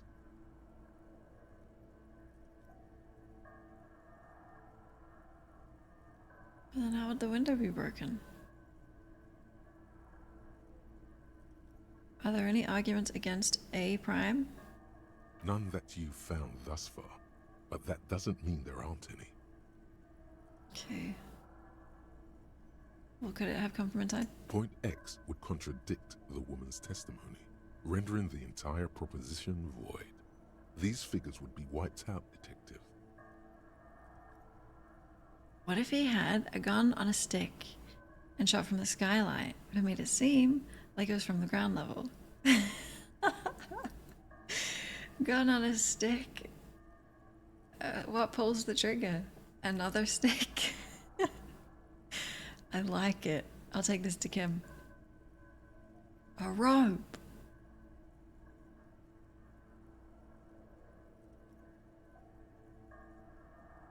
I don't think anyone has ever asked that question in history.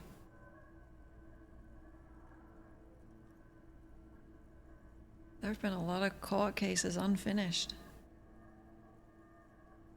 The rope is also on a stick. Yeah, important.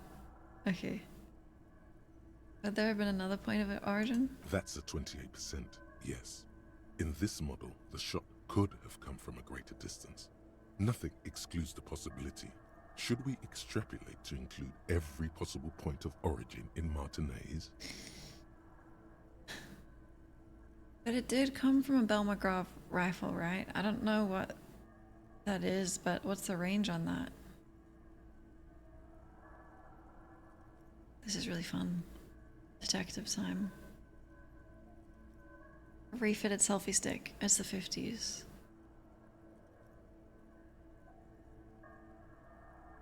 Extrapolate. According to your map of the district, this shot could have come from a wide angle of locations, starting with the northern edge of the abandoned boardwalk, ending with an islet in the bay. Let's call them B prime. Okay, more precisely. B prime for boardwalk, B double prime for Land's End, and B triple prime for the islet detective.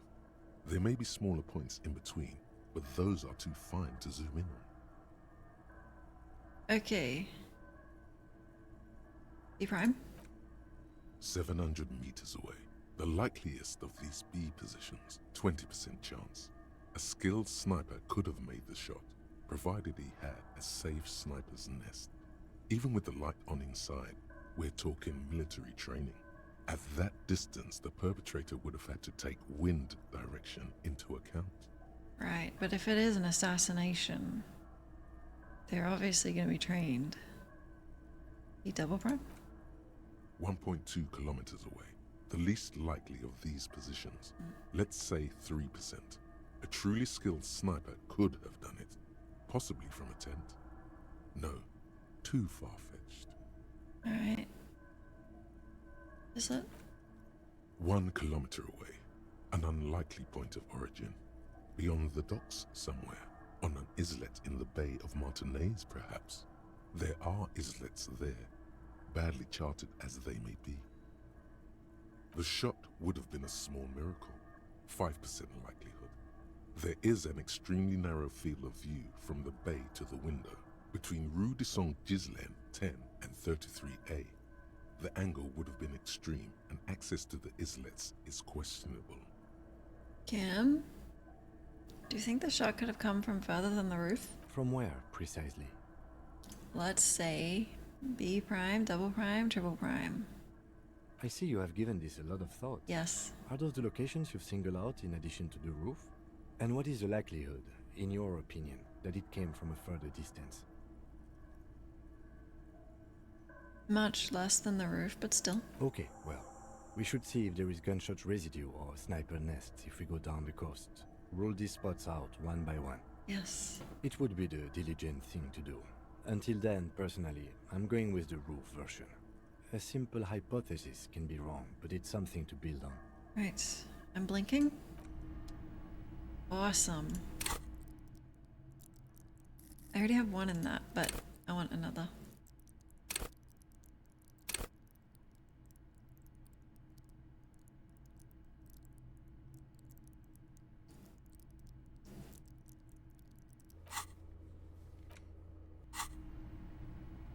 Okay.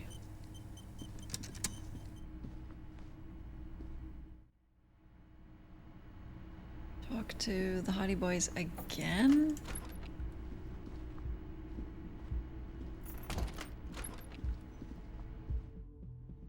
About, what's her name? Rosalie? Rose?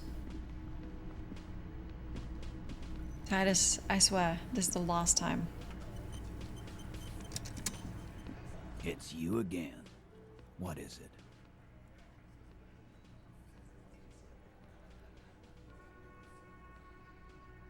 I need to talk to Ruby. Why?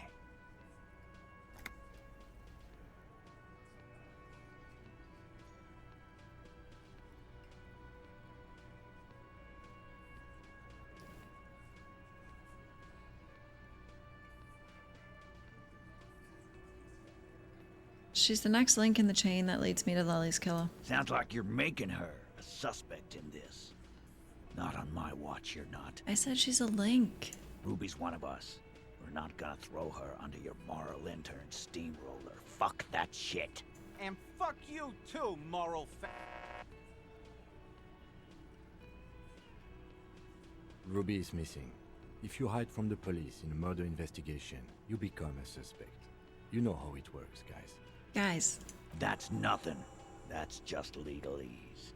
You don't even have a sound theory. I don't want to be rude, but we're trying to get some R&R here. Think you could fuck off now? If you're not nice to me, I'm about to pin it all on Ruby. Every single thing. Every crime I've ever seen that's gone unsolved, I'll pin it on her. I think we'll keep sticking around, Titus. You'll be surprised at how quickly a theory presents itself if you keep looking. Dude, I get so corrupt. It's just the injustice gets to me, you know? Balance must be restored, motherfucker. From the corner of your eye, you see a little bird fly into the bush, right behind the window, behind Titus's back. Good detecting.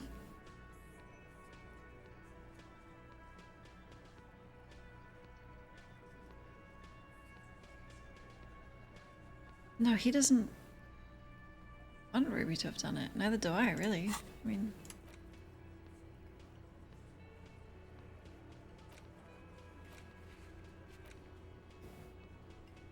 Boardwalk Island. Okay.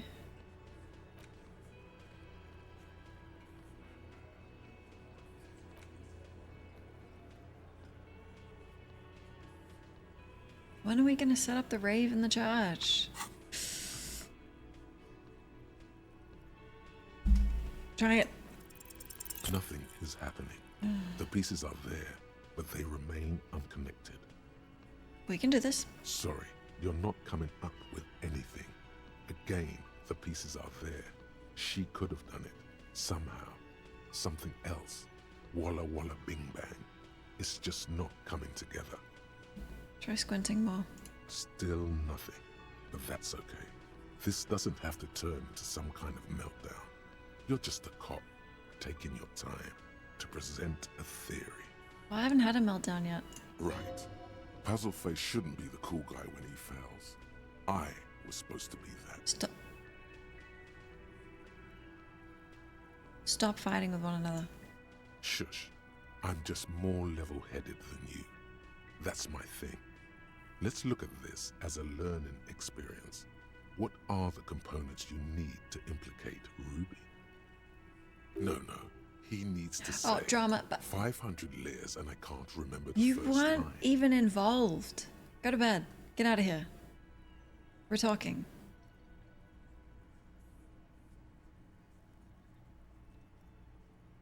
Why should I say that? No, I just want to hear the components. Get out of here. Smart move. The components are access to the roof, weapon, and motive.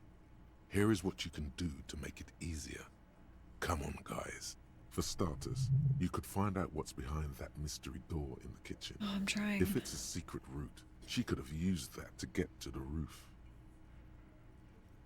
Oh, we know it's a route to the roof. Can't get through the door? Yeah. You know what would help. Doing a thorough search of this room. Maybe something's hidden. Really? You could crack Klaasje's last defenses. Maybe she'll tell you something helpful. No, volition. Say, 500 layers and I can't remember the first line. No, nothing good will come of it. He did the right thing not saying that the last time. Just do what the nice helpful guys said and don't do the bad thing. How can you guys stand drama? Stuck up there with drama. It's that simple. Yeah, thank you, Logic. Unless we have more business, we should. What, Kim? I wanna leave. Look around for I'm looking. Your way through the door?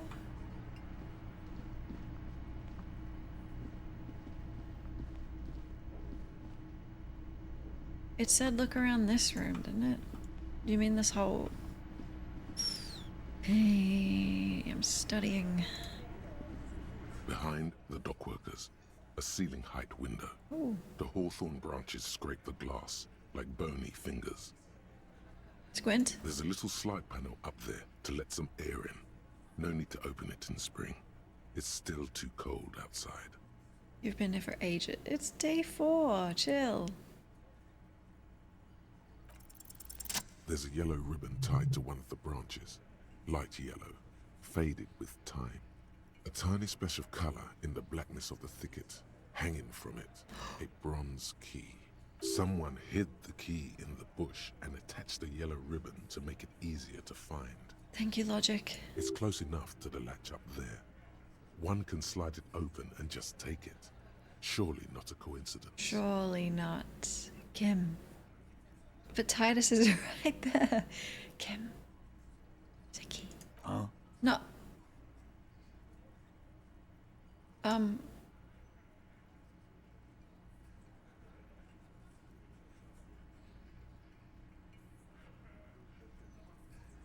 Could I just grab that? I don't know about that. I'm comfortable here.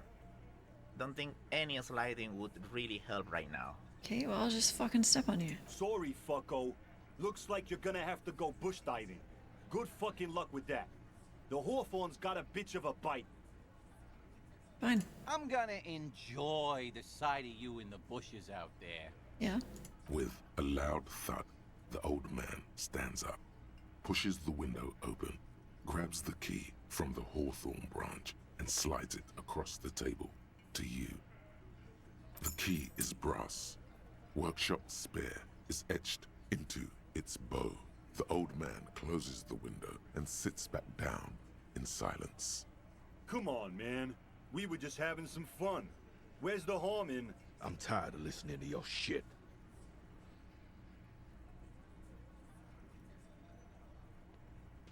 I just nod without saying anything. Don't thank me. Yeah. I don't give two shits about your key. I know you don't. Well, now I'm just gonna keep annoying them because it's kind of fun. Hey! Anyone know why this key was hanging out there? Didn't even know it was there. Boys. Really? No idea. Really? Never even seen it. Someone must have hidden it there before this room became our place. Really? I wonder what it opens. It could open the door in the kitchen. The blue door.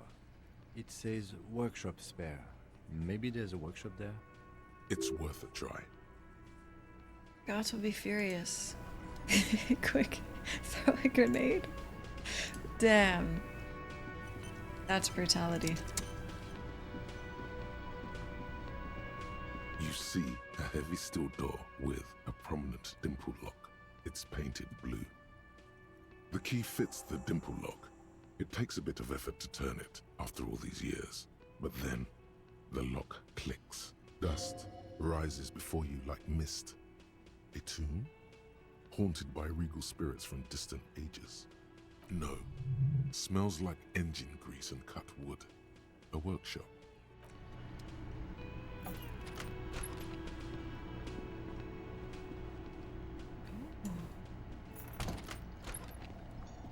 Imbo. Like a Nigerian. White Diora. NB, the spec key is tied to the bush outside. Alright. Over there, in the corner. The pinball machine? Not just any pinball machine. This is the pinnacle of pinball. Cornelius Gordy and the Mountain Goats. It's lit. You can't wait to get your hands on it.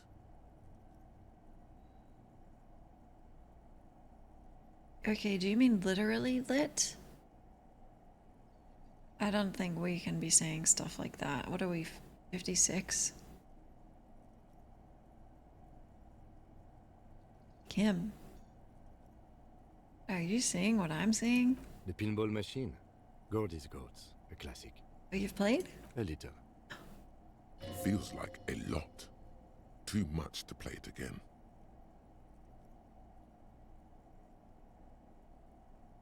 What? What is he, an addict? What do you mean? I'm pulling it out. The pinball. Ah, great. What? Cornelius Gordy and the Mountain Goats reads the golden lettering on top of the back box. There's a small column of text underneath. The machine is coin-operated. Get the game on, Fingerboy. I'm ready. Those flippers are ready. I am ready.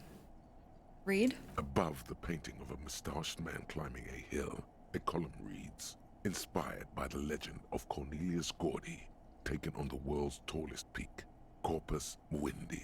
The Mesk legend holds that when the nation is in danger, heroic Gordy shall return and save his people. Inspect. The theme of the game is to explore Gordy's climb through the perspective of goats and to ascend to the top of the mountain in a time of trouble. The peak of the mountain is at the top of the playfield. All the balls have small goat icons on them and represent the goats as they race up and down the mountain. Cool. Areas around the playfield represent Gordy's climb, places he was said to have camped, which the goats can discover. Get them to the summit. You can't be mad at me, Kim. It takes a while to get into a rhythm, but pretty soon you're able to keep 3 goat-faced balls in play with relative ease. Go, go, finger boy. Huh? I feel sorry for the goats. If they only knew the kind of guy old Cornelius really was. What kind of guy? The kind of a guy who uses the word savages a lot when recounting his travels. A masked nationalist. Oh. An avid huntsman too. He was often photographed in his dining hall, surrounded by wall-mounted hunting trophies from every continent. Every continent?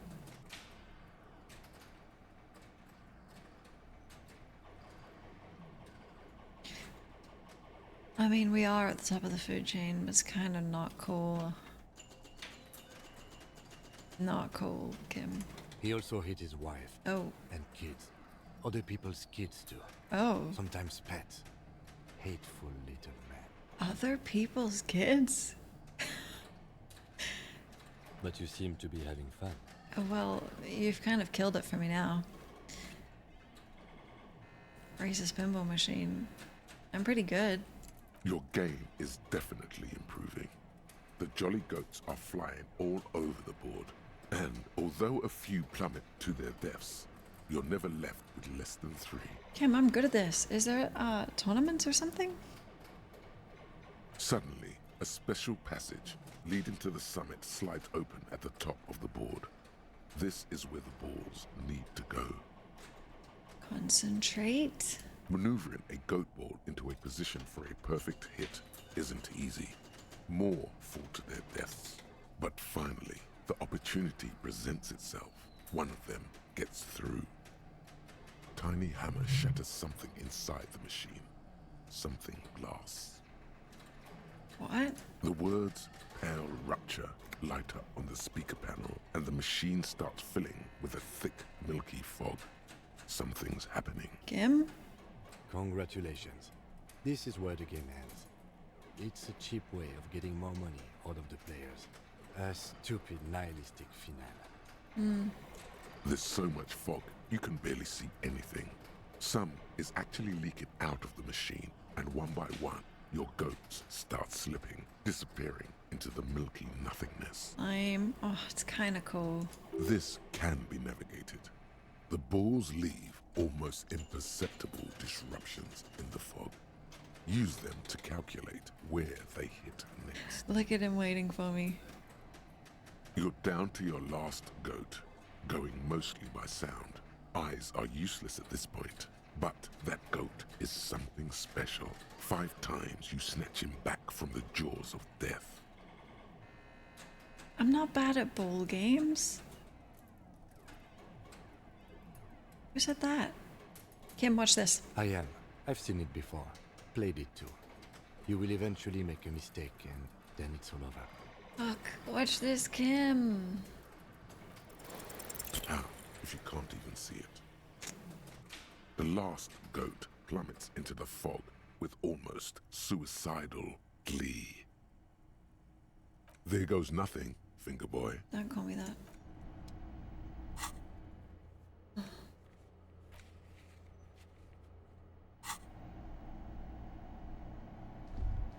All these mesmerizing machines, just waiting to be plugged back in and played. More pinball? Feels like it might jump back to life any moment. The lights illuminating the white-robed woman.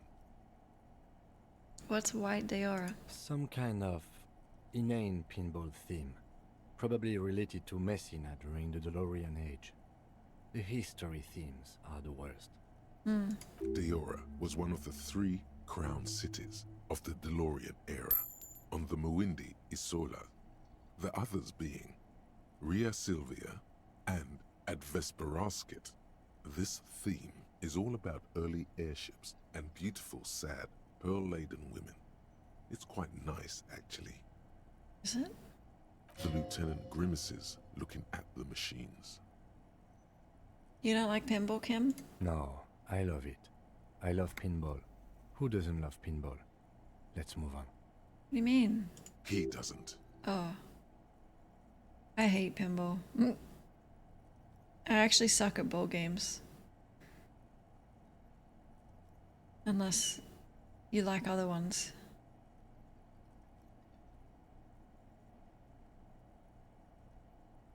What about the other one? No. Are you sure? You can't fire them up. They are broken. Only that one machine in the main hall works. The Royalist Pinball. What a dumb name. Royalist Pinball. If they weren't broken, he would kick one of these machines about now. Think. Kim, Pinball, Kitsuragi. Kimball. What? Kimball? President? Exactly. That's what he's known as. His reputation precedes him. Hey, Kimball. What? You're Kim Pinball Kitsuragi. So now he remembers. Yeah. Yeah. Fine, I'm Kim Pinball Kitsuragi, aka the Kimball. You remembered. Congratulations. You don't seem to really like pinball. No human being should. It is a game that requires no skill and a childlike affinity to flashing lights and to fantastic, science fiction, and historic romance franchise. All those things are sick. It is lame. Okay. Why are you called pinball? I am not called Pinball. It was used to taunt me a long time ago, before I became a homicide detective and got my lieutenancy. What do you mean? Fine. I was a juvenile police officer for over 15 years. It's how I started out in the RCM. Once I had to infiltrate a pinball ring, as you do when you're a juvie cop.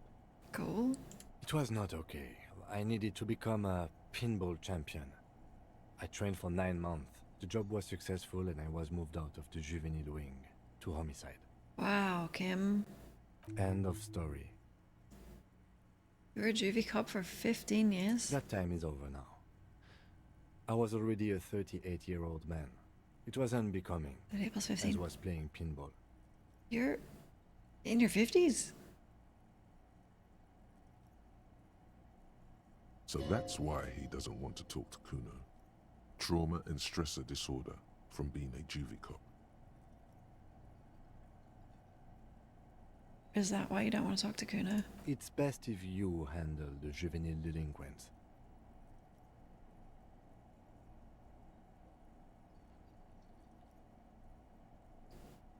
Don't worry, I'll keep calling you Kim. Lieutenant Kitsuragi is good too. No. Now, we really need to continue our sweep of what appears to be a secret path through the whirling. Yeah. Kim. The faker. My parents had a pinball machine. I can't remember what the theme was, but it's in all my baby videos. It's actually, yeah, like a star in them, maybe a bit more than I am. This small elevator is dimly lit by a bulb that's been glowing for ages. The latticed cage is open, inviting you to step inside. Smells of nougat and sweat. Your head brushes up against the ceiling. There is a control panel to your right, and just enough room for 2 people to fit in. Come on in. The maintenance card under the control panel reads, Last maintenance, 10th July, 88. I'm scared of elevators. I remember Windows XP 3D Space Cadet Pinball.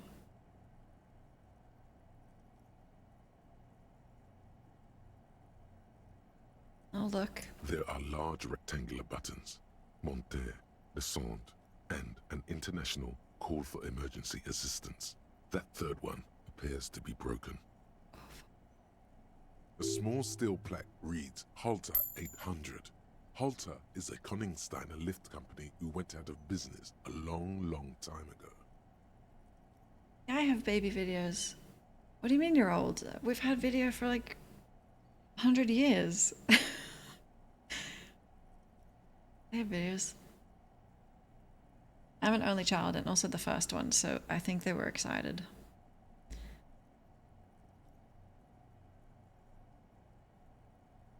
Okay, it does say last maintenance 88, Kim. That it does. I say, let's brave it. Oh god, I'll panic if we get stuck. It might kill me. Well, this elevator was maintained in the future, Kim. No, it was maintained in 88 of the previous century. You think it's not a message from the future? No, I think the bureaucrats just forgot about this backroom elevator after the revolution.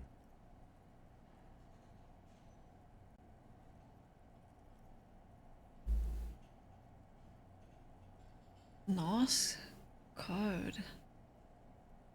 What's that?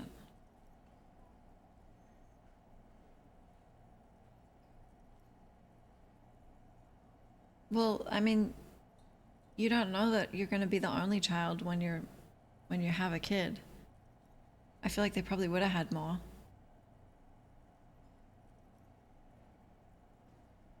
Fifth kid. Wish I had siblings.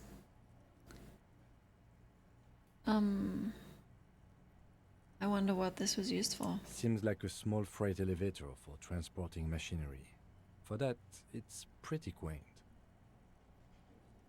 Oh god. In we go. Would you like to eat a burger with no honey mustard? I'm not a huge mustard fan, but it's okay in a burger.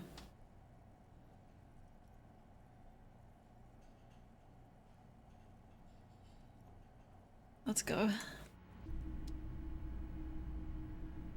Your mum said you had a sister, but she ate her. Or in the womb? Small windows taped shut with black plastic. Boxes of tools and replacement parts. Schematics for pinball machine.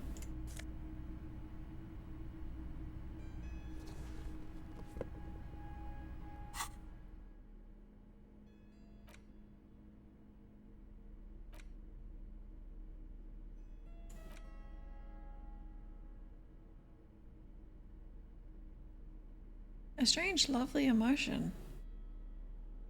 Detective!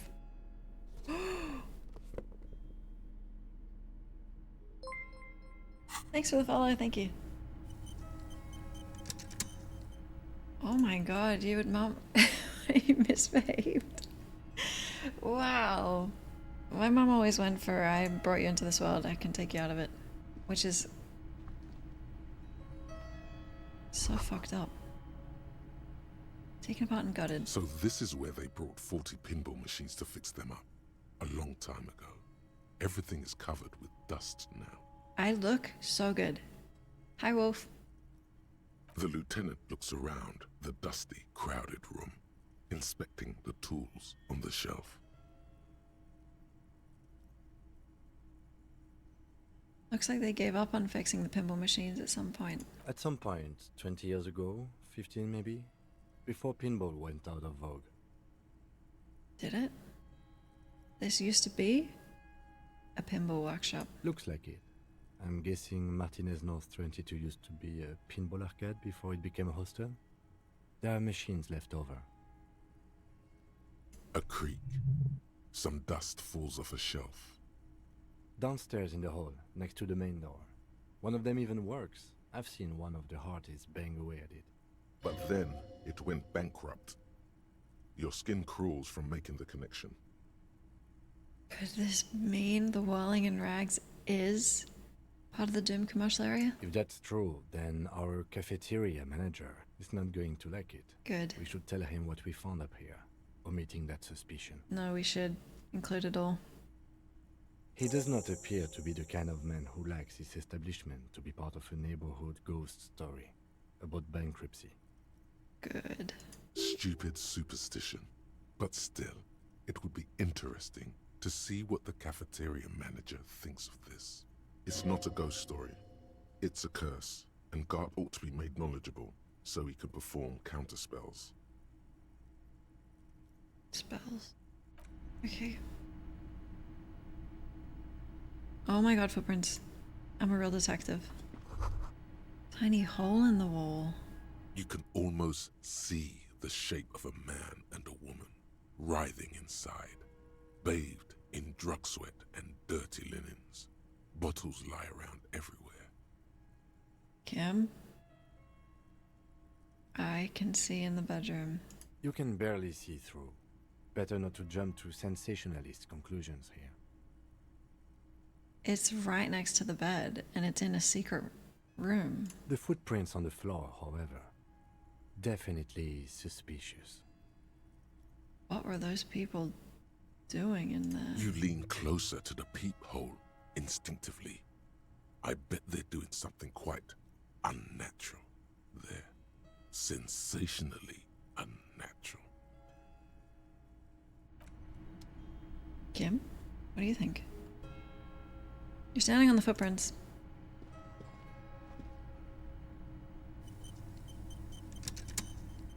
I'd like to play more board games too. You clearly see footprints in the downy carpet of dust covering the workshop floor. Jackpot. These, unlike everything else here, are new. Someone's been here within the last 2 weeks. Weeks or 2. 3 weeks maximum. 3. From the dust coverage. It could easily have been 1 week too. 1, yeah. You know, officer. This is so good it makes him forget the whole Kimball memory. Hmm? It was a stereo investigation after all. Yeah. It has now converged with our main investigation, adding a new fact to consider. I knew it, Kim. Look how detective I look. Wow, I'm really pulling my life together. What does this mean? It means someone snuck through what seems like a secret route leading to the roof. Oh. The roof from where you can shoot our victim. Oh. This is significant. Massively, yeah. These prints, officer, could be the prints of our killer. And if not, at least they're a good argument for this Ruby doing it, to present to Titus. Yes, okay, let's look. Large prints, most likely made by boots. The size is hard to determine. Sole could be bigger than vamp.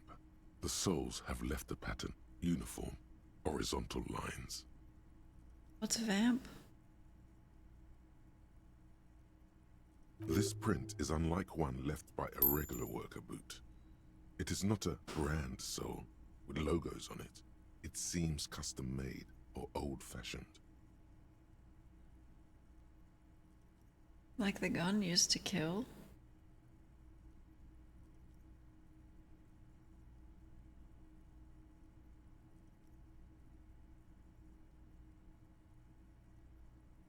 This doesn't look like the worker's boots from the hanging, does it? No. These little horizontal lines are different. They look custom-made to me. Or some kind of foreign print. Hard to say. Still a boot, though. Doesn't look like the odd-soled print we found at the hanging either. The size looks about the same, actually. They're not the same shoe, but they could be the same person. Okay. I wouldn't rule out Ruby coming here yet. This isn't an argument against her. People change shoes, you know? But it's not an argument for her either. Okay. Everything around you is quiet. The prints crisscross the workshop floor. Wow, we're detecting. Wow.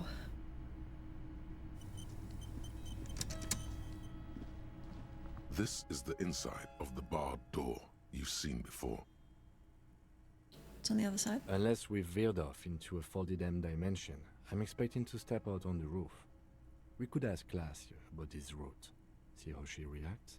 Okay. Yes, it is quite likely that we will re-emerge on the M plane. Brace for psychokinetic impact. Or the roof. Why is this an option? No, it was Kim's idea. Let's do it. Unbar. Artwork reminds you of something. I don't know what. I like it a lot. Officer. Did you see that? Fine day for questions.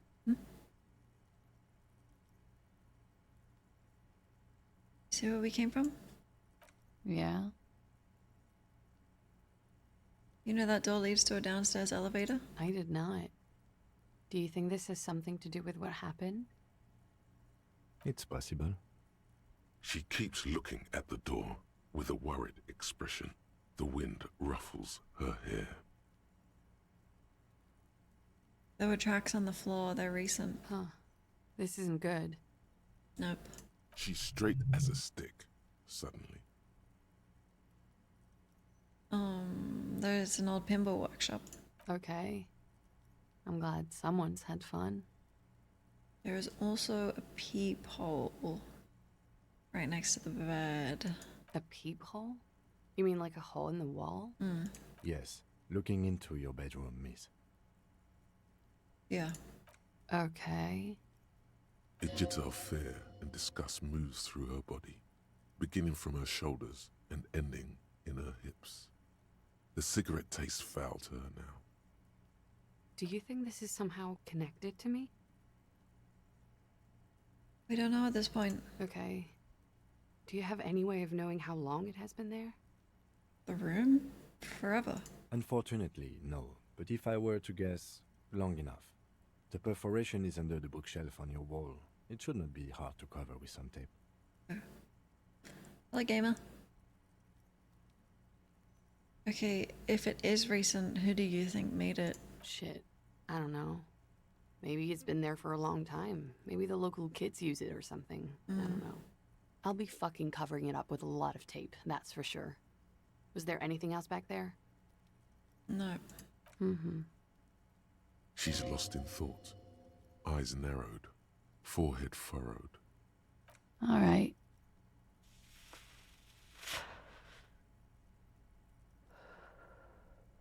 Wake up! We are still wide awake and staring into an archipelago of truths. Scandalous facts she shared, omitted nothing, even if it casts her as a demimonde with sexually lax morals. Yeah, silly me. Gosh, she's so young, isn't she? She would look spectacular in a starring role. Drama. Lock yourself away. Be careful not to look too long into her soon-to-be famous face, lest it make you look like an indecisive suitor. No, I don't need your advice. Go away. It looks like this one's not waking up. You'll have to do it without pushing her further. Thanks, Volition. At least for now.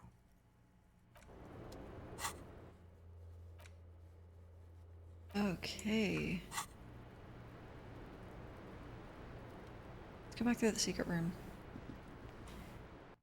No one will know.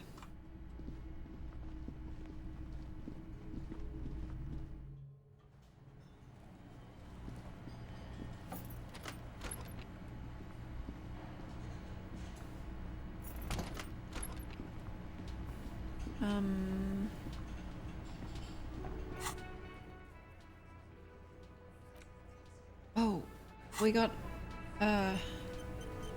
ammunition. It's you again. Yep. What is it?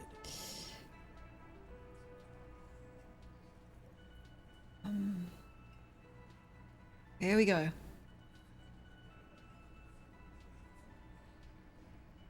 Solid theory. A sudden flash of lightning in your neocortex.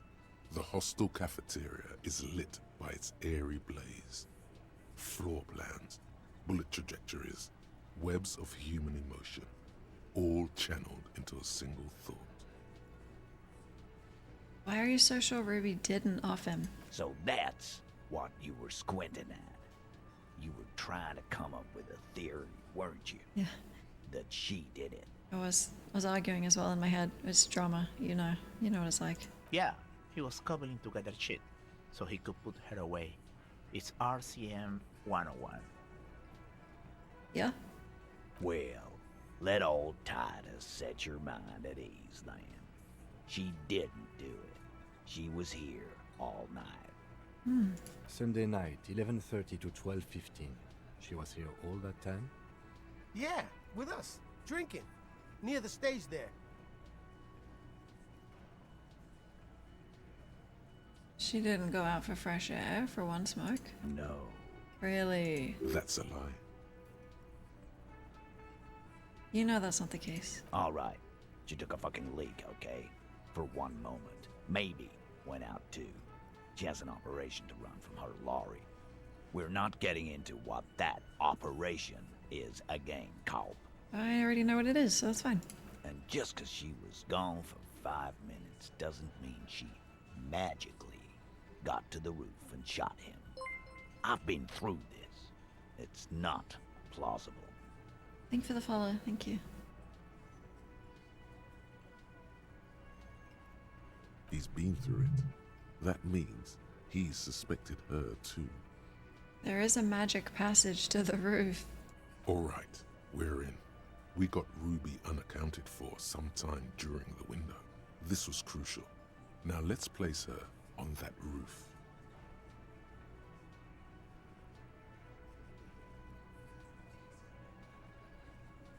The winch. I don't know what that is. I think we failed the check for it. You know there's a secret route in the kitchen that leads straight to the roof? How? Through an abandoned pinball workshop. It sounds like a lie, but it's true. People say there was a pinball arcade here, sometime before the hostel. What was it called, Theo? East Delta Pinball Arcade. Weird place. Went bankrupt. Weird? How? You're wearing the pinball maker's coat. Oh wait, what do you mean weird? It was run by a fella called Nerflock something. Yeah. Who wore a yellow dust coat, like the one you have on right now. Really? Weird guy. Never liked him. No, this...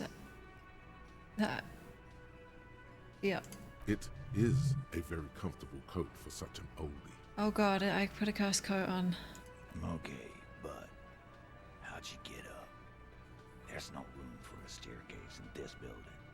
Or an elevator for that matter. It was an elevator. The elevator is outside the building. It's an old dumbwaiter used for moving pinball machines up and down from the workshop. I really want to... Okay, from there, a door leads straight to the roof. Ruby could have gone up, shot him, come down. All under 7 minutes. Look at us. Finishing each other's sentence. We're doing it. That's quite the theory. We need to have a look at that secret passage, boys. Yeah, go ahead. I'm on it, boss. Right when the law clears, me and Angus are going up there. It's a dumbwaiter, not an industrial lift. How about I go instead of... Just now. You got something else to back this route up? Or is that it? Hi, Clowno.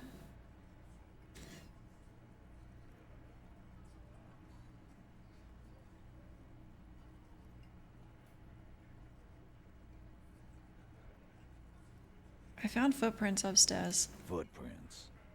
Recent. Yep. The tracks were recent, but not worn down in the right foot like Ruby's. It's best to omit this pesky little polemic for now. Too confusing. Well, but she could have changed shoes.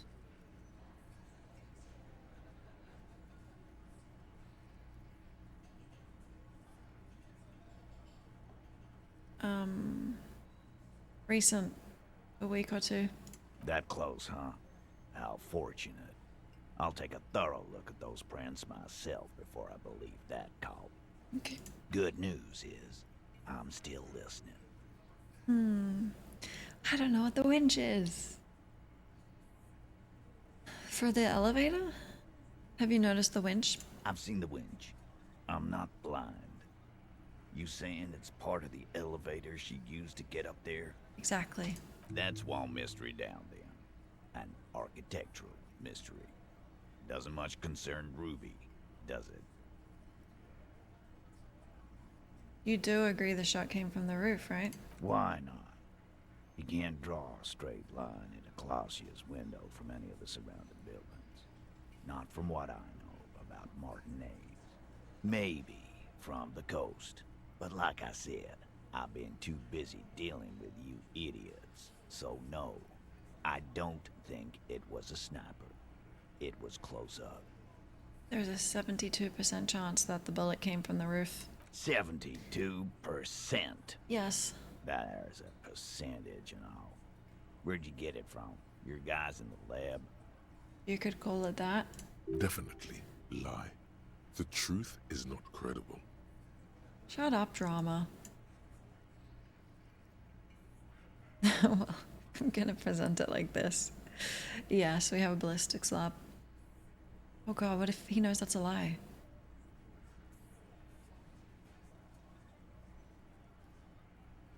No, I'm not doing what drama says. I analyzed it on the spot. No, you can't. I know what you did here on the weekend. People talk. And what they say doesn't sound like a science call. You're a madman. Look at me.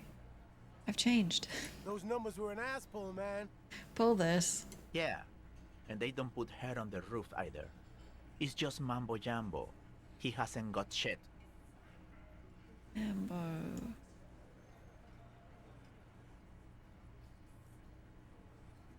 Guess what? Remember the key? I don't like guessing, Carl. Oh. No one does. Hello, Fed. Good morning. It opens the steel door in the kitchen, the one that leads upstairs to the roof. This key was right here, with you, all the time. Oh, we're finishing each other's sentences again. You didn't find it, but Ruby did. That's how she got up there. Quit jumping to conclusions, Theo. You took that key. Did it look like it was recently put there? No, the ribbon was old. Faded. It had been there for 20 years at least. She could have made a copy. I found a note that said a copy. And then put it back. Why? It's damn interesting you found it there. But it doesn't fit with Ruby. And you know it. It doesn't fit well, but it fits. And he knows it. Yeah. I don't think this is... Is this relevant? There were pinball machines in the workshop still operational. Right. What the fuck does that got to do with Ruby? Nothing. I just thought we could get some pinball machines done here. I know you guys play sometimes. Wow, man, can we? Yeah. I mean... That'd be awesome. I beat that royalist machine 20 times now. Yeah, dude. All right. We can get the barman to bring them down. What else? A skilled Sambo artist could have climbed the outer wall like a spider. Probably not gonna say that.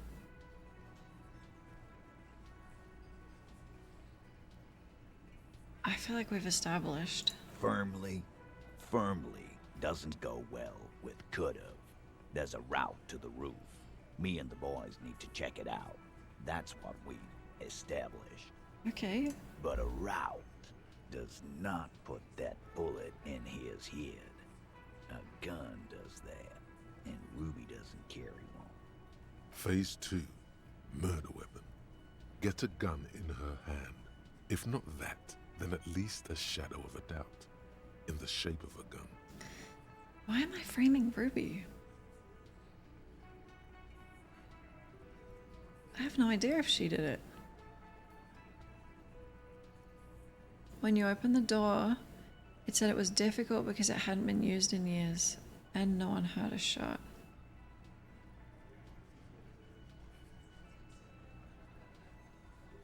The blue door? But there were footprints up there.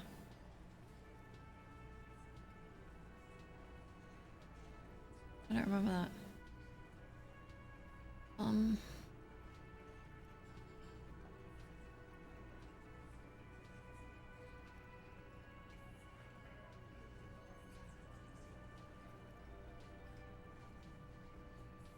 The local pawn shop sold my last gun. No, look at this gun. See this? That looks antique. Hmm. A Belle McGray. It's inoperable. Where'd you get it? Seller under a bookshop. I like to just kind of dig around. 20, maybe 30 rifles, Titus. Also broken, but still, there were too many. And there must be other caches too. Yep. God damn it. We need to close that dump down for good. Okay, I see your point. There are guns lying around. Damn it. I thought we'd found all the old spots. Why was that still there? We just missed one. Ruby doesn't know this place, boss. Just these cops digging up shit. I told you, I like to dig. Okay, so the local pawn shop sold my last gun to a woman. The bullet was jacketed. So it had to come from a breech-loading rifle. Military grade. Not even you militia monkeys have those. This goes against your short-range theory. Really? If the murder weapon was military grade, how did Ruby get it? The massive piles of guns lying around. You just showed him a breech-loading gun. Yeah, I just showed you a breech loader. A broken old broomstick is what you showed me. But point taken. Time to really close the deal. Show them the bullet. This is the bullet that did it. The blonde man looks at the mushroomed Deathbringer in the evidence bag and says, Yeah, the bitch is jacketed all right. 4mm too. Yep. Whoa. Yep. Well, goddamn. Yep. It's not proof, but it's a possible murder weapon. Close to her. Too damn close. You have been thorough. I'll give you that. Thank you.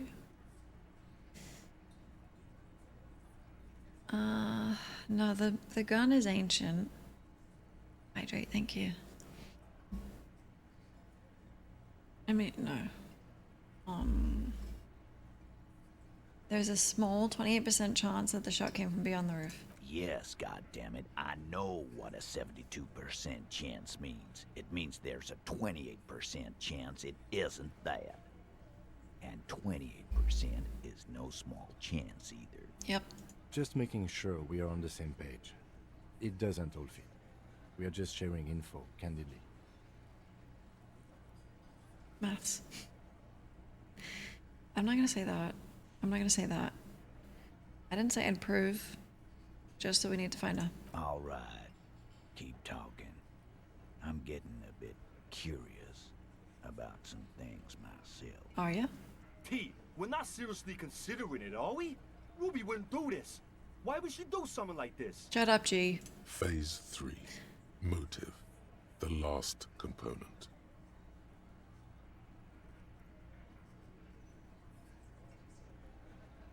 No, she's the leader. No. It's not why did she kill him, it's why did she organize the cover-up. And I suppose you have a theory on that. She could have been covering up for herself. Think about it. Why go through all that effort? It was her idea, wasn't it? The hanging. You went along, but she suggested it. She had, like, a fully formed plan and shit. Right when she came back downstairs. Really, Shanks?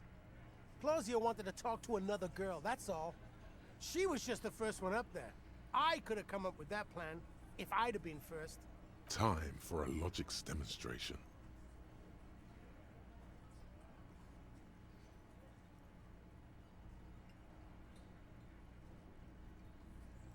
Should we pick the leader or Shanky because he's a little rat?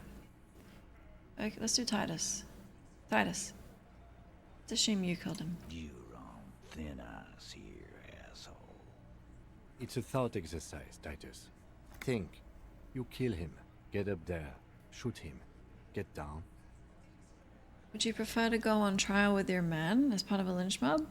Or alone for cold-blooded murder? Alone. I don't drag my man into shit with me. Really? If she used us, then that's a serious violation of the Hardy Code, boss. But she didn't. She would never do that. Why aren't more of you defending her? This is fucking stupid, Titus. Glenn, I thought the same thing when she skipped town and left us in this shit. Oh, so he didn't rule her out completely. And she skipped town. This is good. Titus, you have to see it. Things don't add up. Silence. He looks around the room. The old man in the corner nods. A very small nod. And a trickle of tobacco spit on his lip. Yeah, I see it. There's one more thing I've been wondering about. Ever since you asked me where she is. Add it to your list of suspicions, if you want. What is it? I don't know. I don't know where she went. She just got up and left. Got real scared, too. Wouldn't tell me where. However hard I asked. Wanna know why? Yes. She was afraid I would tell you. Maybe she was right. By now, I probably would. Oh. She knew there's evidence on her, and she knew we'd find it. This is typical suspect behavior, why fleeing is always incriminatory. Holy shit. Perhaps. Ask her if you find her. It won't be easy, though. She made sure of that. Wow. When did she leave? Friday afternoon, when you first arrived. I got word the RCM was in town. Then she came in to see me. Told me she was leaving. That's when we had our little conversation. What was she scared of? I told you. You. The RCM? No, you. As in the cop with the sideburns and the disco clothes. Fuck. What?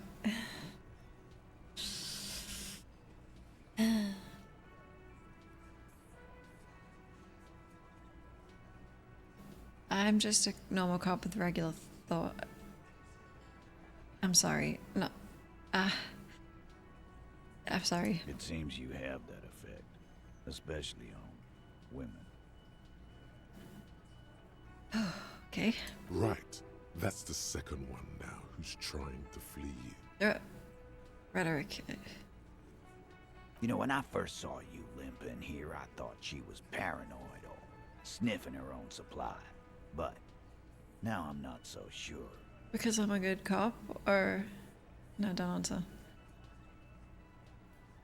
What else did Ruby tell you about me? She said you have a funny taste in clothes, and that you won't stop. Detecting? Until you have something on her. She said she's heard of you from Jamrock, that you're a human can opener, that you play suspects against each other. Open them up. Like can. Kim, are you hearing that? And then when they're all empty, just move on to the next can. Don't look back unless there was something you missed. Hell yeah, Kim. Fucking hell. Titus, did he just... Open Angus up like a can? Yes, he did. Now, we can whine about it. Whack him. Or we can go on with our lives. I'm having a go on with our lives kind of day, Al. How about you? Silence. He nods. You guys are really stroking my ego. Kim? Am I a can opener? You are insistent. Hey. Anything else? Yeah, there was something else. She wouldn't tell me, though. I could see she wanted to. It was burning on her lips. This called Titus, this called Pete. But she was too scared.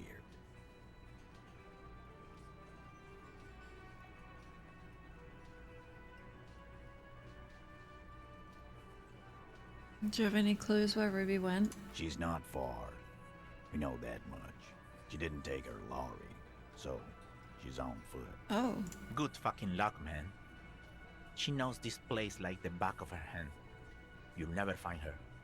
Yeah, Al. And we won't either. She's not really a hardy candidate anymore, is she? She's not, Glenn.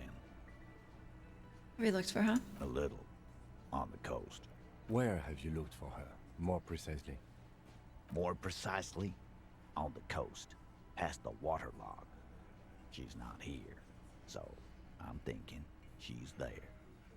Okay. Who's doing this looking? They're all here. Who's looking? Lizzie needed some air. Uh-huh. She didn't go to tell Evra? No one goes to tell Evrard anything. He knows what he has to know.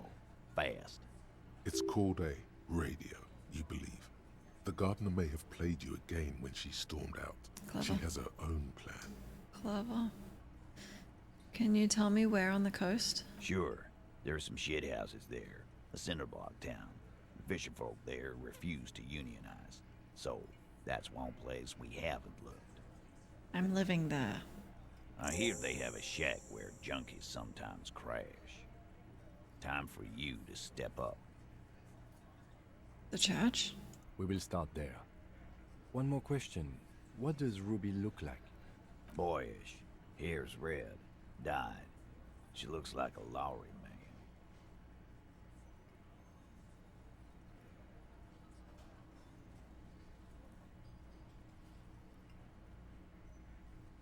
man. This is the woman that Tommy was talking about, right?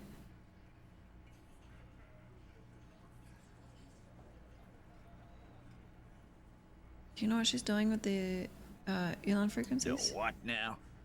I have no idea. Boys? She said she's building a pale emitter. What? We were talking about radio equipment. She said she's doing Ulan frequencies and a pale something. I don't know more. This guy barely understands what he's talking about. There you have it. Pale something. It's not much, but it'll do. It'll have to. I'll shake it. His grip is firm and reassuring, like holding a piece of unpolished granite. Let's go, Titus. I knew you'd open up. Not just granite. Tightly packed RCM Sergeant material. No, I don't think he'll want to be a cop. No. He already is a sergeant.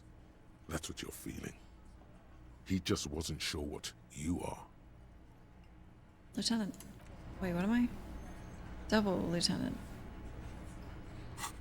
Okay, let me use the bathroom super quick.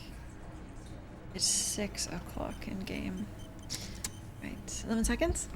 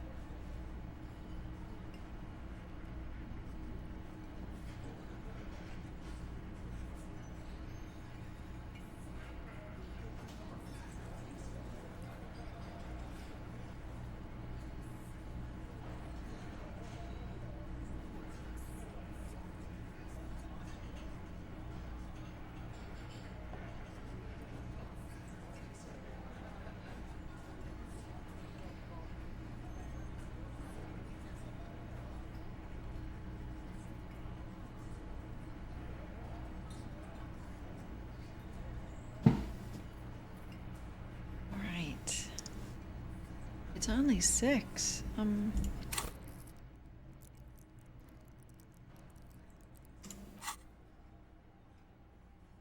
thinking.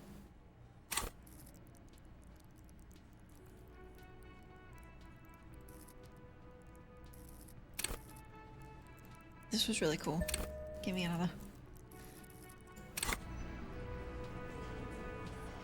Right, we can tell Gott about his cursed building. That'll feel good.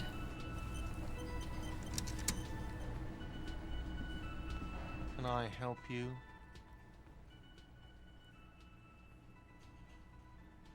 I saw another thing. Another thing. Great. I love those. Klaasje in room 3, next to the phone line. Why? No, fuck it. I don't want to know. Yeah. I don't want to know why these degenerates do what they do. Thought we had one good guest in the building.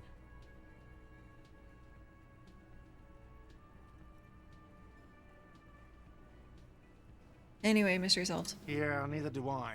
Thank you for telling me, I guess. Good thing she pays for her stuff on time. I'll forward her the bill and be done with it. Sounds like she has money tucked away somewhere. Enough to be a stable paying guest. There's a peephole in the wall. What wall? Upstairs in the secret back room. I'll have it fixed at once. Thank you for letting me know.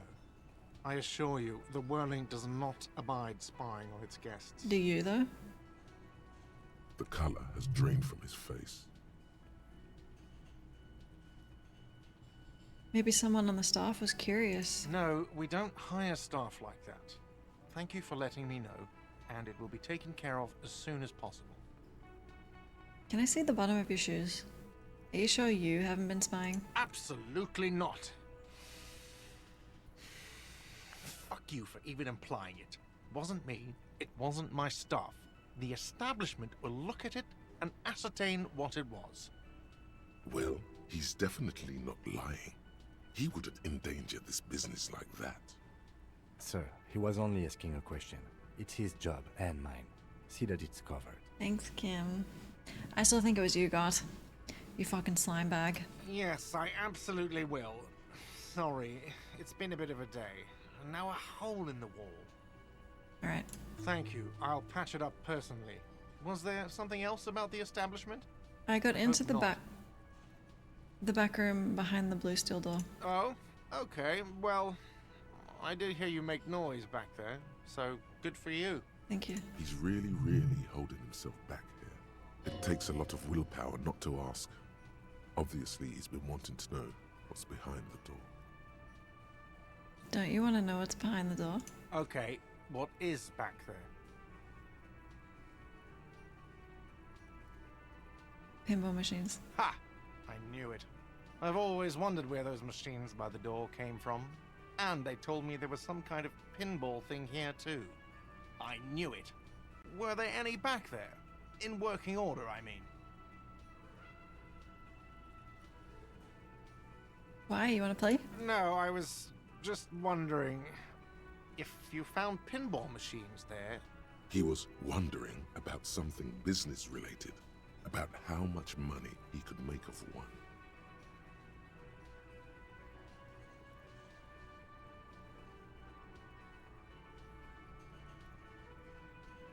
I feel a capitalist plot coming up. Capitalist plot.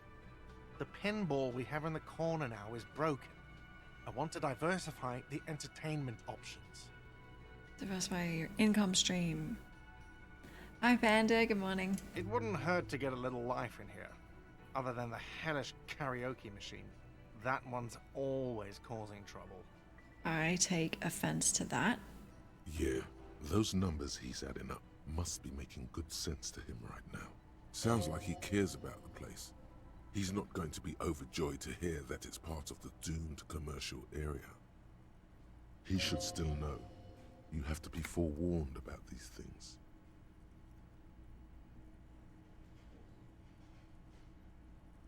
It's part of the doomed commercial area. What? Why would you say that? We're at a completely different address from that whole thing. So he knows of the doomed commercial area and its address. He's thought about this. You know about the curse? Everyone knows of it. The Whirling is listed on the intercom outside. I've been working here for a long time, and that intercom has never been used by the Whirling.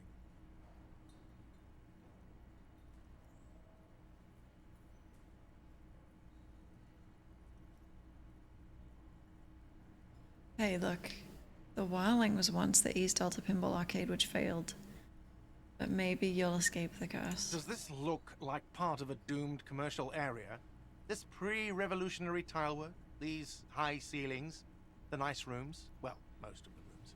For 14 years, man. That's how long I've worked here. I've kept this place up through hail and through sleet.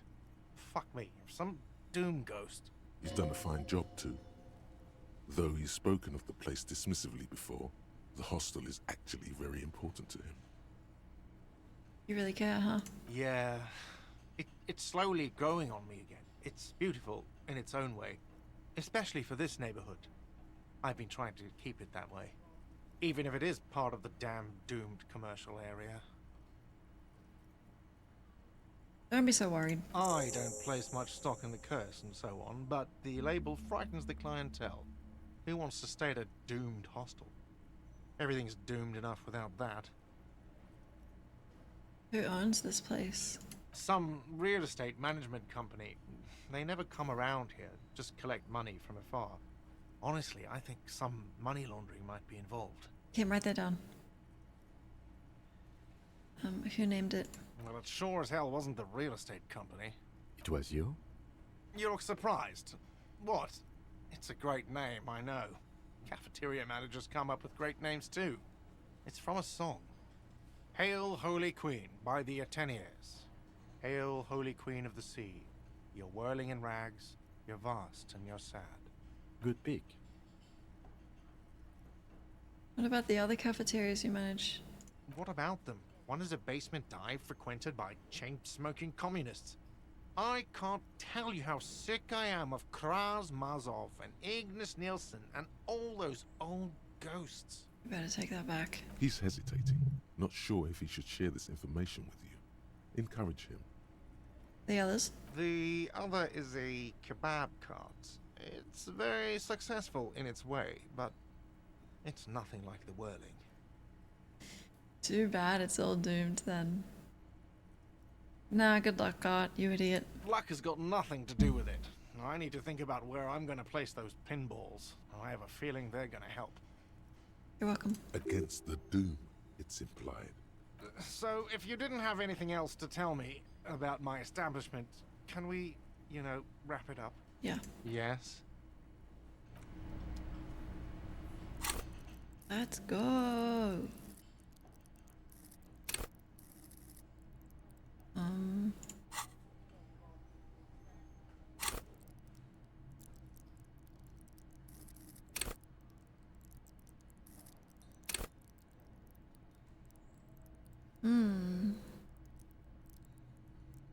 I'm a cool cop.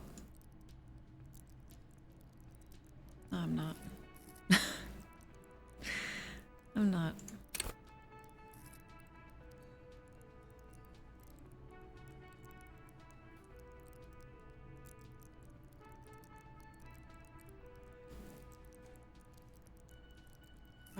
Let's get encyclopedia. Yeah, you are. I'm not, but that's fine. Let's go, Kim!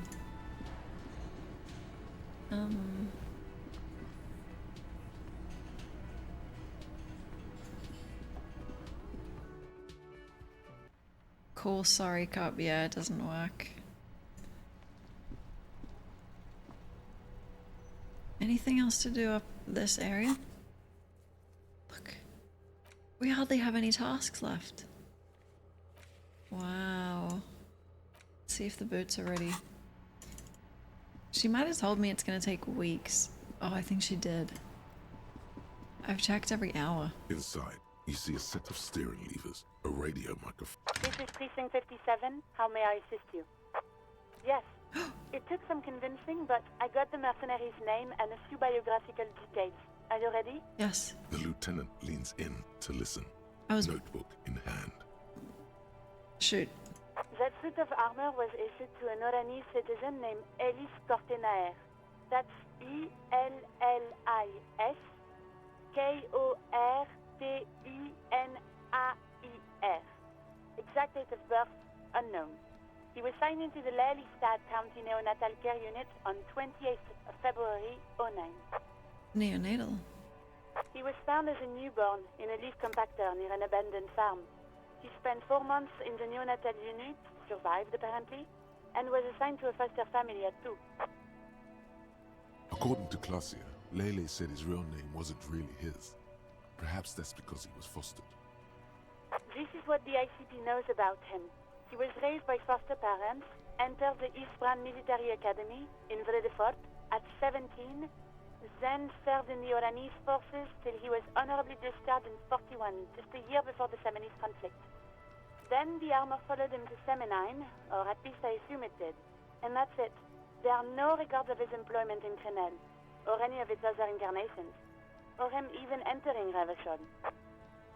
Her reading out those letters in like such a thick accent. Yeah.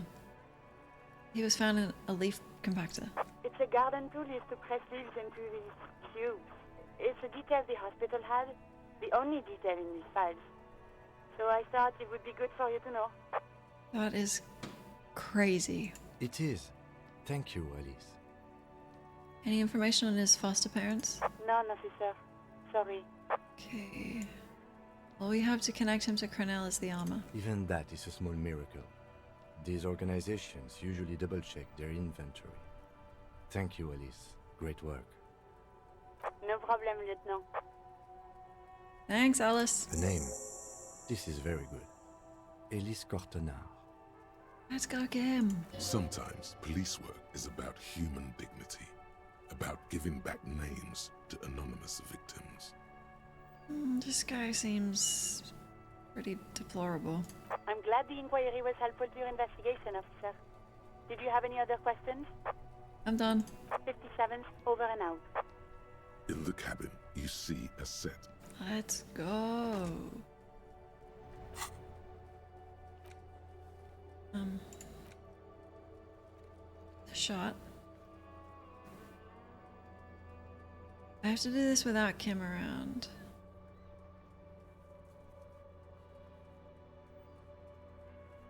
Nightclub, I can't do this because I sold it. Murder weapon.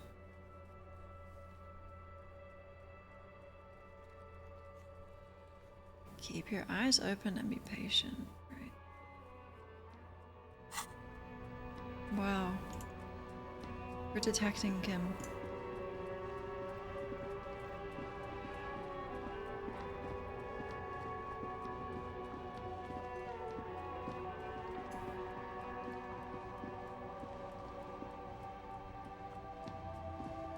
Where are we checking? Boardwalk Island. I don't know what those places are. Land's End.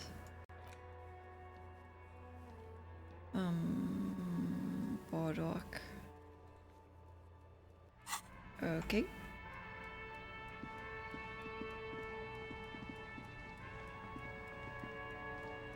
I ended this quest. Yeah, I sent him home because he had like bronchitis.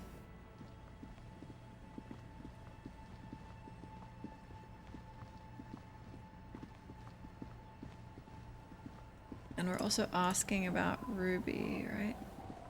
Ma'am? Are you Ruby? The jig is up. The waves are beginning to die down. Look at those little bastards. Simmer down. Simmer down, bastards. I'm looking for someone else. Oh? Who? A suspect who might have stayed here. Okay. When did this person stay here? Very recently, past few days. Oh. I've been out on the sea for most of the past week. The weather's been good for fishing, so I usually start at 4 in the morning. Really? Yes, that's the optimal time. Got to make the most of the calm. I've been sleeping like a corpse after. The sea really takes its toll. Now I'm just waiting for the wind to settle to get out there again. Sorry I couldn't help you out. Maybe I can help you find someone else. No. Really? Are you sure you're not also looking for Nadia Harnoncourt?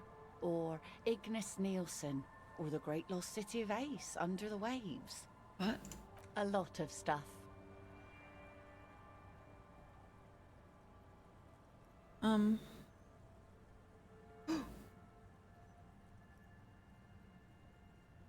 Maybe there's someone missing from your life. Oh, there's plenty missing. But that's too much for even an eager terrier like you to handle. Oh. Although you seem very thorough. Tell me, instead, is there something else I can help you with? Trust me, I am very thorough. Okay, goodbye. Goodbye.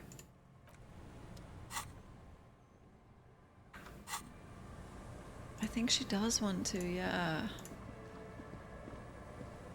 Washerwoman, hello. Our tenant, the policeman. I hope the waves don't keep you up at night.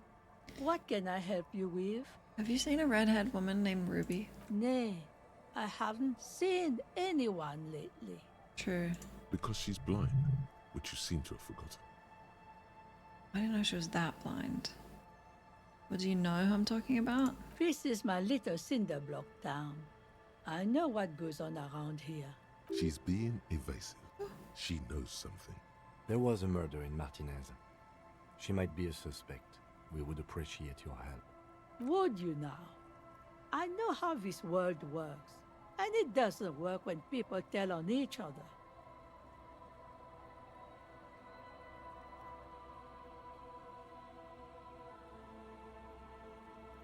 This is like when the man locked himself in the woodshed. We just need to help her come out. No, it's not like that, man.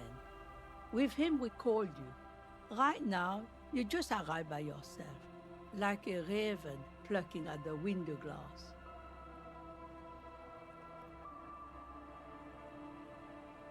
You know something, but you've decided not to tell us. There's not much to tell. People come and go. Now, was there something else? I see, ma'am. I hope you don't mind if we look around anyway. You should look around your shack. Maybe she's rented it out to others too. Shack. Come on, ain't no snitch. What a beast. My shack? My sanctuary? The love shack. As you look at the floorboards in this corner of the shack, it's clear one of them isn't quite level with the others. The edge of a floorboard next to it looks scratched. Hollow space underneath the floorboards is dark and damp. You can barely make out the mixture of sand and sawdust below. What's in here? Nothing particular catches your eye. Looks like more reeds. There might be something hidden inside the sand, though. Something bad. Someone's night thoughts. A last resort. A bad idea. This game reminds me of Spiritfarer. The soundtrack in here. Yeah, and the whole vibe.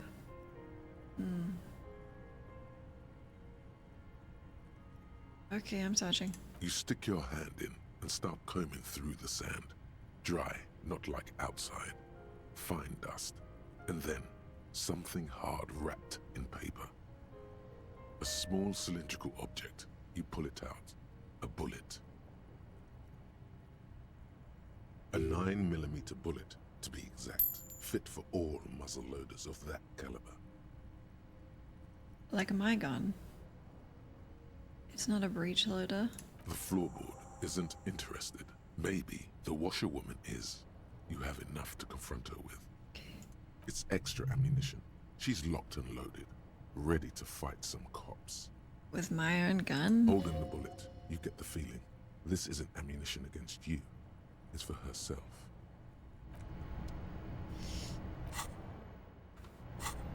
Washerwoman. I'm not gonna be too forward because you are letting me stay for free, and I really, really appreciate that. And I think I've burned my bridges with Gart a little bit, kinda, so. Our tenant, the policeman. I hope the waves don't keep you up at night. What can I help you with? Why was there a bullet under the floorboards of your shack? Damn that girl. And without anger, a long and harsh life has taught her not to buckle under pressure. A bullet? Lieutenant turns to you and gives you a little nod, then turns to the washerwoman. You didn't put it there, did you? She did. Gone and hid things in there? She's usually a good tenant, and not a stupid one either. You rented the room to her? Yes, I let my room to that Ruby girl. Speaks slowly, wringing out a rag after a long silence. As I've done before when she's been in trouble or just looking for solitude. I've made it clear. We welcome all kinds of people here. When was this? She came last Friday, left on Monday in a hurry. What has she gotten herself into, that girl? She seems genuinely worried about her previous tenant. She's seen her hiding out from trouble before. But this seems different. That's for the police to find out. Right then, please answer each question to the best of your ability. I'm sure we have a few. Okay. Okay. You said she left Monday? Yes, early with the dogs, around 8 o'clock, I think. Is the room exactly as she left? I cleaned it, like I always do. Was there anything else? No. The truth, sire. Okay, and what's Ruby like? She's good company. Knows how to talk to an old woman. At my age, you don't get a lot of quality conversation. So I really appreciate that about her. Did she talk to you much during her last stay? No, she was mostly silent this time. Kept to herself. What do you mean? She tried not to let it show, but I could tell she hadn't come to fish. Usually she likes to cast a few lines, but this time she mostly stayed in her room. Why do you think she left the bullet? How would I know? She's a gruff one, but not violent. She doesn't go around toting a gun. You could ask her about your hunch, that it was a desperate measure. See if she thinks Ruby fits the bill. I have a possible explanation. Aye. Do tell.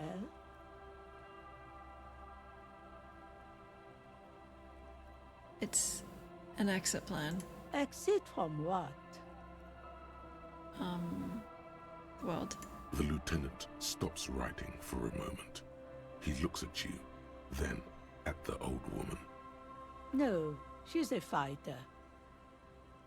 She really believes that. Did she have any technical equipment with her? Not that I know of, though she was into nice music. She once showed me a few mixtape milieux she'd made.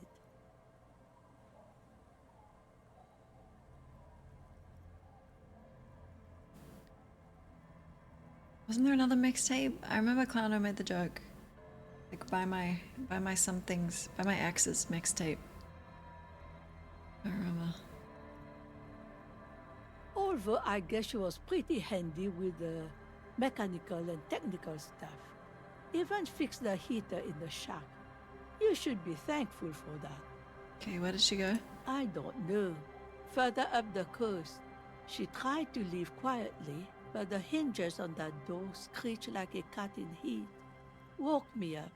I heard her rushing in those heavy boots, heading up north. Boots? It's a peninsula. She might be trapped. You'll never find her, you know. She knows the coast like the back of her hand. You only just arrived. That's like exactly what Titus said. I wouldn't worry about that, ma'am. We are persistent. Absolutely.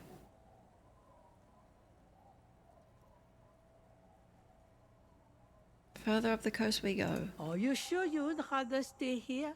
Get a nice cozy fire going in the heater? Seems like a better idea to me. Sound nice. The Feld electric mural. You feel like you should go look at it again.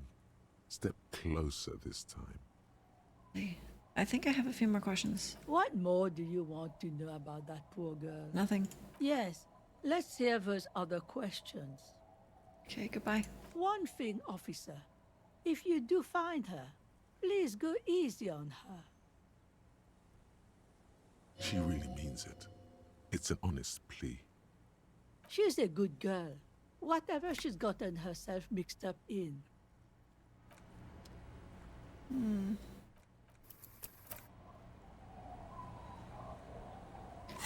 The portrait doesn't match the avatar.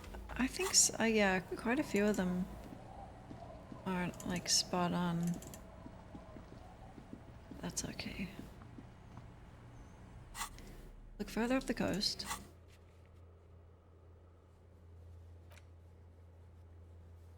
I don't know where these are.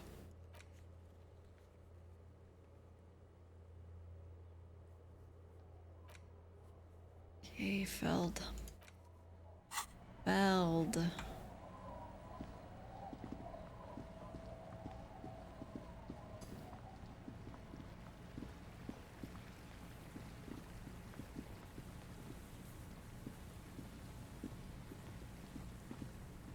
You guys are still here?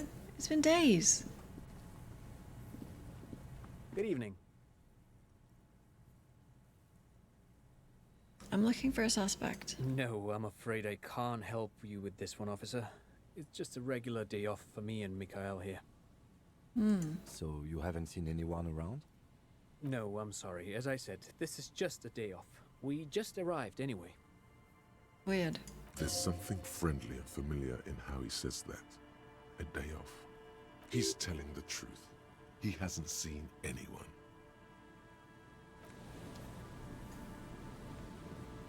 You see, a once bright mural towering above you.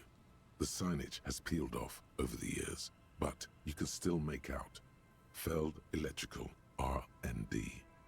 A slogan used to intertwine with the loops a long time ago.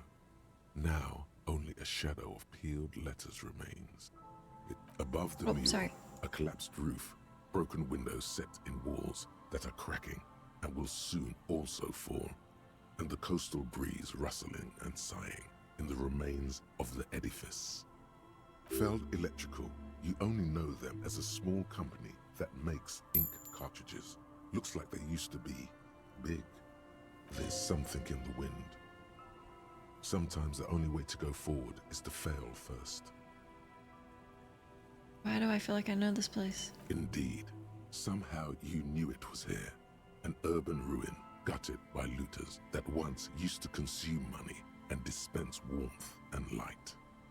Could Ruby be in there? In there? She could. Or she could be in the identical room over there. Or in that boat shack. In that church tower, maybe. Thanks so much. Thank you for the follow. Why single out this one building? Awful cool. Oh god, yeah.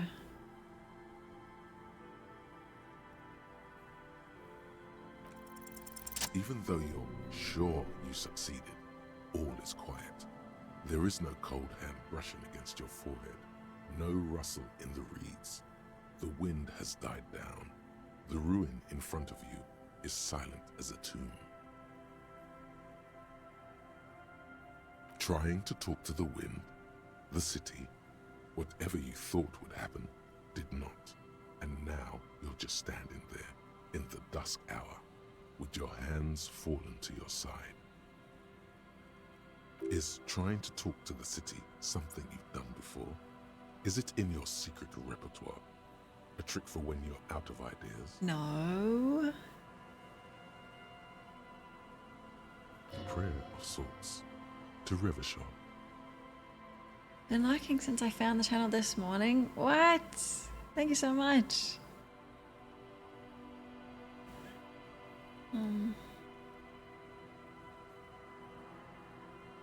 Okay. I guess she could be anywhere, Kim. How do we? I was really hoping she'd be in the village. Okay. She's probably north of the village, and this place is a peninsula. We already scanned most of the outdoor areas on our wild cryptid hunt, so we have an understanding of the geography, at least. And then there's the church.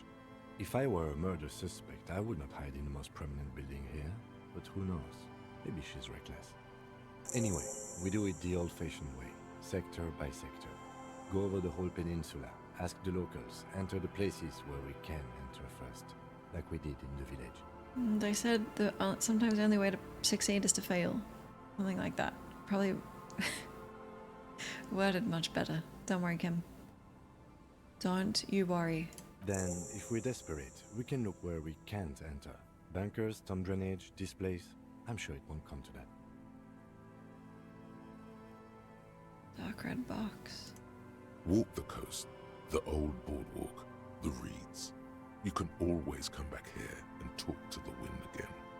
Look where it already got you. Buckle up and raise your collar. This search is going to be wet and cold.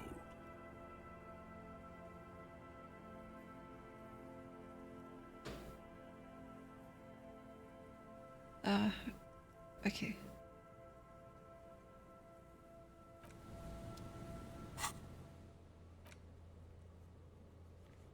Okay. More shivers? It's 2 max. Mad to the outside world.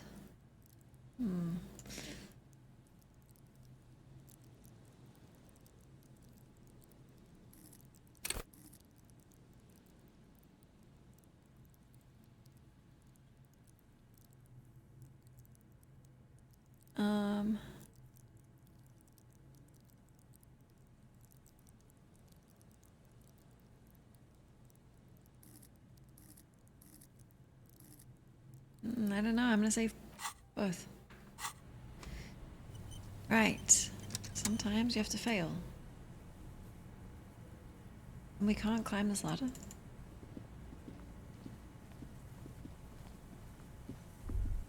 The remaining windows rattle from a strong gust of wind. They're covered in a thick layer of grime. They must have been like this for 40 years. Dripping water falls from a high place. All you can see is the shadow of a collapsing staircase. There's rust and corrosion on the bars. They're foaming with it. And a small layer of white salt from the sea. Lieutenant, could you make out what's inside? No. I won't even try. You know, I had a partner once. They called him Eyes, because he had to show me things. It's that bad. This partner of his, Eyes, things didn't end well. It saddens him to say his name. Don't even ask. He wouldn't answer. Maybe some other small talk. Can you still shoot? Well enough, actually. It's odd how that works. I'm no sharpshooter, but I pass my shooting courses 7 out of 10. Okay. His hands lead the way when it comes to that. And his shoulders. It's reflex.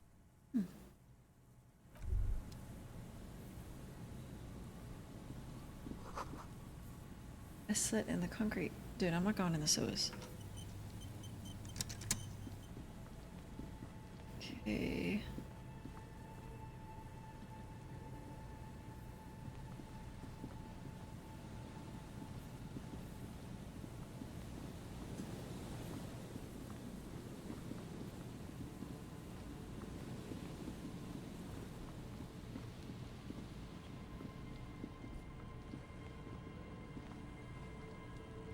There's some tear, an empty cigarette package, and a crumpled kebab wrapper in the trash bin.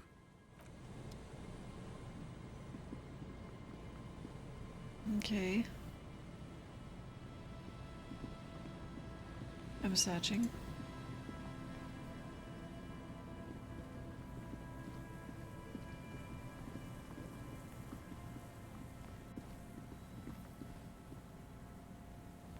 I'm searching.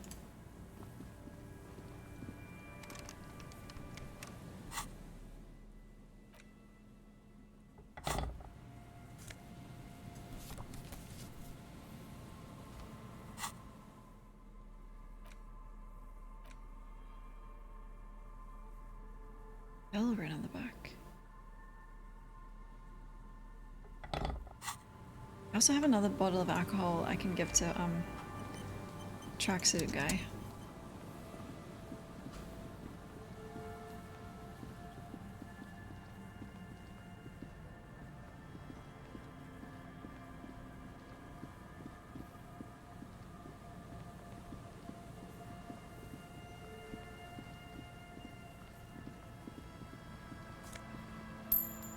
Nice. There's also this, but it's a red check.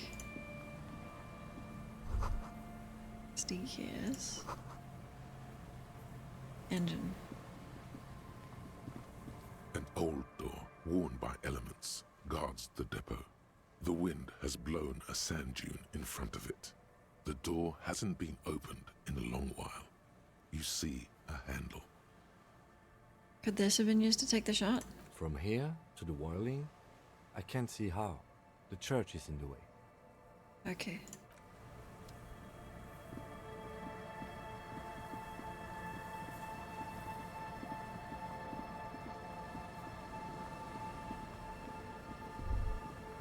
Is there something here that would indicate a sniper used this place as a nest for taking the shot?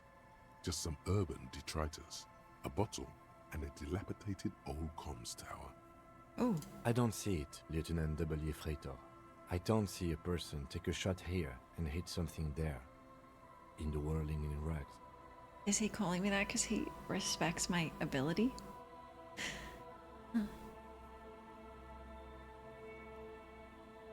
I'll look over.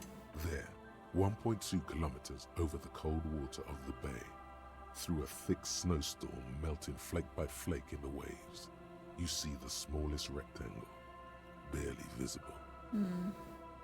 It's late. There is no light on the third floor of the whirling in rags. No shape moves behind it. Klaasje must be out on the town. Maybe they climbed the comms tower? It's not possible to climb that ladder, and even if it were, why? There's no platform up there to aim from. Maybe the campfire was used? To warm his hands before pulling the trigger? Perhaps, but anyone could have made this. The coast is specked with fires this time of year. Truthfully, this seems like a very poor choice to take a 1.2 kilometer rifle shot from. Visibility is awful. There's water vapor everywhere. I think we can rule out Biddable Prime, was it? Okay. What about the cigarette butts? Those? A smoking assailant who favors Tumutiri to Astra or Joan? Cigarette butts are everywhere. This is a common brand for old men. Old men? Tumutiri was a Revacholian colony on Ilmaran. The Suzerainties population was mostly Ilmaran Areopagites, up to 97%. The region was known for its tobacco export, hence the name. I want to know more. I mean, we asked Renee about the gun. And then we also asked him about the flower that was kind of at the scene of the crime. And he would know how he has training.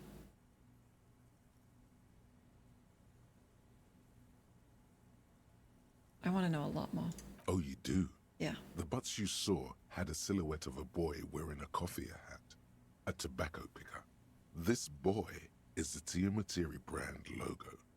Contemporary Revacholians prefer Juan, a local blend from the southern islands, or Astra, a legendary cigarette from Grad. Tumutiri is favored by older men who like its old-fashioned paper filter tips, insane amount of tar, and the sweet smells of colonialism and halva. Morning, hi.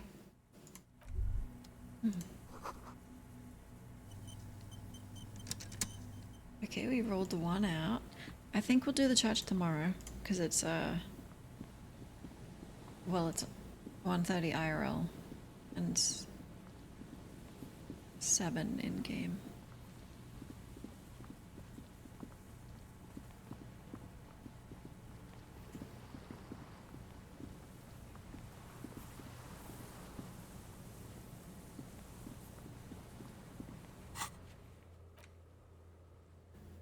Boardwalk. Island. This is boardwalk up here, right? There's boards.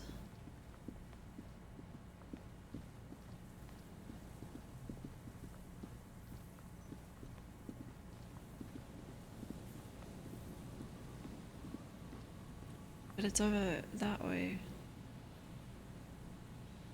Maybe it's something else.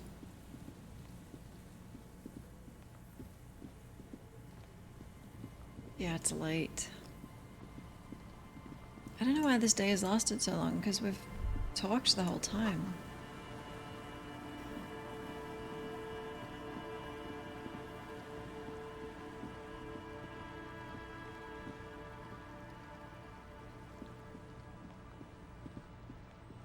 We don't have to find them all today.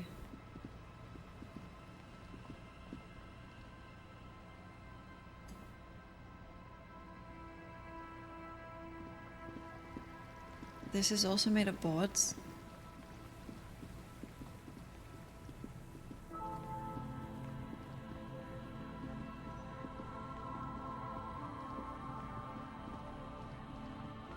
Does this make sense?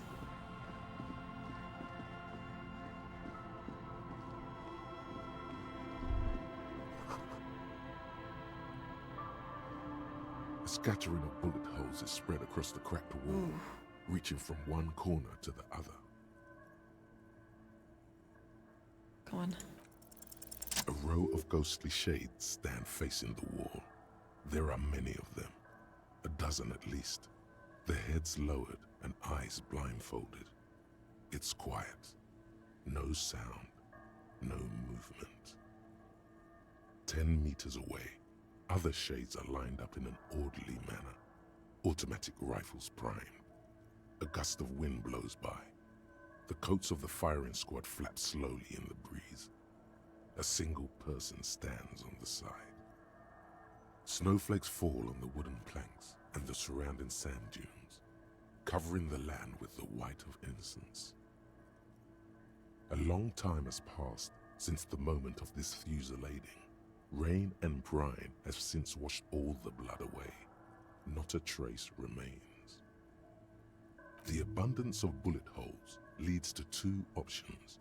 Either an inordinate amount of executions were performed here, or they did not use a conscience round, where only one soldier has the loaded rifle. Looks like this was a mass execution with everyone fully armed. A host of men, probably in everyday clothes, ragged from the conflict and covered in dust. They were not sitting, a common practice for executions in some nations, as demonstrated by the height level of the bullet holes. They stand, facing the wall. It's impossible to discern any details about their personality or background. Ordinary people, familiar, each and every one of them. Comrades, the forsaken, the wretched, who tried to rise against the horrors of the world. Fucking comrades. 7 men in combat uniforms and dark coats, holding automatic rifles aimed at the people. Soldiers from some side, but from which one? The commandant, the one who gives the order. Machine gun fire crackling through the air. The lights of the muzzle flashes dancing on his face. Kim? I don't know. I don't know who died here, lined up beside that horrible wall. It could have been any of the parties involved in the revolution. Perhaps the ones executed here were the loyalist conservatives, killed by the communists at the start of the Civil War. Or it could have been the communists, put to death during the last stretch of the conflict by the coalition forces. Remember what Trent Heidelstein said about Veld? What if it was the Feld personnel? Another likely scenario. Or maybe...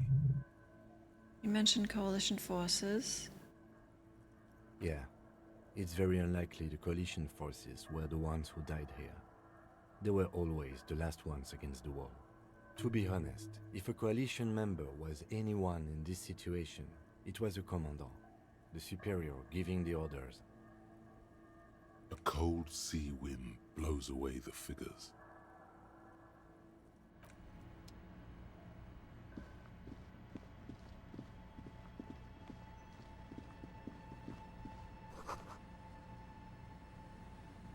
The instigator.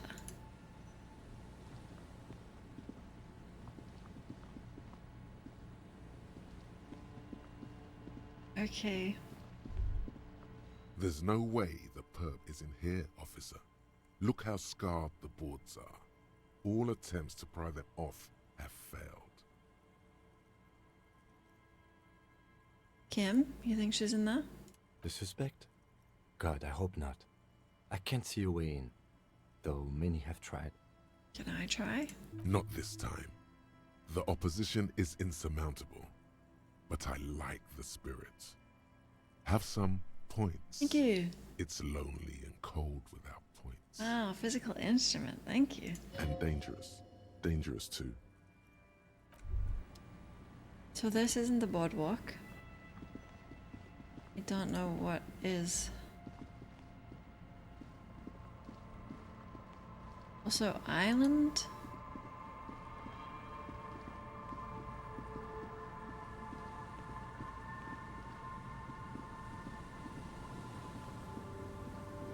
It wasn't up there. Unless it just didn't come up.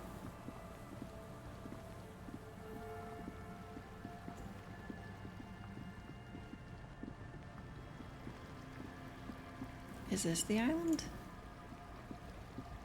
Oh, who's this? Joyce?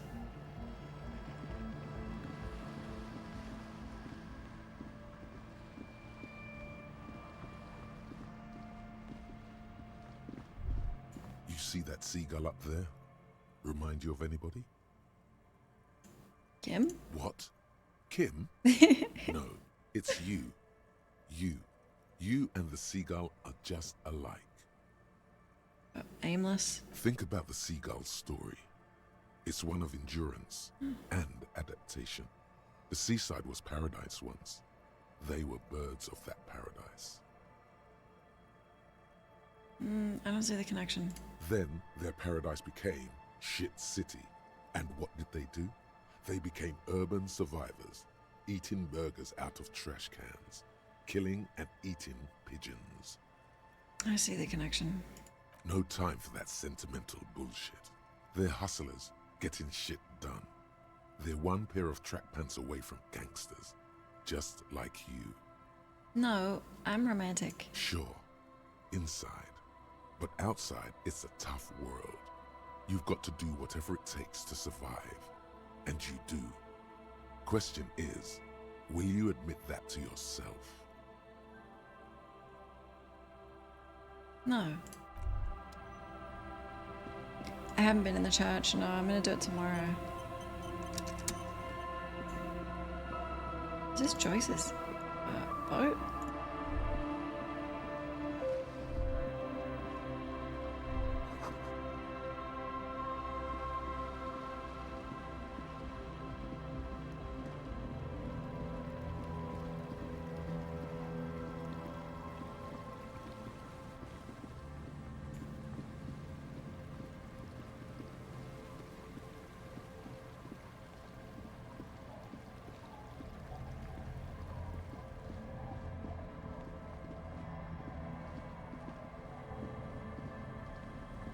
Wait, kids, have you seen someone? The scruffy-haired little boy kicks a stone while the other watches him do it. Have you seen any bad people around? What bad people? She's got red hair. I don't think questioning 4-year-olds without their parents present is gonna crack the case. What do you mean? How about a 5-year-old? Is that the phasmid? It looks like the phasmid, leaning against the wall. It's a child. Wait, what if this is the fishing rod situation all over again? I don't think I've done that. Fishing rod. I'm sneaking. It's not the phasmid. It's not even organic. It's a fire iron. How disappointing. Of course it wasn't. Don't be too hard on yourself. You couldn't have known that for sure. And besides, finding this phasmid is your special destiny. You can feel it. No, it isn't.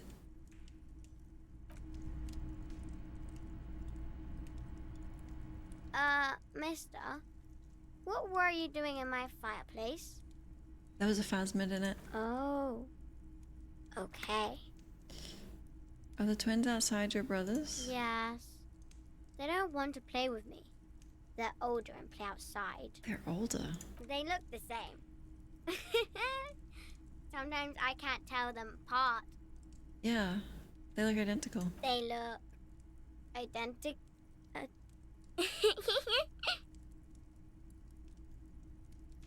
Do you know anyone named Ruby? Ruby. Ruby. Yeah? My mom tells me I'm a big girl, but she doesn't know that I can't say Earl. Or like, sometimes I can, but then Uller. Okay. Kids. Oh. Bye! Lieutenant, you want kids?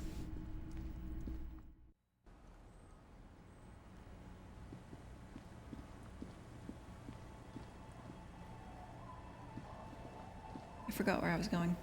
Oh, up here. Is this the boardwalk?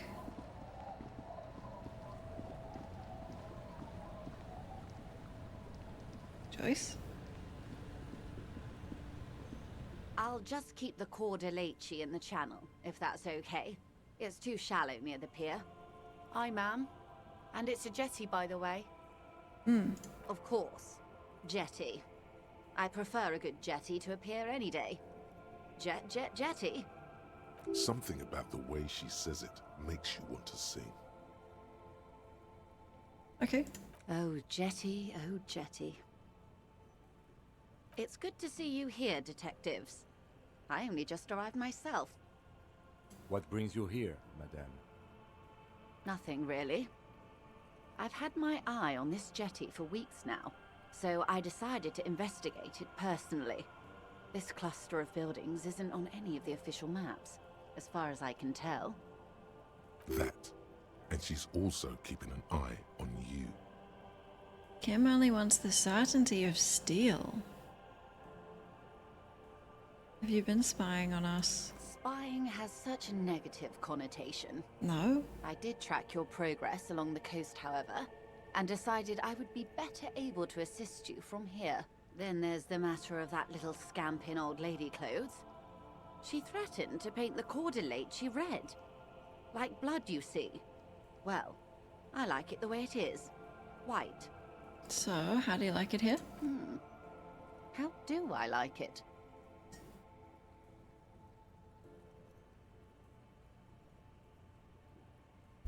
Slosh melting on the cinder blocks. Construction work left half finished. Water drips down eaves of Eternite. The jetty below her feet creaks to the tune. The smell of salt and dog shit in the background. It's pornographically poor. The street has no name, all the men are dead or missing. And is that the carcass of a motor carriage over there? No, I don't know what even you mean. I'm surprised that woman hasn't put me to the sword yet. Maybe she will. You should ask your questions while you can. Dark eyes survey the coast leading up to Martinez. Dull grey metal rests in her scabbard. A sword. The wind is too loud for her to hear.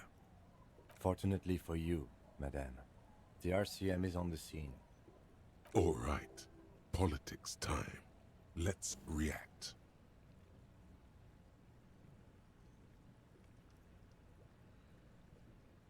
Okay. This is just how the real city looks. Oh, I'm not frightened, officer. I'd never... Have I told you how they discovered this place? This island? No, they're in Celindian, Isola. No. Well, your condition has left you no worse off than most of these people. The literacy rate is around 45% west of the river. 50 years of occupation have left these people in an oblivion of poverty. It's a pity. Most of these people will never know what this place means, this island of matter, or why they were ferried over in the first place. Remind me to tell you one day. For now, how can I assist you in this new location? Okay, tell me something else. Of course. I hear you have singled out a suspect and are in pursuit. This is cause for cautious optimism. How can I help you at this juncture? Well... Of course. Anything to help. I am sorry to have been the bearer of bad news. If there is anything else I can help you with, please ask. I don't think we have anything to say. I think we're good. I really thought that might have been the boardwalk. I don't know what's a boardwalk. Isn't it just wood?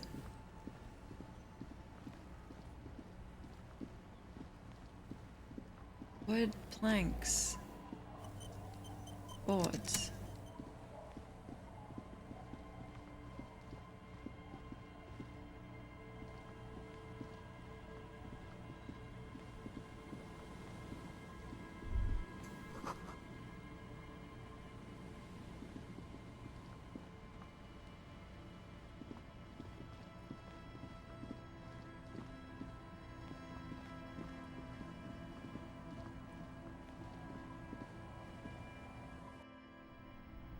We haven't checked in here since knowing about Ruby. Okay.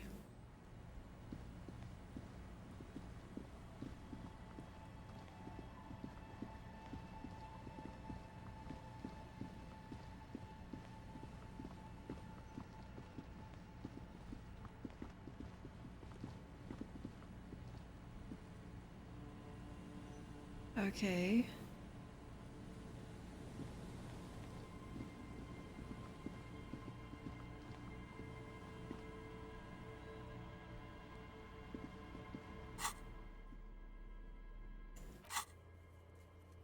There's no one else to ask, is there? Right. Keep searching the coast. Island. Help, maybe we can help the Reavers. Thanks so much. Thank you for the follow. The dead trunk. I did go up there, but maybe I didn't stand in like the exact right spot. That's what I would imagine a boardwalk is.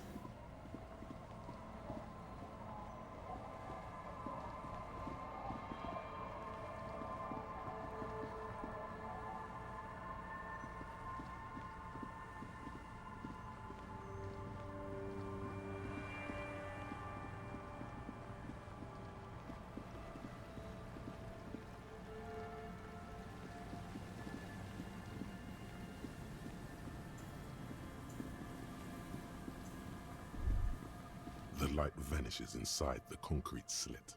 The structure goes deep under the earth. Kim, any idea? No idea. Could be connected to one of the buildings around here. You think Ruby might be down there? We might find her down somewhere.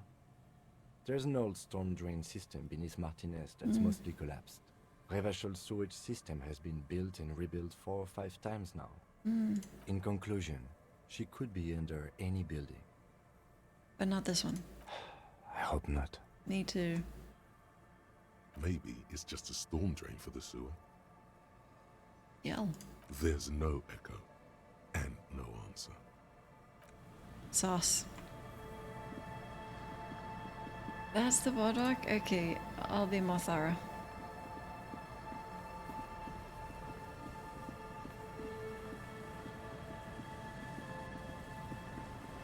Slow down.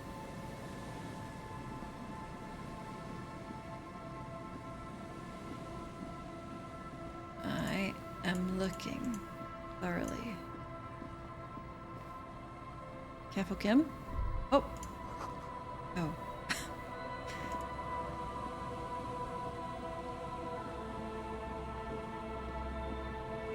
Somewhere else along here then? Like, I know it's down to the right, but...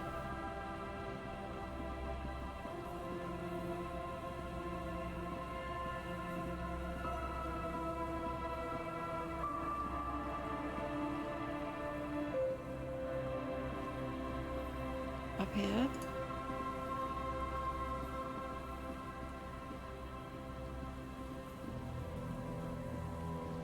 Where am I going?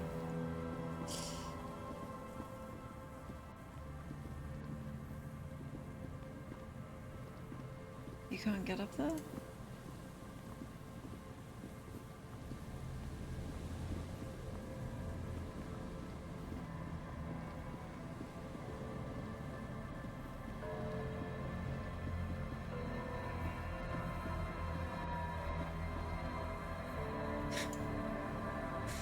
Uh-huh.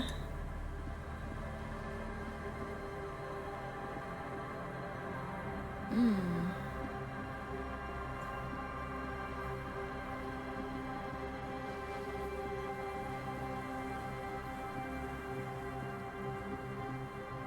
And I don't know what the island is either.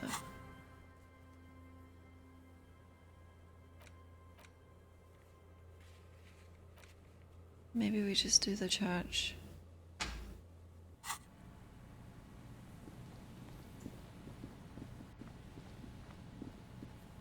I'll look one more time. Third time. Here?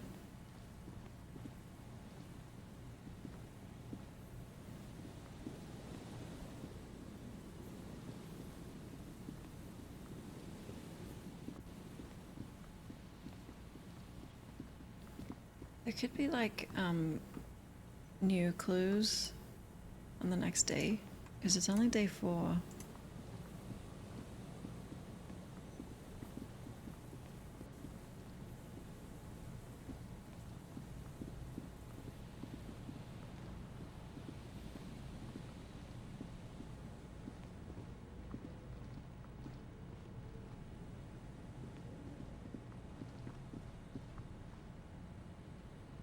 Any thoughts? Yes?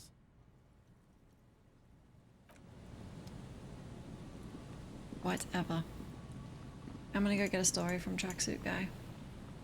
So we have some time left before the day ends. Oh, I can ask them.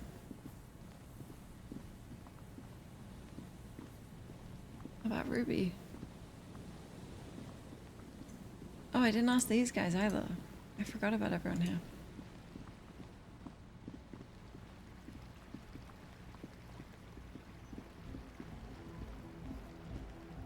And this isn't the island. Hey. Hello again.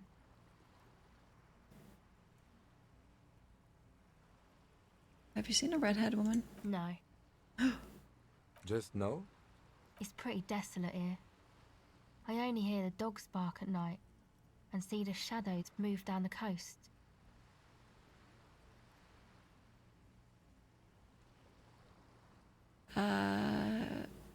Considering what we're trying to do here, that doesn't look like a good sign. Superstition. We can turn the grim desolation into a fun dance club, and thus also help turn this hellhole around. Good point. Hey guys. Hi again. So, how are things going? 3%. You don't know about... I'm gonna ask. Nothing jumps out to you. Nothing out of the ordinary. Fuck. How about you get out and breathe? The air in the tent is too thick for you to think clearly. I'm fine, Logic. As always, we'll be right here, waiting patiently for the news. Maybe I could. Sorry.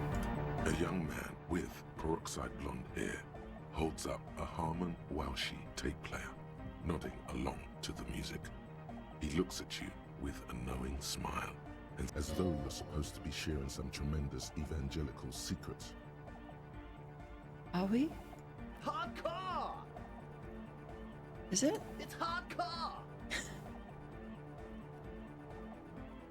Just gonna keep saying. Skibbity, skibberdanger. I am the rearranger. Ooh. Nice. Kim, write that down. Could there have been a right way out of this garden of forking paths, you think? Egghead puzzle.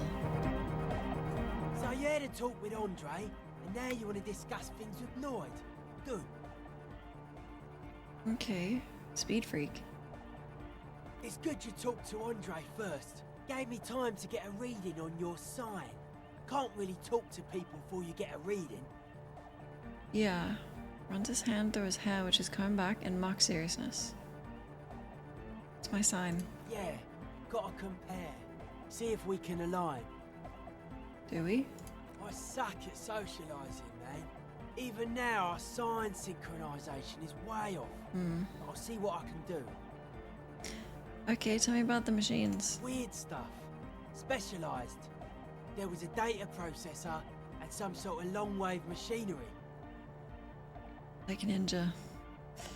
Wires going into water. Gives off a spy sign.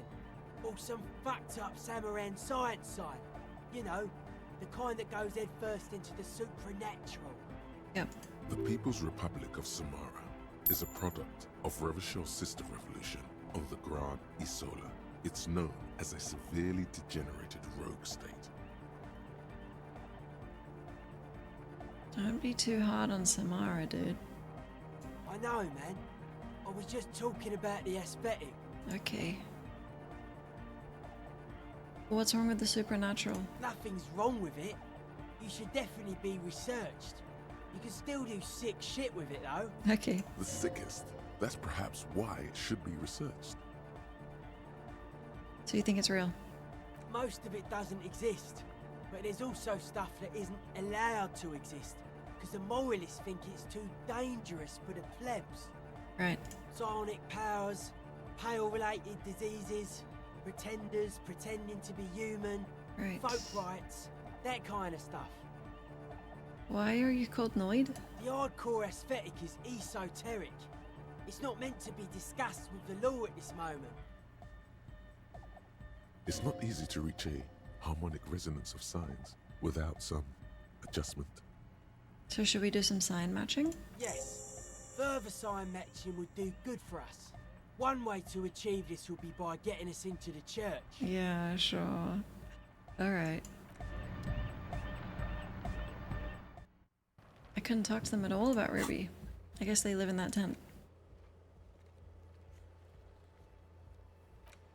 Should I try talk to Egghead again? I'll just say hardcore. Sorry, Kim. I'm coming back in. The young man with the tape recorder acknowledges your return. When he looks at you, he squints as though you were the setting sun. This is hardcore. Hardcore! Hardcore to the mega. Internally coherent. Encore! All right! Yeah! He furrows his brow as his very large head traces the sublime invisible movement of the music in the very real air of the stuffy tent.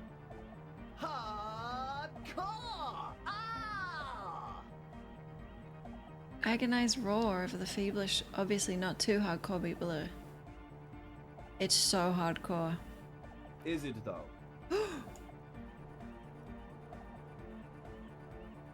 It is. What is it? I mean, really? Feels like you should reply with the very pinnacle of idiocy here, so that things get totally transcendent. But you haven't gotten there yet, so you don't know what to say. Really? I don't know what to say exactly. Under the radar, over the top.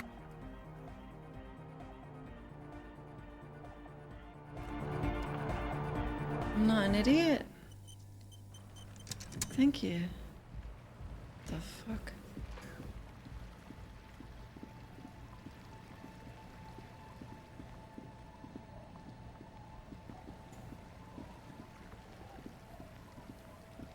Come on, Kim.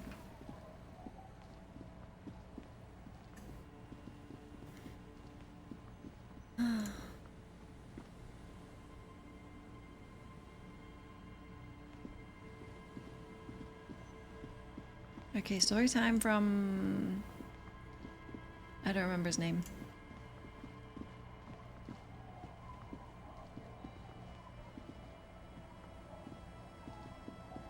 Hey guys. Tequila Sunset. Oh. Hey, Doom Spiral, I should have remembered. Have you seen a redhead woman? Can't really remember seeing any women after losing my keys. Ever? It's a touchy topic. He hasn't got laid in ages. Okay. He really has no idea who this Ruby is, sire. Okay. You there? The legend! He's back. And firstly, I got smokes and piss and a little speed to spice things up. No, thank you. Hey, Abigail. Don't call Abigail. Have you seen any women around here? Abigail? Abigail, where are you? Don't call. Did he die? There was little chance he'd be a reliable witness anyway. Okay, true. Okay, Doom. Let's hear it. Tequila sunset. Wonderful. Here you go. Not much, but it will do. The tale I'm about to tell you is an urban legend particular to Martinez. That said, I first heard it from a former bicycle courier in Koran.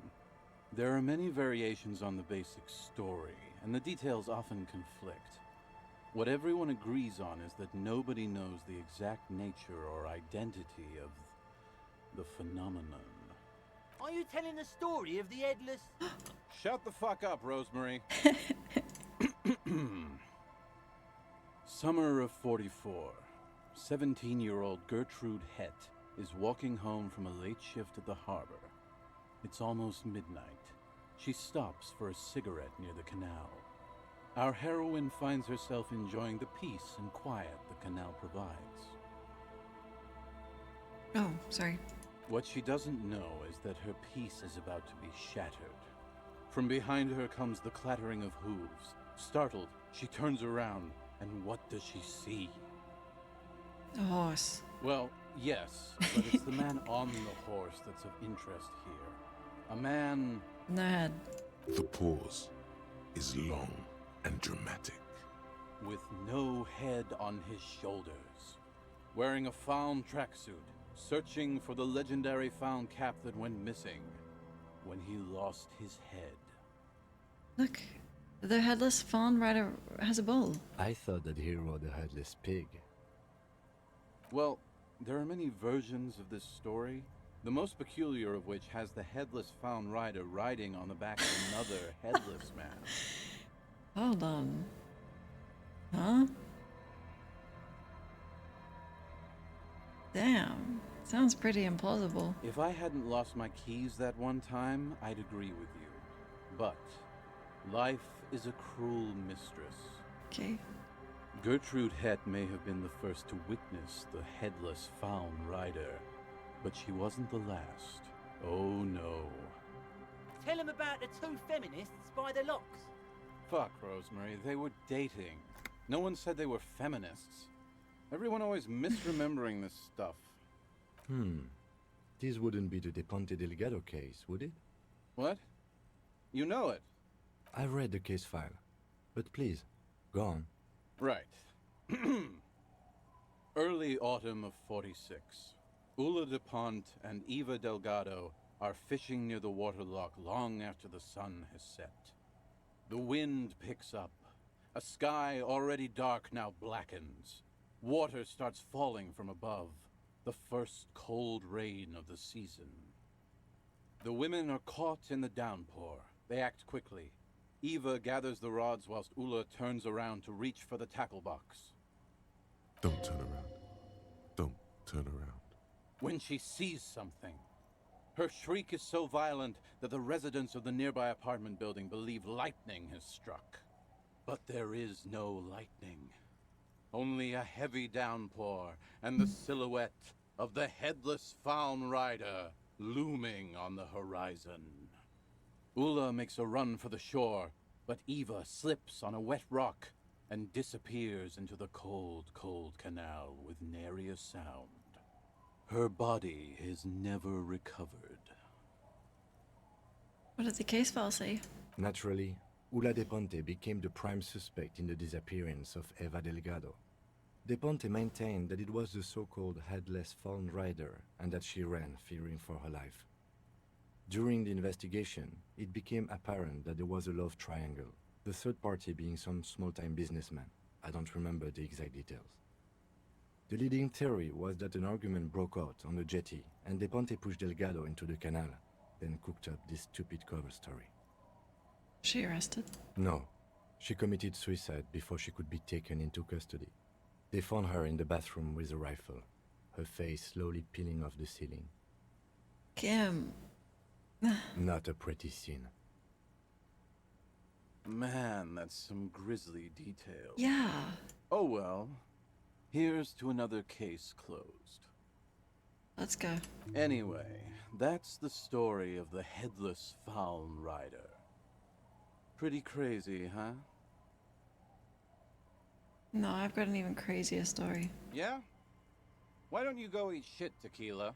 There's no way you know a better one than that.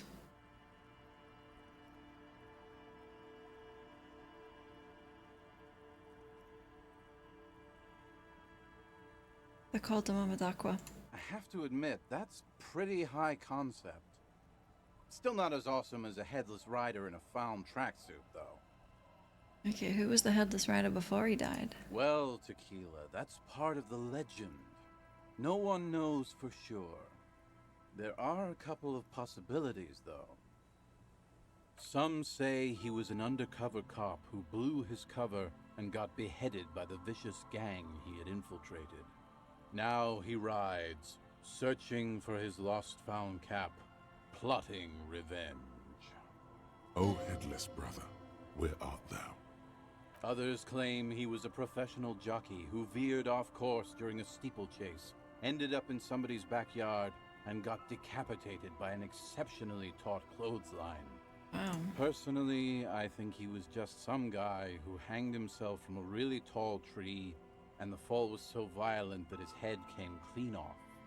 Coincidentally, at that exact moment, a horse happened to pass under him, and his beheaded corpse mounted it, where it remains to this day.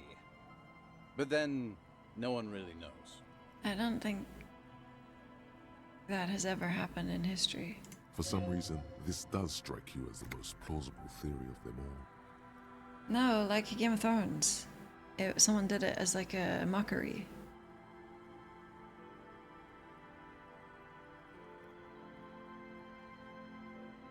Alright, your theory sounds plausible. Isn't it? All the pieces fit together perfectly. That's how I know it's right. Anyway, to each his own. You want to hear any other stories? I've already seen some weird shit. Hard to argue with that, I suppose. That's the reality situation for you. You think you got a handle on it, then blam! It throws some wild shit at you. That's why it's critical to stay well hydrated. I love his voice. So what became of the headless found rider? No one knows.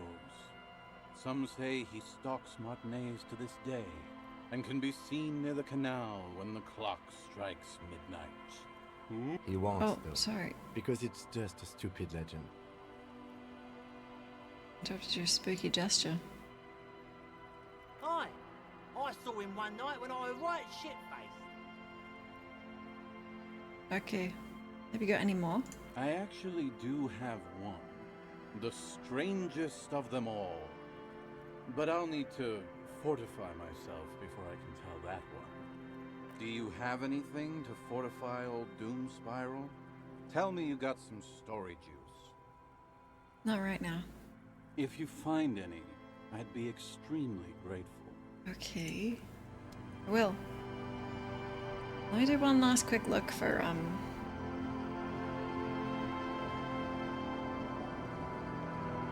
the spots.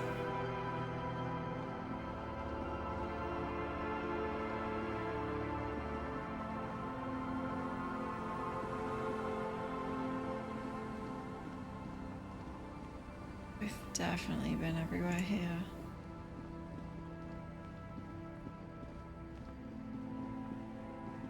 Okay, I think...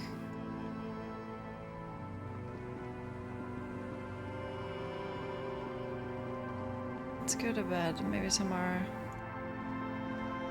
Maybe more info.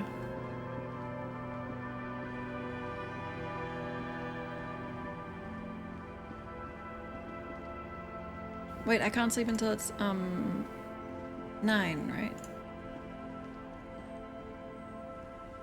It's 8:30. The worn and beaten wooden planks of the bench do not look overly comforting.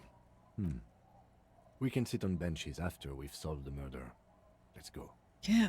You can revisit the bench if you ever need to pass the time when Lieutenant Kitsuragi is gone. Alright, I'll read a book then. Damn.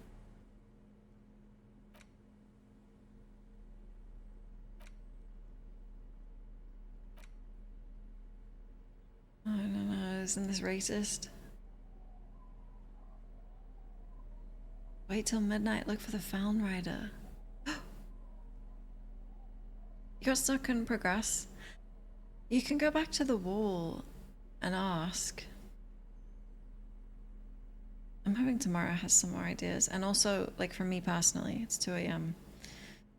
Kind of tired. The edges of the pages are worn and smudged. A lot of people have read about the Devil Woman's altercations with the Helmdall man. Headless dude riding another dude. Hell yeah.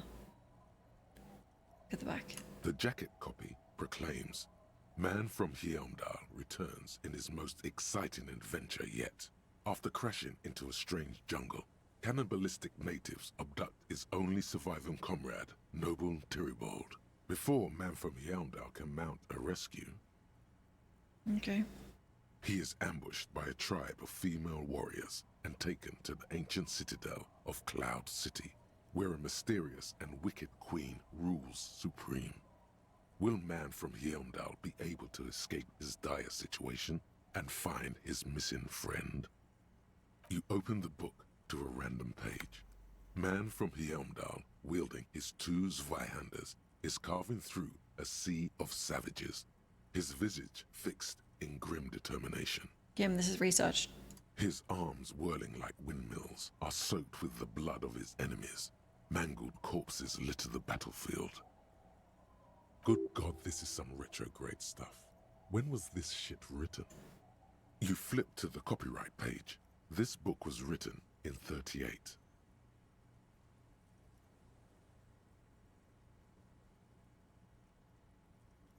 Well, the edges of the pages are worn and smudged.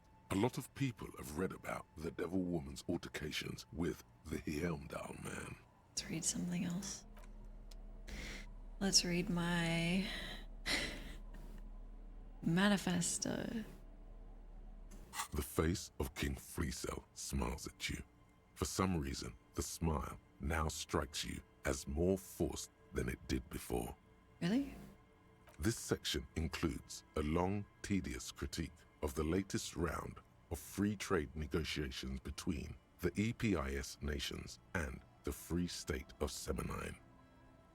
You also skip over an article about heavy fuel oil smuggling along the Messina border, something about bear wrestling in Samara, book riots in Yugograd. Whoa, whoa, whoa. Bear wrestling. Flip back to that. Wait, actually... Apparently, the material conditions of other countries hold no interest for you. Your brand of communism is strictly local. No, So be it. I didn't say that. You flip back to the front of the magazine. I'm very global. The table of contents unfolds before you. I just remembered, Joyce is right here, right?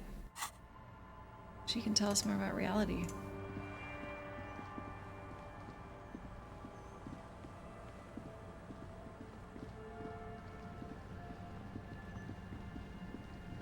Law, please. You're back. Good. What can I help you with? More lessons in basic reality? My favorite part of the day. Go ahead, ask me anything. Oh, what's my acute encephalopathy? It's a neurological disorder caused by a lack of vitamin B in the brain. Symptoms include a retrograde amnesia. It's quite serious. You should get yourself checked out. Yeah.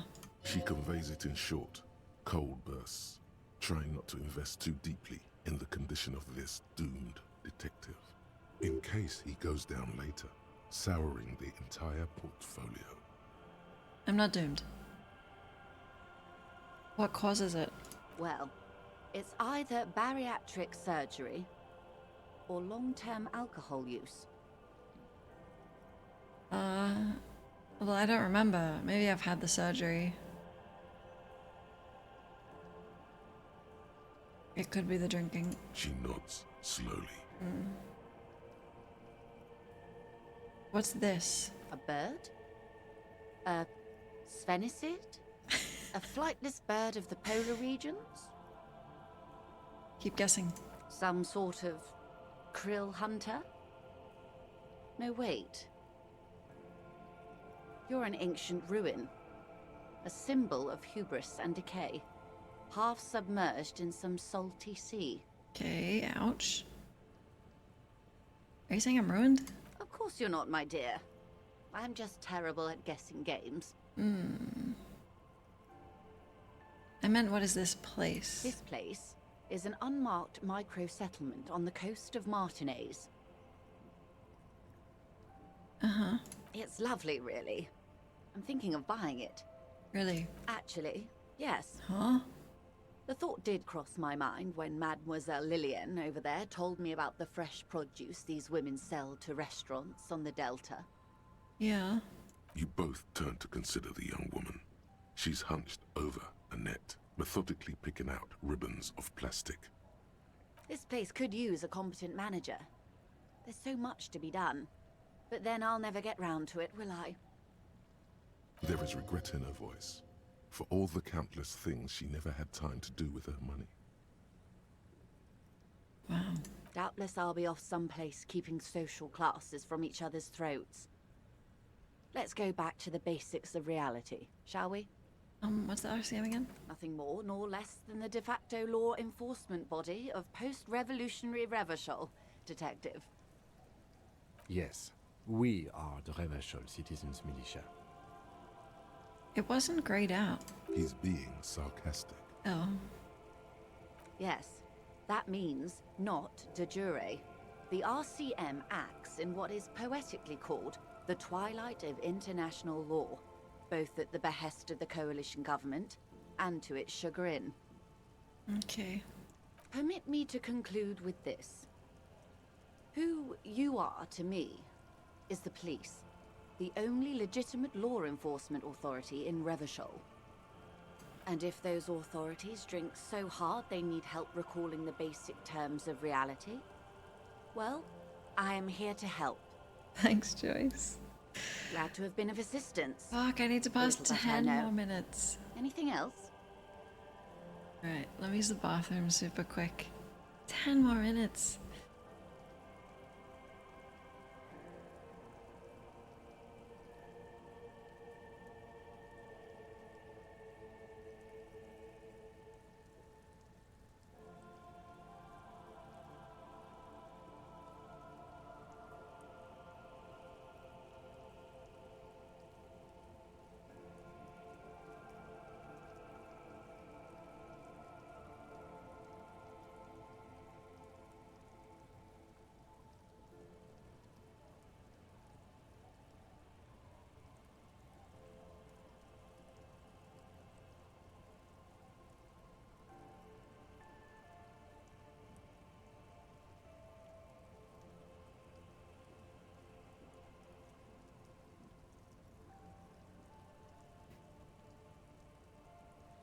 Okay. What if I just try go to bed? Come on, it's 11 minutes. What if I try?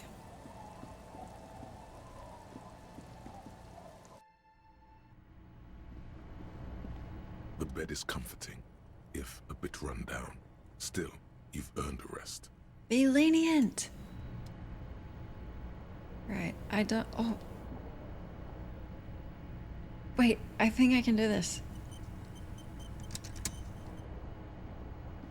An old mirror hangs on the wall. You see your reflection in it. The expression fixed to your clean-shaven face. You're still not accustomed to it. What? You sound different. Okay, let's go. Locate the source. It belongs in the new, the third decade of the current century. Enough time had passed from the failure of the revolution that, for a fleeting moment, free market economy seemed like the ultimate, uncontested way of life for our species. Things were good. It was smooth sailing. People made gold and champagne-tinted interiors and facades to suit the times, calling this the new style. But more importantly, disco happened. For Revachol, your city, that meant only one thing. Guillaume le Million. If it doesn't rhyme, you're not pronouncing it right. Out of the dazzling swirl of disco music, in an open-air boîte de nuit, somewhere in Revachol West, Guillaume's blonde mane appeared on the screen. He sang some bullshit. Then he made the expression. So I adopted it? Everyone loved it. Maybe you thought some of the stardust would rub off on you. Maybe it did. Either way, it's all gone now. Only the grimace remains. It's not a grimace. It's a nice expression.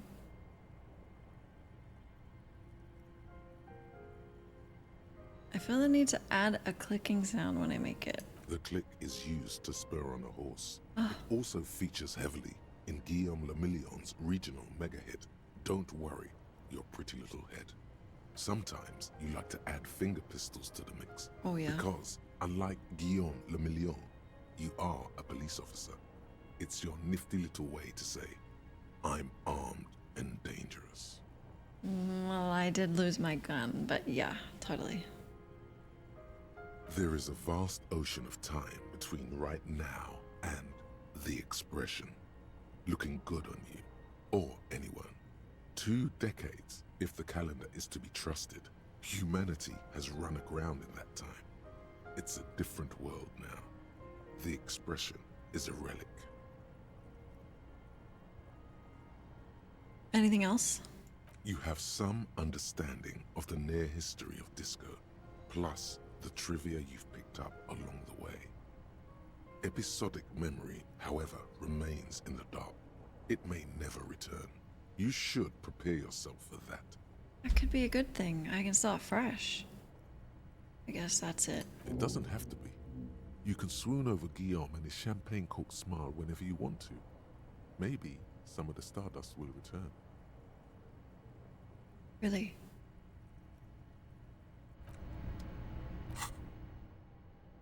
Oh, I'm still thinking. 15 minutes.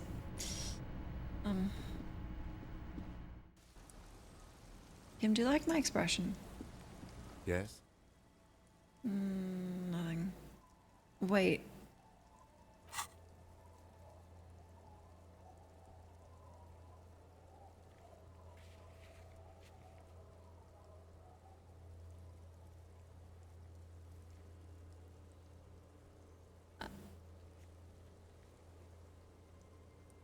Okay, I thought I had something I could do with Kim. Nothing.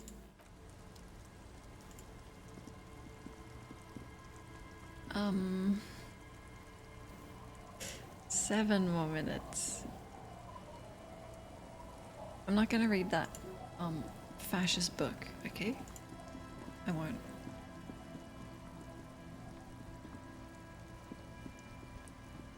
Bottlesheim? I mean, it's probably a good shout, but I'll have to buy one because I want to keep my special blue bottle.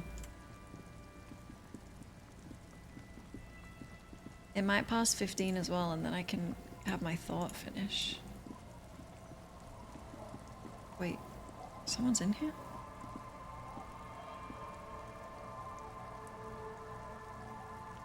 We can't go in?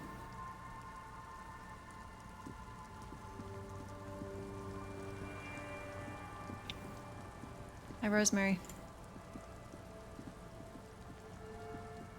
The legend! He's back. And firstly, I got smokes and piss and a little speed to spice things up.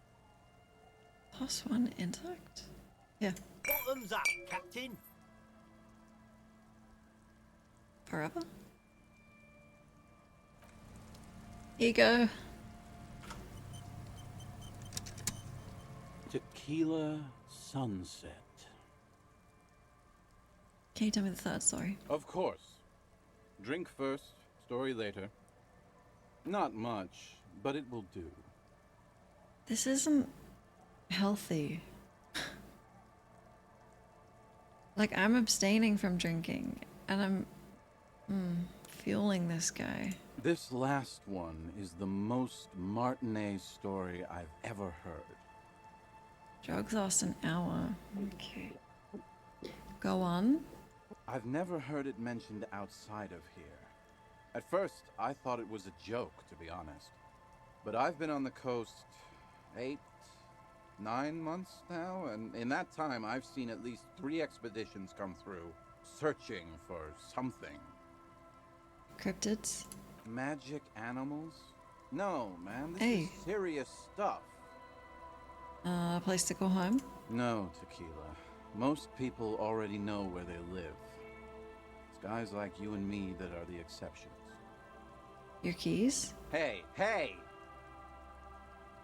Fuck you, Tequila. What kind of expedition? All kinds.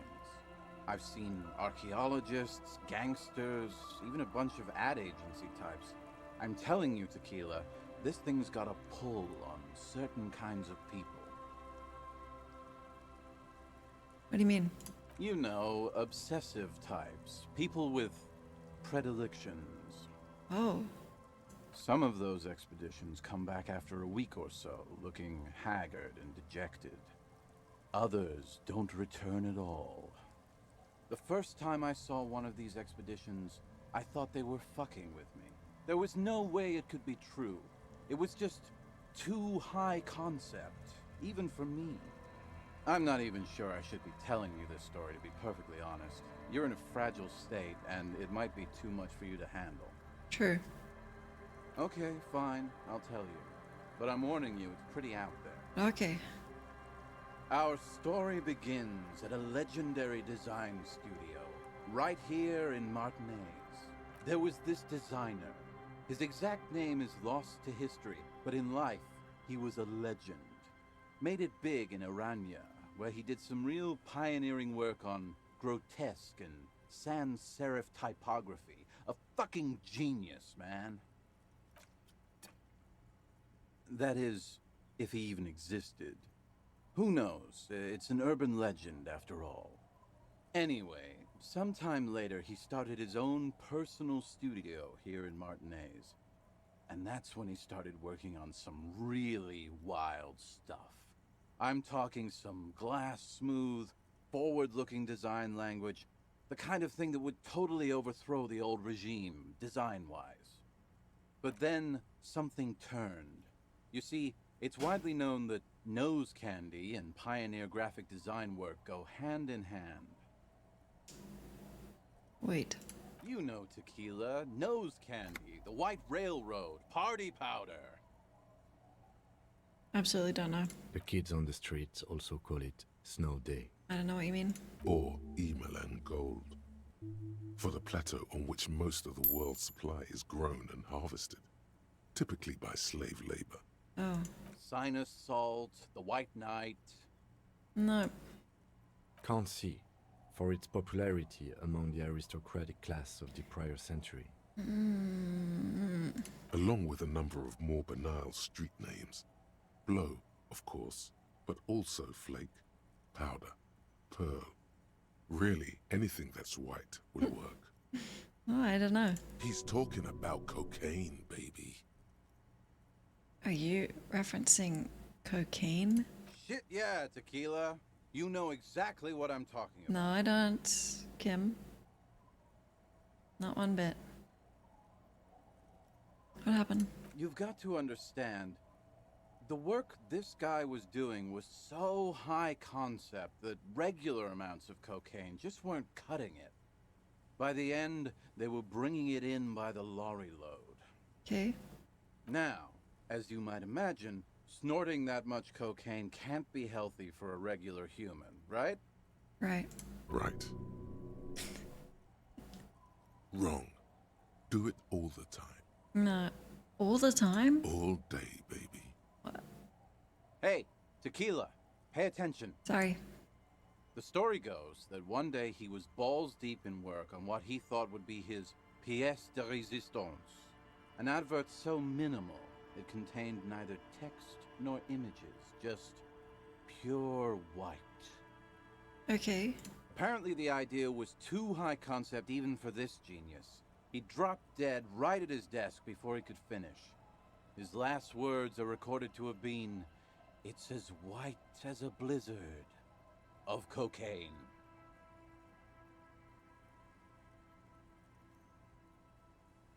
But the story doesn't end there. Supposedly, when they performed the autopsy, the coroner discovered nearly a quarter kilo of coke jammed into his nasal cavity. That's almost certainly anatomically impossible.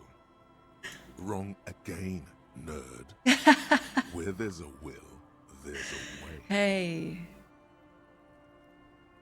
Nah, you can bully logic, actually. He is a fucking nerd.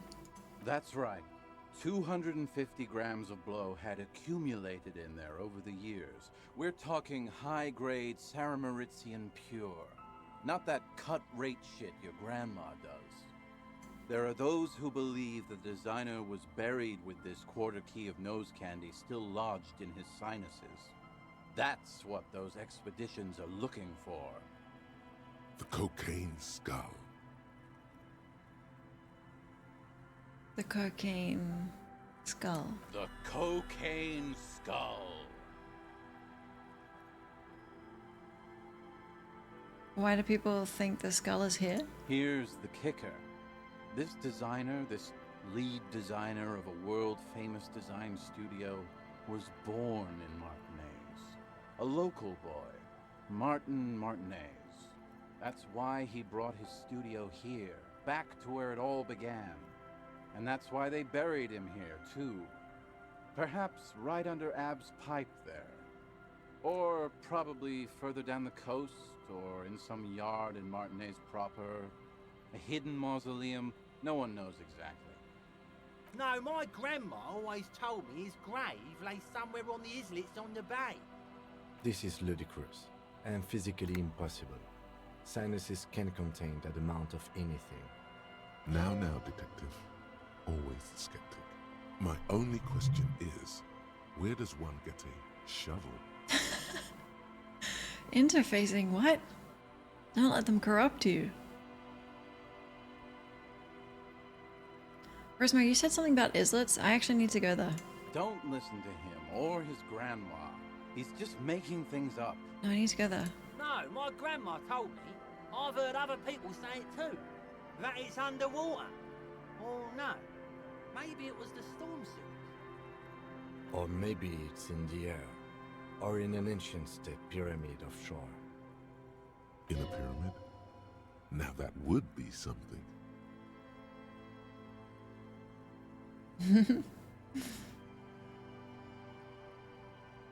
What have you learned from the other expeditions? They're pretty vague about it in general. The gangsters like to claim they're looking for the grave of a friend, with picks and shovels. The archaeologists act all official about it, saying they're conducting serious research. Honestly, I think they're not really scientists, just rich. The junkies, for some reason, are pretty upfront about it. They just say they're looking to snort some blow out of a dead man's nasal cavity. Honest men on an honest quest. You should join them. By now, I'd say I know about as much about it as anyone on the coast. What do the expeditions plan to do with it? The archaeologists say they want to put it in a museum, the gangsters say they want to sell it on the black market, and the ad agency guys say they're seeking inspiration. Bullshit. They just want to snort it. But you could beat them to it, Harry. You could snort the magic skull cocaine instead. I'm pretty sure they all just want to snort it, though. My head agrees. And why wouldn't they, eh? Sounds like right strong stuff. Kim, can we find it? Whoa, whoa, whoa. Hold on just a minute. Finding it right now is literally impossible. Hmm? What? Why? For one, the way is blocked by that big lorry that says Delta Logistics Company on the side. You definitely have to search the area behind that lorry too, yet it is impassable. Really? And second, outfitting an expedition like that is expensive. It'd have to be a big production to do the Cocaine Skull justice. You need new gear, people who know what they're doing, all kinds of provisions. It's just not feasible within the economic and temporal frame of our current setup. Matter of fact, unless a bunch of money just falls out of the sky, we might never know what's up with that skull. I have to agree. We barely have what we need to solve the case we've got now. We can't afford to run around chasing after quasi-mythical pieces of drug paraphernalia. Besides, it would look extremely bad for the RCM to be caught up in something that has the word cocaine writ large on it. The PR is tricky on this. Well, it's a drug bust. That's too bad. Wait. Maybe there's another way. Maybe up around the coast? Don't give up now. Oh, I hadn't given up. Yeah, well, that's the reality situation for you. Who knows, though? Maybe someday we'll get our chance. This is one of your favorite games ever? It's really good. Not that I can think of, currently. Okay. You have been drinking a lot. That might be the case, yeah. My thought. Date of birth generator. Come on. You were born in the year 07. In the last year of the commune of Revachol, right before it fell, in the old military hospital on the ground floor, where people usually came to die during a snowstorm. I'm 44. The revolution had about 1 year left to go, and the fires were still burning bright. There were explosions in the blizzard. This was 44 years ago. You are 44 years old. The bloating might never leave your face, but beneath it, you still have some years. You still have some hope. Oh. Fuck, I gotta stop thinking.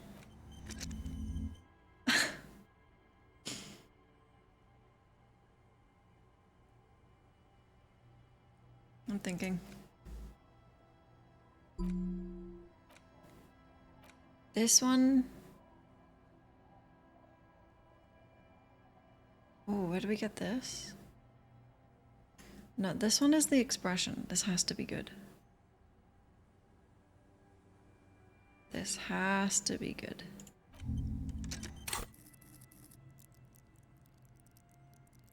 Wait, -1 difficulty is good?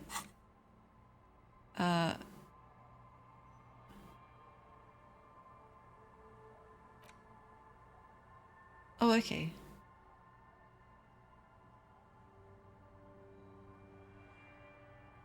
What about all these -1s?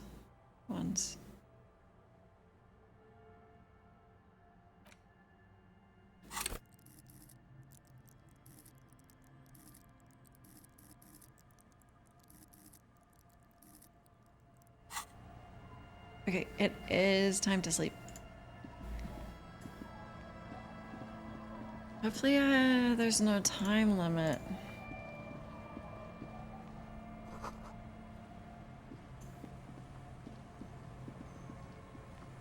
Not so good.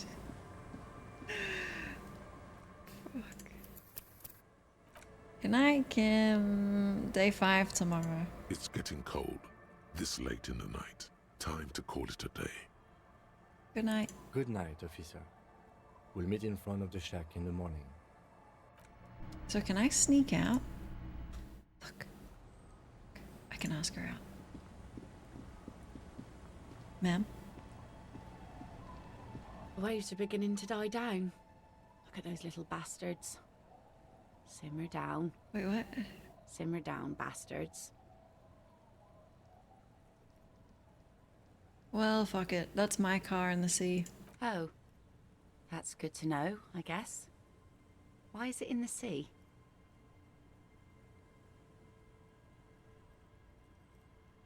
I got drunk and drove it in the sea. This calls for a funeral, if you ask me.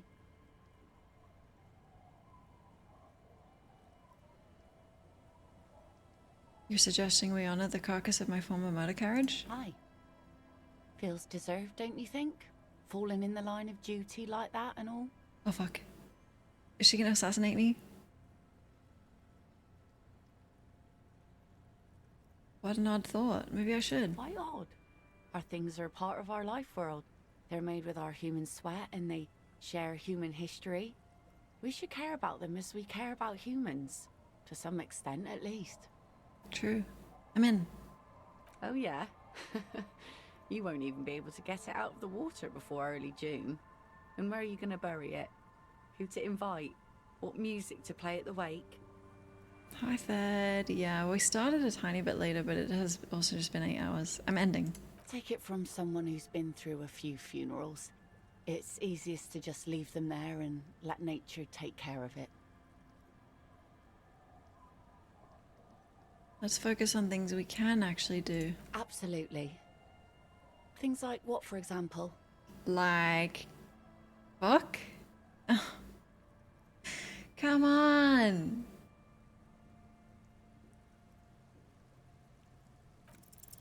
Oh yes, she does.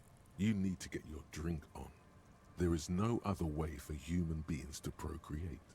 Not after 6,000 years of yeast cultivation-based mating rituals. Hmm?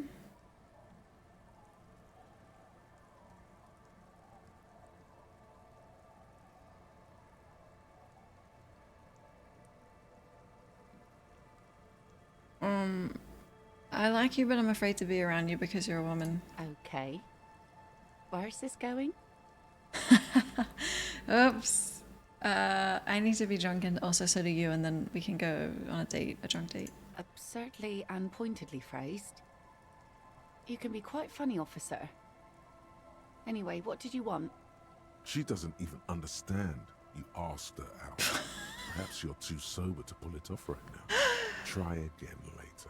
I'm not drinking. That's for the best. That's safe. Yeah, run back to my room, go to bed. Don't dream about this. Late, and it's raining. Time to call it a day. Don't dream about that. Okay. There's no chance. The bed is comforting, if a bit run down. Still, you've earned a rest. Sleep time. The bed underneath you is soft, if lumpy. Waves wash the sand underneath the hut, then grow distant to your ear. In the quiet hum of the organic heater, you fall asleep. I sprinted away.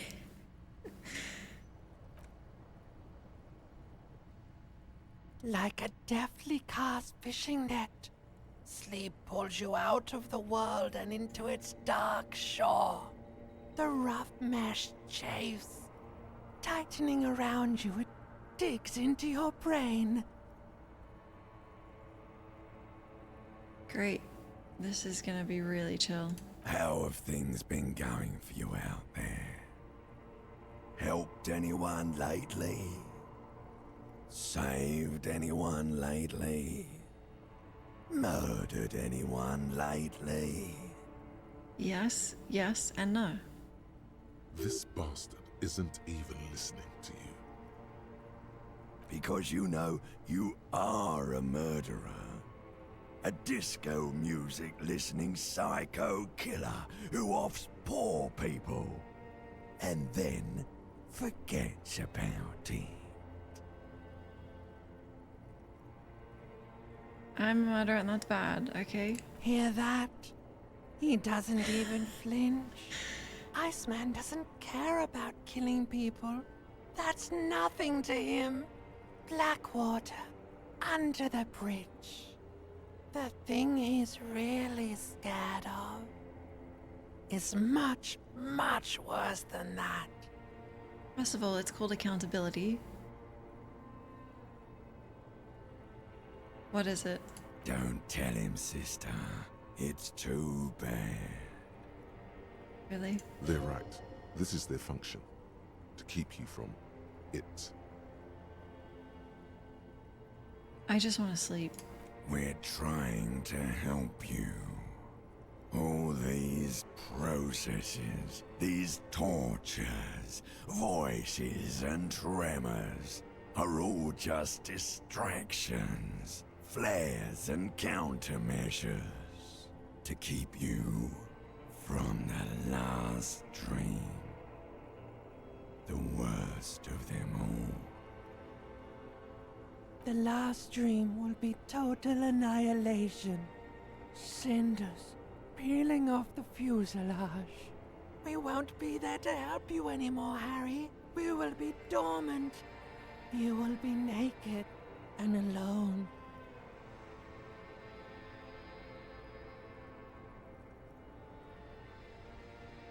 That's nice. Apricots. Of hell. An ancient sadness, brother. 10,000 years later, in front of the video rental, there is a warm breath on your face again. Everything is okay again.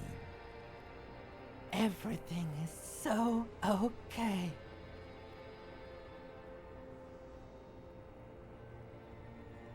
It doesn't sound like it will be okay. Your eyelids flutter open for a moment. When you close them again, you sense the light of the room around you. You're back. In 2 seconds, the alarm will ring. The last thought in your head before waking is, you need to go to the church. Yeah, I know. That's what I was gonna do.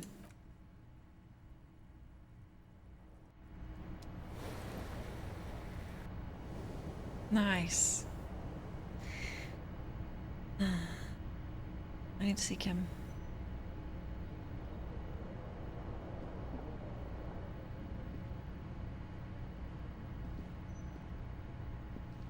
Kim. Good morning.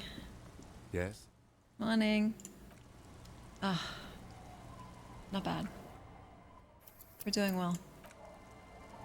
I was gonna go to the church too. Look how few tasks we have. We started the day with so many. Check out this police work. Holy shit. Alright. Bedtime. What? Oh, tomorrow's my day off.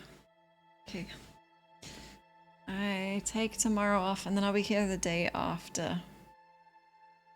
I am a good cop. I am. I just gotta sort out my personal affairs. But that's okay. Machine! It's really fun. I hope there's no time limit. And I'm gonna accidentally run out and everything will be ruined, but I guess I'll find out. Okay. Let's find someone to raid. Thank you! Thanks for the follow.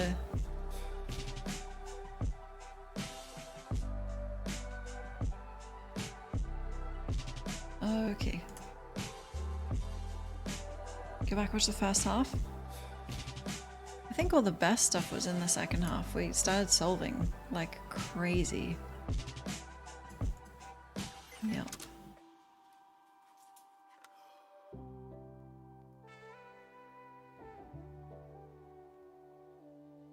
Thanks for the stream. No, it's my pleasure. Thank you, everyone. So glad you didn't power game through. Thank you, everyone. Thank you for the your company. Let's raid. It's really late. It is. Okay, I want to see you tomorrow, but I'll see you the day after. Anyone not... I did it all caps. Sorry, I'm not yelling. Anyone not in our Discord, you're more than welcome to join. I had a great time. I hope there's a few days left of this at least. Yeah, it's taken way long. Hold on. Oh, we've only played 36 hours. It feels like more.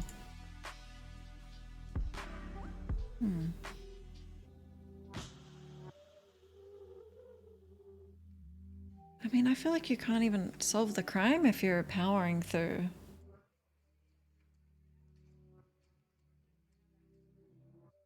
Let's raid someone.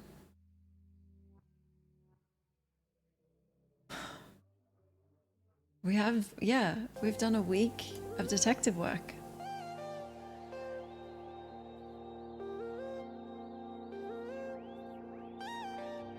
Okay.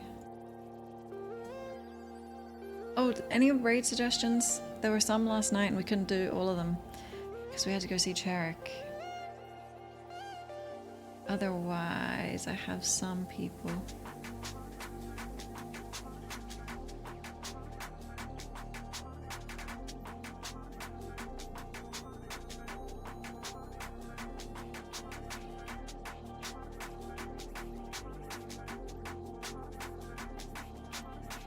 Not many stream 11 AM on a Monday. What the fuck?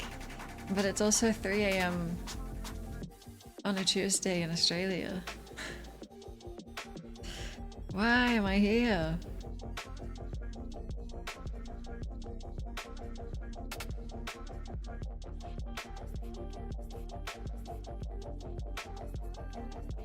Let's look for someone new quickly.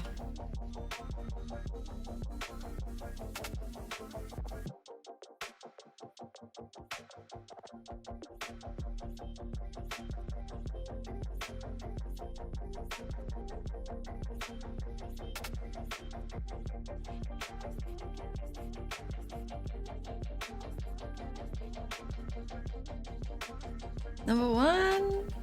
Tofu we did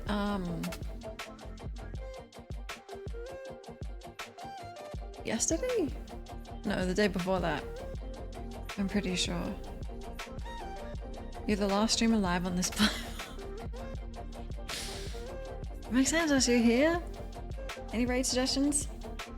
I found someone playing Cyberpunk, a first playthrough.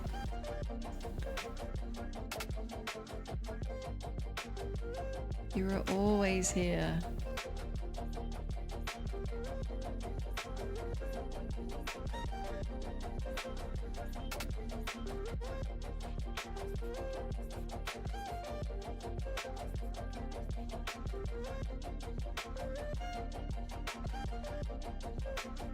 Yeah, let's do the Cyberpunk streamer.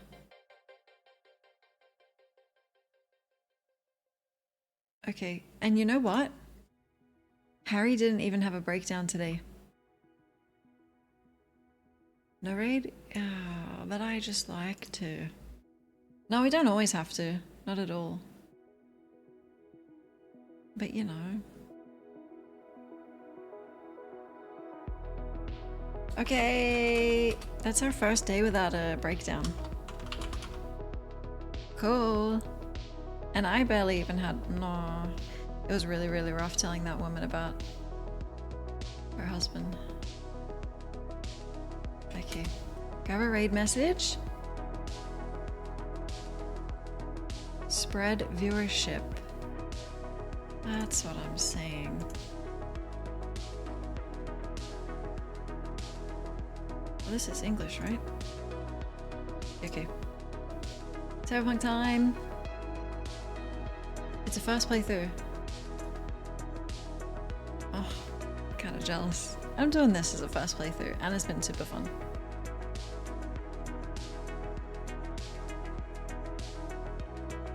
Why does adding the year before the raid message change? Oh, it makes it easier to copy? Holy shit. You guys are gaming the system. Thank you. Let me get you the link. Thanks again for your time. Thank you for any follows. Oh my god, it does make it easier to copy.